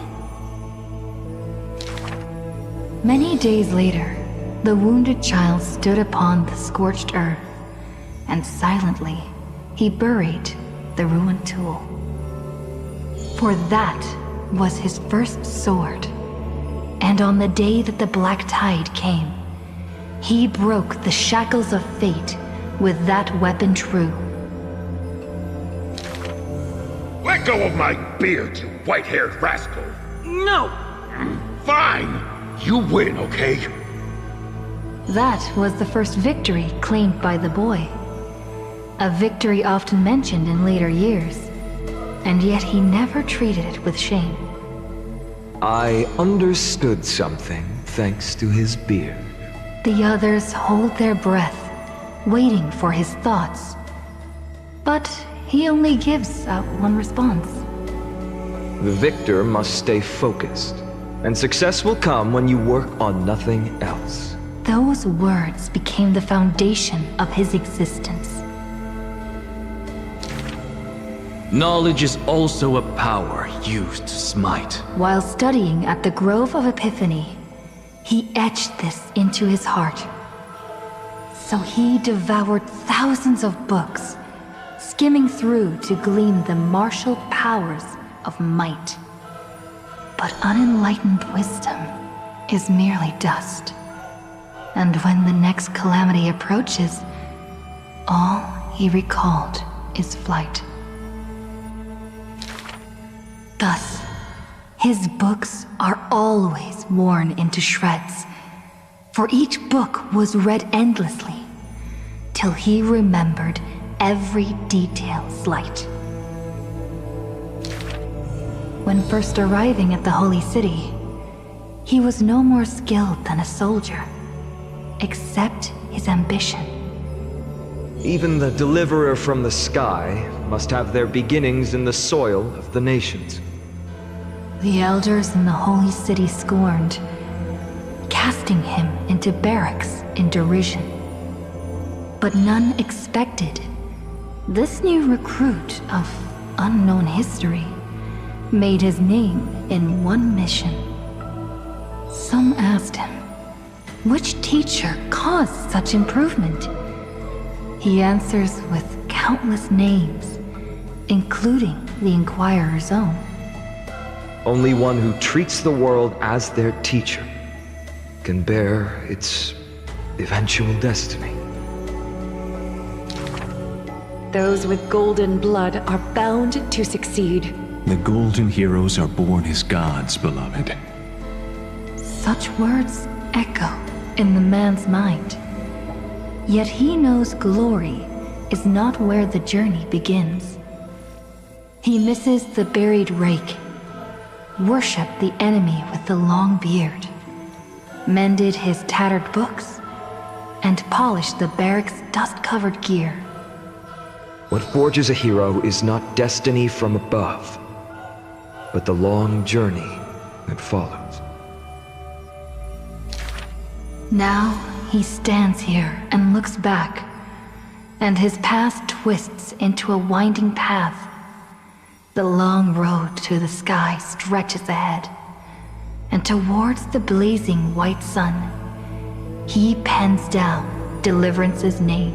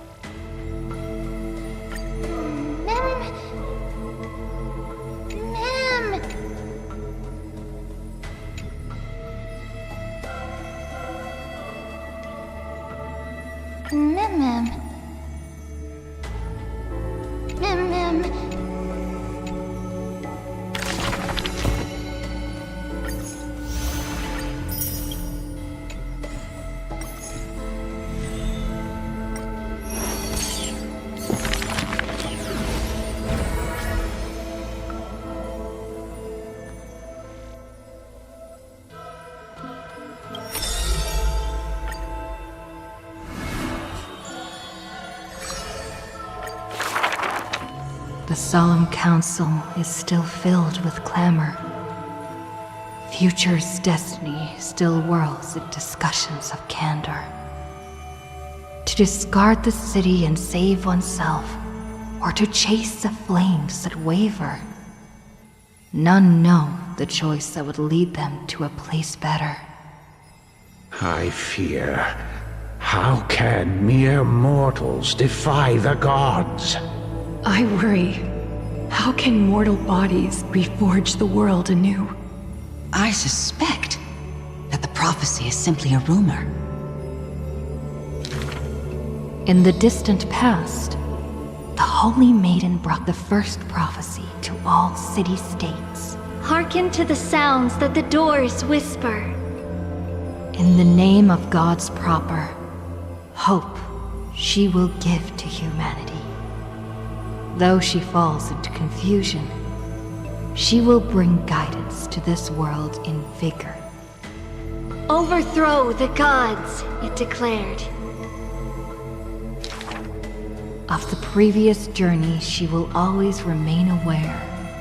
The Queen of Laws lifted the flag to chase the flames flare. The tripartite prophecy guided all the world's heroes, all who dared. And building a new world was their oath of yesteryear. The earth roared for them. The tides surged for them. The scales of destiny shivered violently. Then slowly calmed. The core flames of the Titans rested here, while the blood of companions congealed over there. The child led one hero after another to their end, but no end awaits her, no rest to prepare. Teacher, do not hesitate. The weaver of gold brushes aside the child's tears. The world still walks on the path you indicate. The prophecy still stands, even if the actors now different faces wear.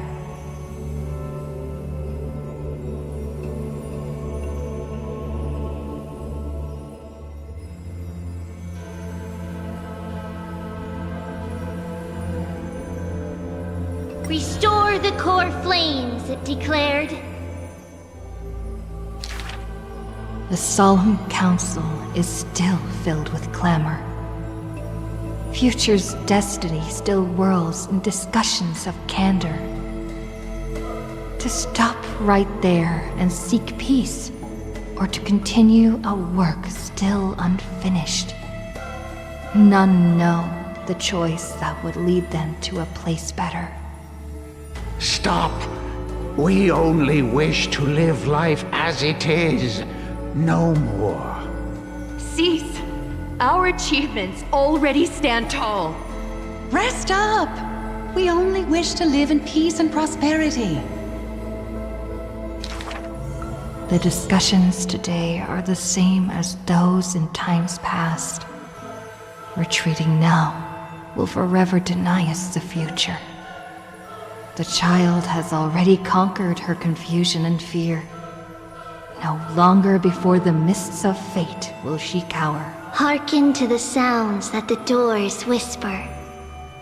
She travels through myriad passages, burning with determination, to once again bring light to humans through her endeavor. The children fly into the streets, wishing to encourage the residents' faith. Please, be not afraid. We will definitely bring you to a new home. Lady Treeby, Lady Trinin, please don't cry. Do not worry. We trust you always. The matron wipes away the tears on the children's faces. The praying ones piously bless them in faith. The lost ones take the children's hands, just as the prophecy guides their path. Bear the divine authority, it declared. Quiet Trinin has little to say. Lively Trianne loves to play, and well-behaved Treeby roams around all day. The people's encouragement rings sincere. The Chrysos heir's companionship lasts through the years, and Mother's embrace warms up every dream. Thus the child understands, thus the child accepts, though countless farewells on her shoulders weigh, though destiny's blood dries like clay. there will always be passageways filled with warm sun rays that silently open to them in future and past days. And from them, a voice says, "Forge miracles," it declared.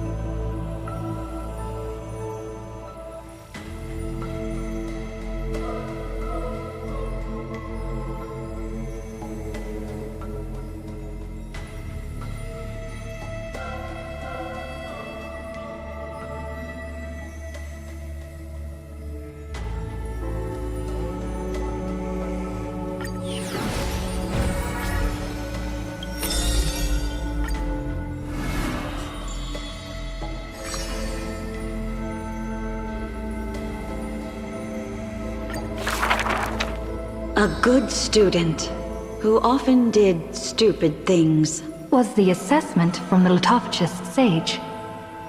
An excellent healer, who fails at all scholarly means. Was the assessment from the noticed sage. A shining child who also burns away her own life's rays. Was the assessment from the erythrokeramist sage. A fool who was always wreathed in smiles, while drowning in a weighty and pitiful dream. Was the assessment from the Newsporist sage. The girl had visited all the schools during her time studying at the Grove. She refused to become a scholar, despite her exemplary grades. Instead of increasing this world's knowledge, I prefer to reduce its pain. While the sages faced her words in silence, the Newsporist sage alone decided to hire her as assistant post-haste. An apprentice who spends wisdom is more precious than scholars who hide knowledge away. The faded twilight courtyard, long eroded by time, now shelters a girl, the sole heir of her lineage. Loneliness accompanied her days, till the sage of the Caprists visited her and brought her a chromatic pony with a grin. It may be the Eye of Twilight's creation in times gone by, for it shines with the sky's rainbow hues within. Could it be the warlike winged beast of her father's tales? But the sleepy, dreary-eyed pony before her was soft as freshest plucked cotton. The girl still took this gift, for from the little creature, she smelled the scent of clouds distant. If it weren't for her, I would have suffered more accusations. The Newsporism sage says in admission, the scholar is coming to deliver arguments and reproach, often stopped before the door, not coming to fruition. For the girl before the door soothed their blazing anger, like the soft clouds, gentleness in cumulation. Do you know what sacrileges he has committed? The girl muddles her answers, yet her heart knows in full admission. Like you and me, he too wishes to heal all of this world's afflictions. The girl treated ailments for many years in the Grove, composing her medical treatises into tomes. When scholars seek medical help, she realizes with a startle that kindness too can grow into its own bloom. By that time, the twilight already lost their eyes, and the world drowns in evernight, while the girl and the healer again traverse the world in gloom. Seeing the golden thread and ivy in the night, though it has been long since she recalled her past, she once again thinks of her childhood dream. Should the sun be dimmed by destiny's decree, then the dawn that heals the world I shall replace.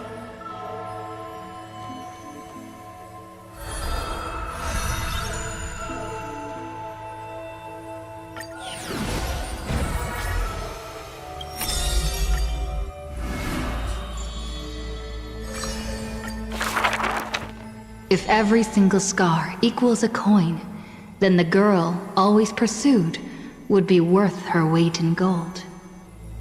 Deception, theft, and night heists, but her nerves failed her when it mattered most. The girl clutches meager loot to her chest and escapes, muttering curses bearing her pain. We're head on. I definitely win next time. She always longs for the coin of Whimsy's blessing and creed. Yet the coin in the air always suddenly disappears, as if in reply from the trickery titan.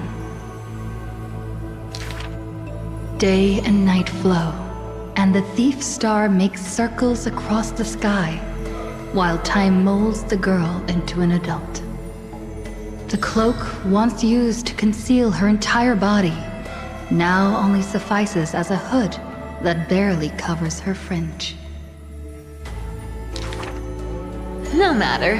These days, I have no need to hide. With a confident stride and a silver tongue, her perfected fraud, thieving every opportunity as a result. And at curtainfall hour, those treasure-seeking steps fade into the moonlight.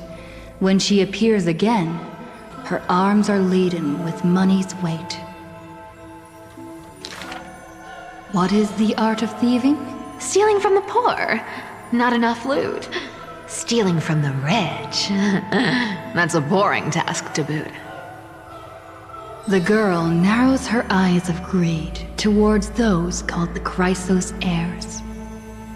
The golden vines of the sages' homes, the sacred carcass of the deathward realm, the divine lyre of the seashore's pearl, and the crystal chalice of the 1,000 gates. The girl knows not the treasure's origins, only that they are all valuable beyond measure. To have something priceless is the true art of thieving. A pity that deceits are all eventually revealed, and the thief meets a rare defeat. A golden thread discerns her meticulous disguise, and the heroes hold down her third hand to imprison in this thief star made of human feet. I take defeat with my head held high. Spare me your sympathy. She frankly faces the accusations, knowing that escaping would be nothing more than child's play. So the Chrysos heir outside the cage smiles sweet. Would you like to see my most precious, a treasure bride? It is a dress, like the beauty god Nestia's divine body. More blinding than the sun, rivaling the moon in its glory. It is woven by divine threads. It captivates even the gods. But all the lies and deceit are revealed under the golden thread's query. The world-famous thief is stirred by such grand words into a flurry. Then just you watch. This wondrous dress will forever remain in my own gallery.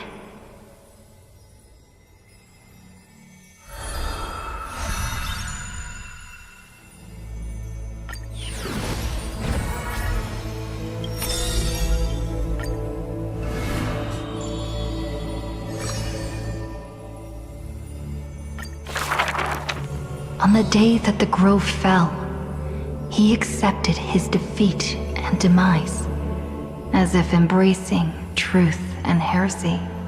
Believe in Titans, and you'll have a happy death. Deny the Titans, and you'll have a fulfilling death. Yet as the lightened soul bids farewell to its heavy shell, a Titan made an untimely call. Do not be startled, child of humanity.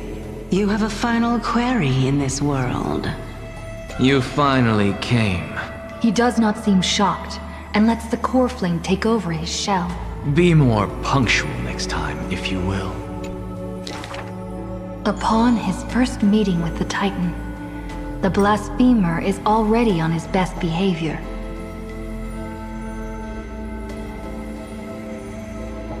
And towards the suggestion to reforge his body, he paid no mind.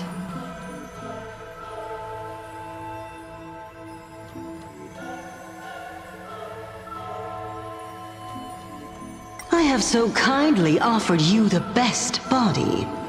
So why do you insist upon your mortal imperfection? The scholar replies in candor. Only by retaining the various flaws can my humanity be preserved in rigor. His form remains in the mortal realm, while his spirit walks the river of soul shores. Between life and death, he fatigues, dwelling in the child of humankind's thoughts and senses. The Titan cannot bear to remain a mere spectator. Why not ask me your questions, child of humanity? I am rich in wisdom, and shall speak with no ambiguity. As though an unspoken pact, the scholar asked the god about all things, feigning a humble quest for knowledge. Do you treat me just as a way to answer questions? A mere machine? The Titan got what they asked for. You should thank me, for good questions are rarer than good answers. Compared to the joy of a new life, the scholarly breakthrough, carried home alongside death, filled the scholar's heart with more fervor. He returned to the Scourged Grove many times, and the Black Tide followed. Despite his defeats, he never sought help or permission. But at every desperate moment, the Titan would eventually take over one half of his body. The union of man and God, a flawed and clumsy choreography.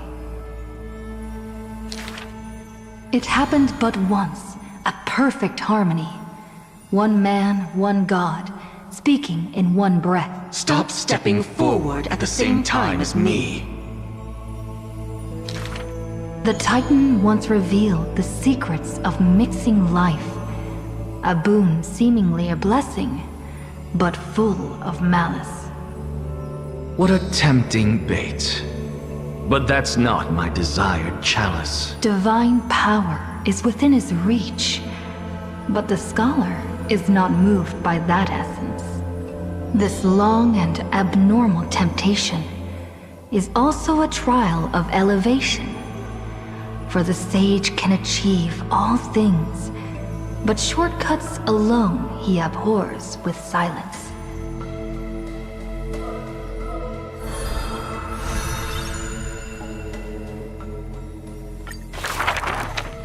Teacher, in this tumultuous world, have you thought about your will? It was just a joke, but the scholar still at the grove answered with extreme caution. He has much to say about his posthumous affairs, exhausting all, fearing the smallest omission. Teacher, could it be that you fear death The assistant asks in concern. It was a question needed, yet he gave no direct reply. Philosophy is the inquiry into death, and I have always considered myself a philosopher.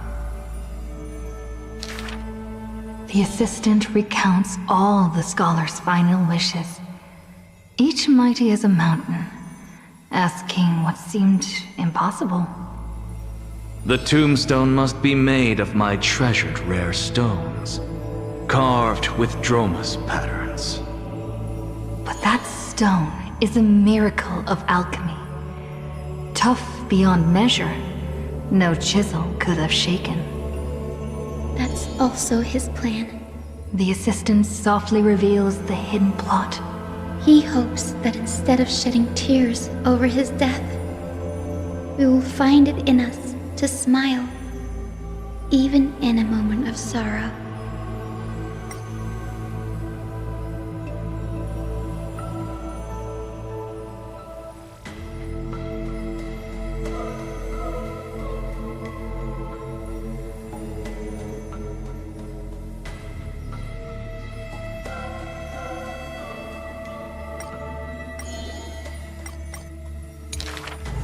It's rumored that in the depths of the grove, the scholar left a teaching ingenium, imitating himself to the utmost detail. Go back. The living have not exhausted their thoughts. Go back. The dead have no desire to teach their works. The ingenium's words are cold and detached, like the deceased man himself. But if you have no one to talk to, fine. You can sit and converse. Now, the grove is no longer bustling, and the scholar has returned to dust. Thus, few in this world now know how he was also troubled by solitude in life. Someone once suggested, perhaps your ambition should also find its place among your final wishes. Pointless notion. He dismissed in derision. Unveiling the countenance of the gods is a task for the living. Perhaps that is his haughty position. Such a melancholy topic. Yet he insists on feigning a twist, avoiding it altogether. Perhaps these chapters should not be retained. Most are from the scholar's handwritten drafts, shown without his permission. Yet there seems to be a voice there in remonstration. It's just the past. What harm is there in revelation? Even in passing, his hubris still resounds in reverberation. The smaller a thing is, the more it shows its weight. The more foolish my name is, the more glory my achievements will be in comparison.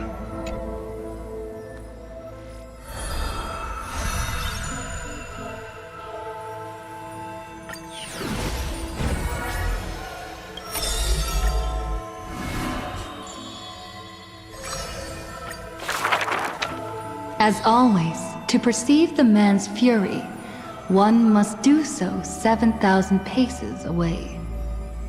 The Kremnos he guards is once again shrouded by mist. Rust, blood, and fire are the ceremonial ode to the demigod. There is no one to witness or to give cheers of glory. The final Kremnos festival goes on without end. The victor shall embrace death and silence, and his glory will only be remembered by the defeated array. For that man, laws and seals no longer have meaning. War and battle never cease for a single minute, each passing day indistinguishable, morning and night entwined. The corpses pile up, filling ravines, forming mountains strong. He carved time with peak's edge and counted the fleeting years by fires of war. Sometimes the lion would climb to the hilltop to look down on the world and search for friends in longing. The distant heavens and earth stretched vast and boundless, but their endlessness felt ever more remote. Like Nikador, he cannot escape madness's clutches, guarding the city alone and embroiled in war. The murmurs of the black tide constantly sound in his ears, yet a flame soars up his chest every moment, casting a light upon the indomitable path behind him. Memories seal the echoes of the past as the man strides into battle, fists clenched fast. He is the wound this world must bear, the new king before whom old gods despair. As stated in Idonia's poems, humans are born with eyes closed to accustom to this world's light, and their sight fades in old age to reacquaint with night's anthems. But the man did not bow to the decay of time, rejecting the lure of death's call. With each return from the brink of death, his eyes burn with fury, fixed upon his foes, until everything suddenly faded away, like a surging black tide, swallowing all into nothingness. The world dissipates in the roiling black tide's requiem. Even the lion will one day die, a departure with no way back. With a sudden fall, his pierced chest hits the ground, and slowly flowing into the underworld is his golden blood departing his system.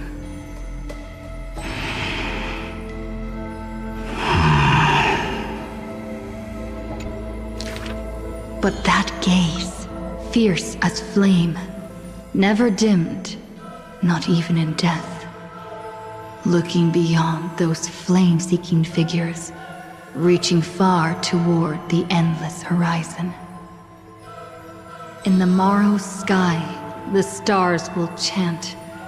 The lone king of Kremnos is called Mighty. His journey was one of ceaseless, eternal warfare. And behind him, he left a world ablaze with glory.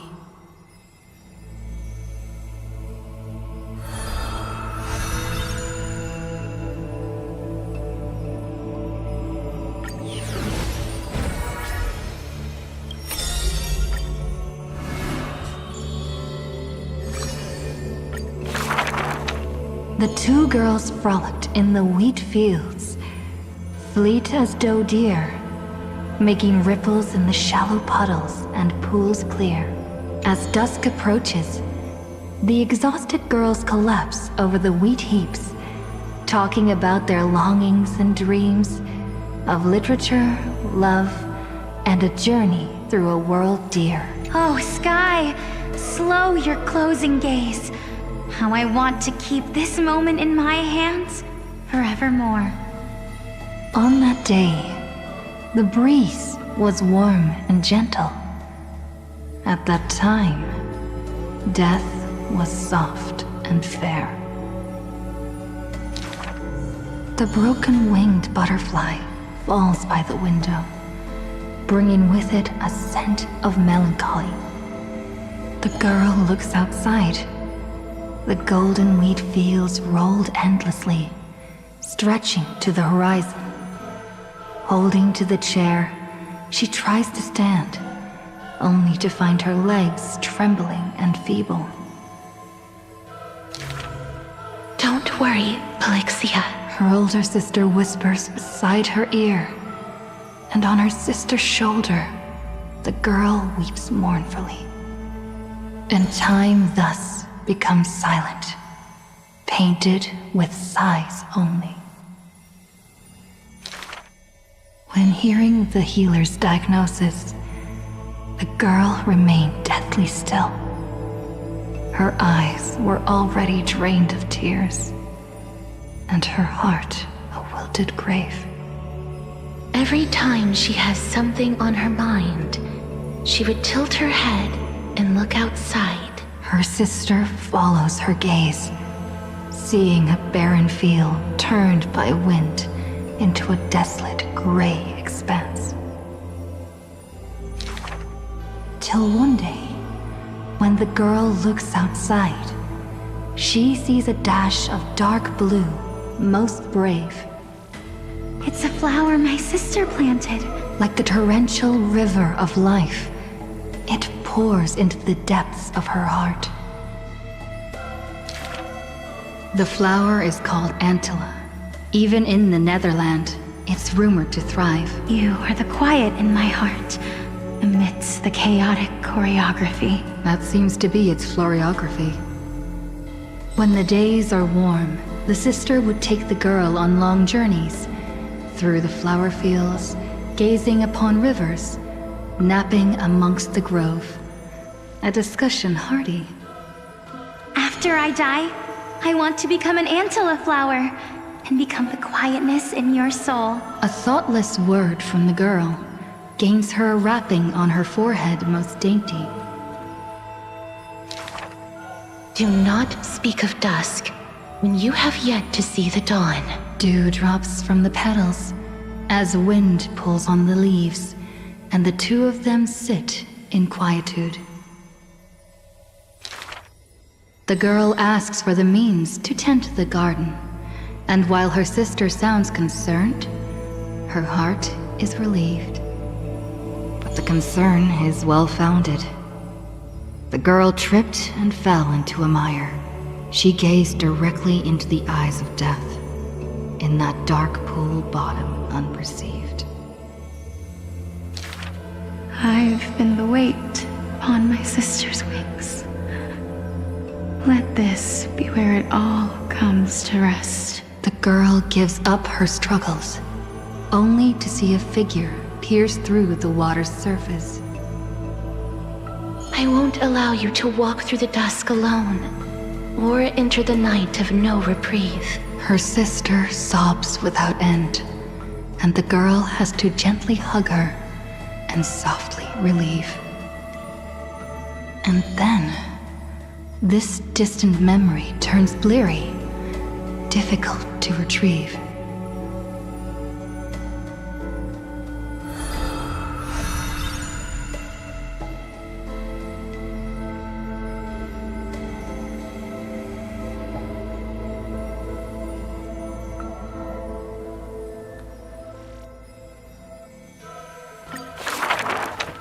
The river of souls flows to the other side, wrapped in the land's night, broad, slow, an eternal and silent sight.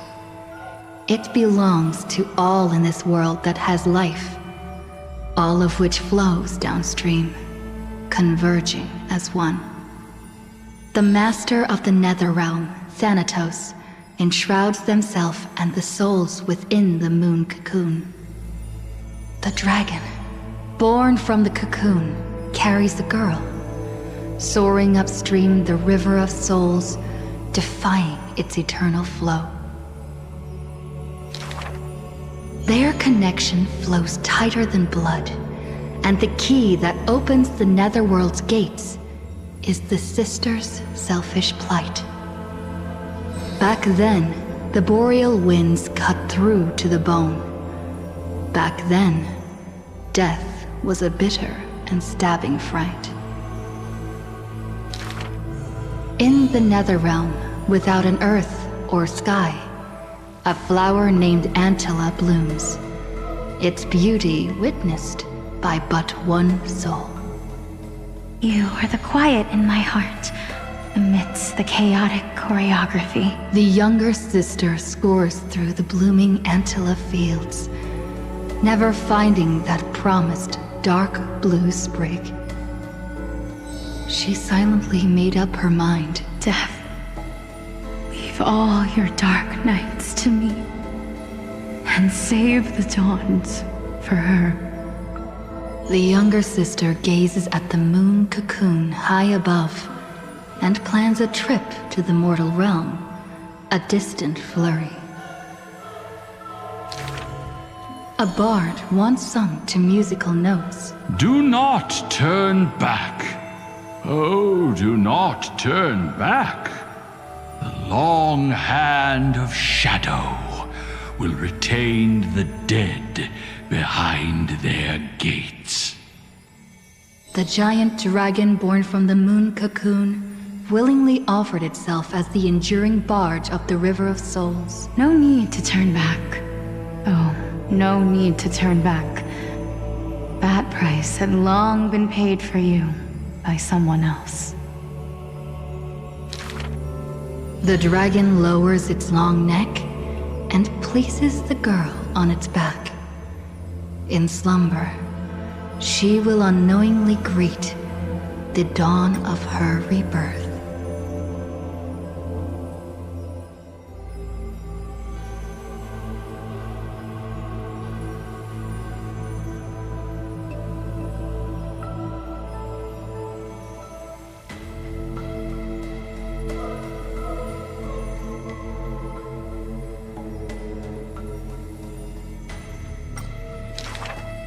The dragon flaps its wings in the chilly gloom of the floating dead upstream, ferrying from purity into grime, going from silence into roaring boom. The souls of countless poets flounder past, their distant rhymes endless like foams. Do not turn back. For to look toward the land of mortals is in itself turning back. In this pale dawn, the sun's first rays light the night ablaze. So the dragon crosses the Sea of Souls onto the shores of life and strands itself in the gleam. We know not where these stories arise. They are scattered across the shallows with the waves. The confession the girl made before her departure still echoes in the tide's heaves. If there is anything for me to leave behind, may it find a soul to remember. This is the ode of my life, and I've already penned my last stroke.